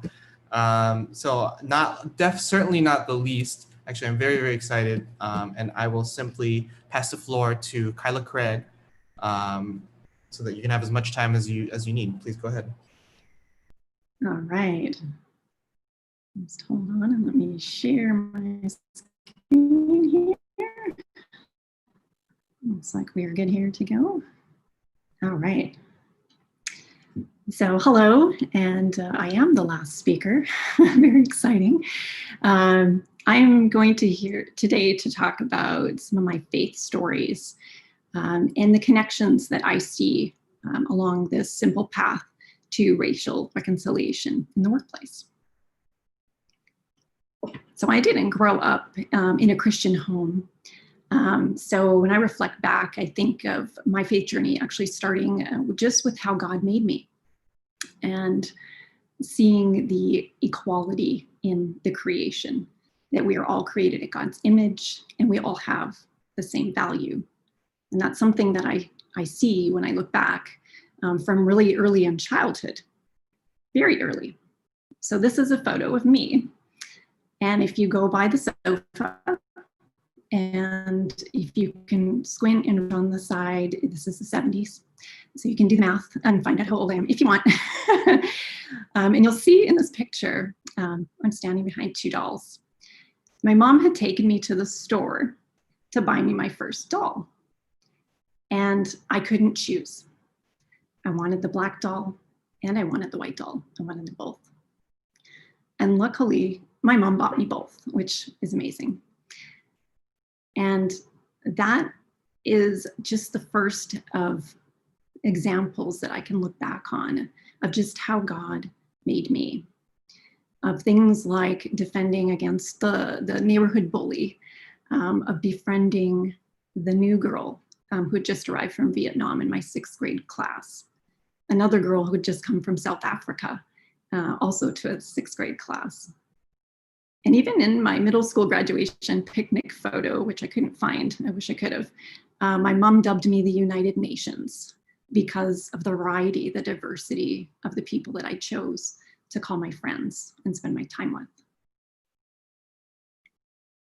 So in Matthew 22, 37 to 39, I think we all are very familiar with this, right? It's loving not just God with all our heart and soul and mind, but also really loving our neighbor as ourself. So when I look back, I think the path to racial reconciliation in the workplace actually begins with love. It begins with loving all people, caring about all people, having a heart, especially for the oppressed, marginalized, mistreated, and also having a heart for all our fellow brothers and sisters in Christ. And then if I think of the next phase in my faith journey, really started looking at things as good. What is good? And I didn't become a Christian until I was an adult. And so I'll take you to 2014. And that was the year that I was baptized and committed to following Jesus in my life. And as I did this and started doing Bible studies, started talking to other Christians more, I really got this concept of, it's about the quality of your work and of your character, like LaDonna said, your character. And I had this in my mind, I'm this ambassador for God now, that's who I am. And I remember going to a small group at my work, and they were doing a study by Donald Miller called Storyline. And that was about what's your story in God's story. And they asked us to pick a role that we have in our life to kind of dig into for the study. And I thought about it. And again, I mentioned I didn't grow up in a Christian home. So what came to mind was, how do I become a good Christian mom? What does that look like? And that question kept going too with, how do I become a good Christian wife? What is a good Christian worker? But this good and Christian, this ambassador, this, what people saw of me and how I behaved and the quality of what I did was where I was in my faith journey. And that was really Colossians 3:23 and 24. Whatever you do, work heartily as for the Lord and not for men, which is great. And then that's part of where I see also this path to racial reconciliation, is realizing that everything we do, all of our roles, is all for God. It's using your talents and your gifts, your time, and it's not separating things out either. It's bringing it all together. It's taking your faith and bringing it to your work, bringing it to everything that you do.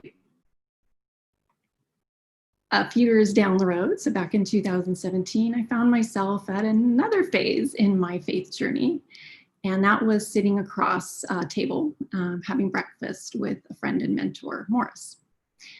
And I was actually venting a little bit, like we sometimes do with our friends and mentors, about all these things I was doing. I was volunteering, I was doing some stuff with my church, I was doing stuff with my family, and I was working really hard at my job. And I felt like I didn't know what to do next. Like, where do I go in my career? I felt stuck. And I realized that, I needed to listen to hear what my mentor would have to say. And he looked at me, and I don't know if you have a friend like this, I hope you do, or mentor, who sometimes when they speak to you, just got this look before they speak, and they pause, and you just know the Holy Spirit's coming right your way. And that's what happened. He looked at me and he said, "You haven't surrendered everything. You haven't surrendered your career." And he was right. God was right, speaking through him. And this was this next step in my career, my thinking of the workplace and faith was my identity being in Christ, not in my roles, not in all the different parts of my life that I was trying to bring together. It was solely in Christ. And I decided, okay, I'm going to do this. I am going to surrender my career completely. And I didn't know what was going to happen. But the next thing that happened was I found myself in our cafe at work, buying a coworker a Coke. This is what God told me to do. I was buying myself one, and I was totally prompted to buy a second one and give it to my coworker. I knew she loved them, and I still can picture that to this day of setting it down in front of her and her saying, "Is this for me?" Like totally shocked that this was for her. She kind of knew it was because I said it in front of her.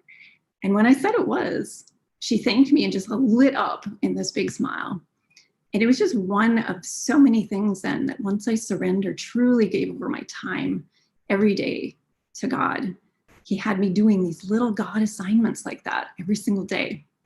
And it was kind of fun. It still is kind of fun to wait and see what he asked me to do. I've done things like been sitting at my desk swamped with things to do, knowing, I have, this task, then I got to go to this meeting, probably like a lot of us. I have no time, right? But I was always open, and God would say, "Oh, see that person that just walked by? You need to go talk to them." And then I'd go talk to them an hour and a half later of listening to them, sharing their frustrations and crying over something, going on in their life that I had no idea. But God prompted me to go listen and to be that person who saw them and heard them that day. And so it makes me think of Luke 14:33. So therefore, any of you who does not renounce all cannot be my disciple. All is such an important word. And so I encourage you all to think of this next connection that I see to racial reconciliation in the workplace and a faith journey is it isn't about you. It's about giving up your plan. And it's about listening to God and what God wants you to do, how he wants to use you, who he wants to use you for, following that and obeying what he's telling you. And I thought after starting my career, maybe I was like there. I'm like at the pinnacle of my faith journey now. I've done all these things along the way, but God still had some work to do on me. And that work is this kind of fourth step in the path that I'm seeing this connection to now in my own journey. And that is going beyond love and being good and surrendering. And that's pursuit of justice now and doing what is right. And what that looks like now was really, it's come out of what's been mentioned here. And I think what all of us saw that video of George Floyd being killed. And it was heartbreaking to watch, I think, for every single person. And after seeing that and seeing the protests, and then listening to so many of my coworkers and friends sharing their own very painful stories, their own, stories of racism, of injustice, of the daily fear that they may be the next Brianna or the next Ahmad or the next George.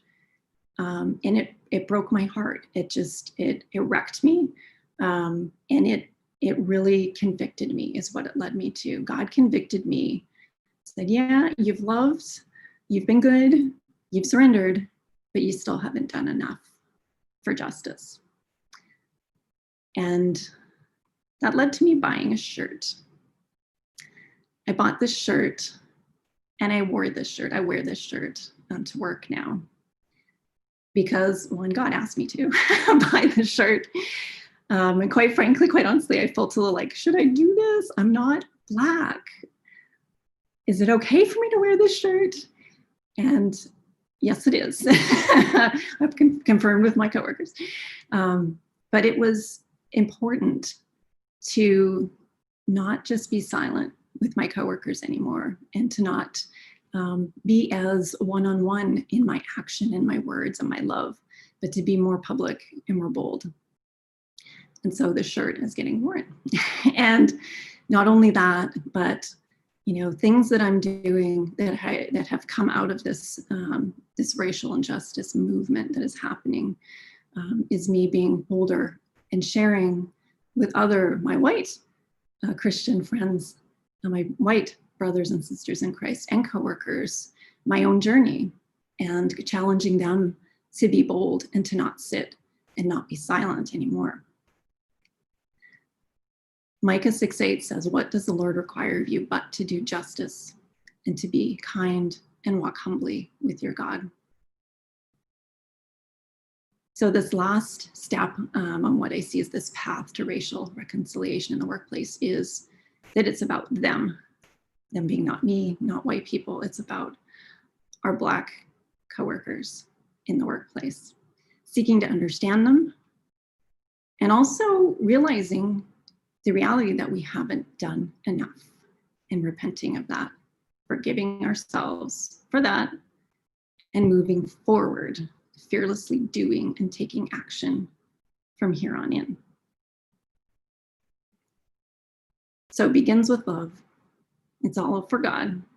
It's not about you, it's about them. And this is our calling. This is what I feel is our calling, is that we are ministers of reconciliation in our workplaces. And thank you for letting me share my story and my journey today.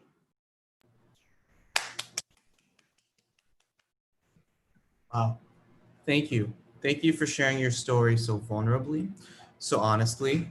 And thank you for sharing the process and the journey it takes to do the work of decentering yourself in the work of reconciliation. And giving an example of what it takes and what it looks like, the level of surrender to the Lord, the risks that you took. It's such a beautiful picture. Maybe it didn't feel so beautiful as you were going through some of the challenges, risks, conversations, but in hindsight. So I'm grateful. I'm sure the audience is grateful. Thank you so much for sharing that. Let me look real quick to make sure that there are no questions on our various social media feeds, but it doesn't seem like, I think I've caught most of them. My question is, well, for a little context, I work in college ministry, and one of the chief concerns of the people that I minister to, college students, is social justice. And one of the big questions they have is they have all of this frustration, rage, maybe angst is a good word, anxiety, they're like 18 or 19-year-olds in college, but there's no vision or imagination for what happens when you leave college and want to continue looking to, continue working towards racial reconciliation and racial justice. There's kind of an imagination of, okay, I got to find a church that cares about justice broadly. But I really appreciated what you said about in your workplace, there are action steps that you were taking to promote it, even just to be able to stand out and say, this is something I believe in. So what advice would you give for people entering the workplace who have a value for reconciliation and for justice, and who want to let people in their office, in their workplace, or wherever know, like, this is something I see you and I care about this? Yeah, I think that's a really good question. And something I think is going on right now, and I think it was already started, but it's just accelerated now, is that all the companies out there have inclusion and diversity teams and programs and initiatives going on. And so someone just going into the workplace, I would encourage them to get involved in the groups. Most companies, even smaller companies, have these affinity groups, these employee groups that they can tap into, like ours. And they're a great place, to get to know people that are different than you, because you don't know what somebody else's experiences are like, because you have your own experiences and your own lens to look through life. So really to continue having those conversations and to continue hearing what the issues are, what changes would mean something to the people in your workplace, because I think it also is different from workplace to workplace. But I just say, get involved with those groups and be a voice. I think it's also simple to be looking at, I'm involved in hiring in my role. So things like that too, is getting involved where there is opportunity to impact diversity and to be a voice and to challenge, whether someone's, I remember the question earlier about fit and culture that Brittany got, right? To be the person that is in that feedback session for the candidates to say, if someone says, oh, they don't quite fit our culture, to say, what do you mean by that? And to, be that person that does that. I think those are just some of the few ways I would suggest for people to get involved. Thank you so much, again, for your amazing talk.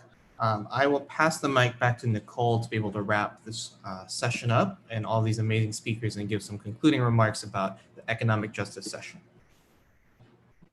All right. Thank you, everyone, for hanging in there. I want to thank the speakers who gave us their time today, their hearts and their love.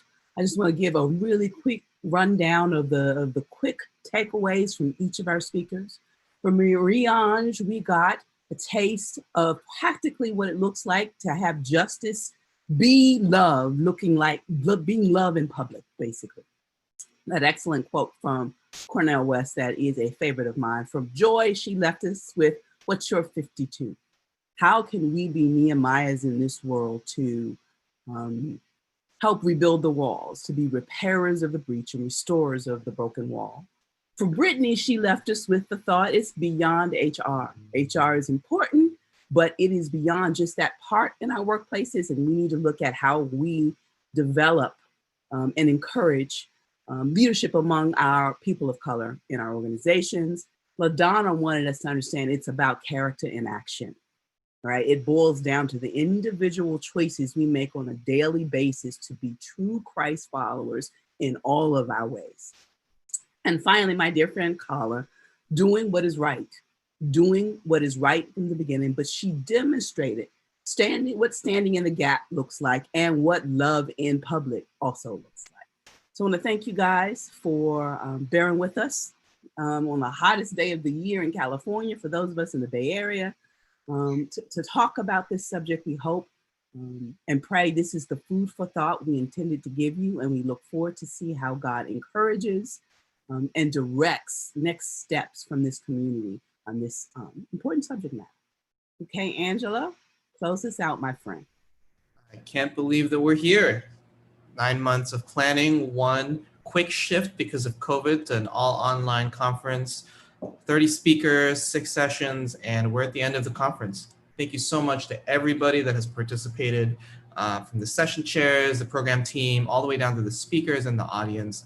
This was amazing. There's so much food for thought. There's so much to go back and watch, rewatch, journal about, think about. And just to conclude the conference this morning, I said that today's sessions are going to be about the future and the past. It's going to be about the things that we see today that we're imagining in the next 5, 10 years, or even in shorter time frames, the things that we imagine who we're going to be as individuals, as followers of Jesus. And it's about understanding the past and where we came from, understanding the story and history of ourselves and the places that we're in, and and using that to imagine what the future could look like. So I'm so grateful for the way that each of the sessions fulfilled the future and the past, all the way from thinking about what vocation and purpose and calling are being reshaped towards now that we are thinking about online, working from home now that COVID is affecting workplaces around the country, and as God is weaving people's stories throughout different places around the globe into the place where He wants them. I'm grateful for the future of education, of student ministry, my heart, and of creating new ways to educate people around the world. And I'm thankful for everyone in this session talking about economic justice and dreaming about how to change their organizations, their companies, people they're around, their leaders, and in every level and layer of the places that they work. So on behalf of the Passion Talks Program Committee, Conference Committee, of John Knox and myself chairing the conference this year, thank you so much everybody for participating, and we look forward to hearing from you again soon as we send out our post-conference emails and continue to release the content that we've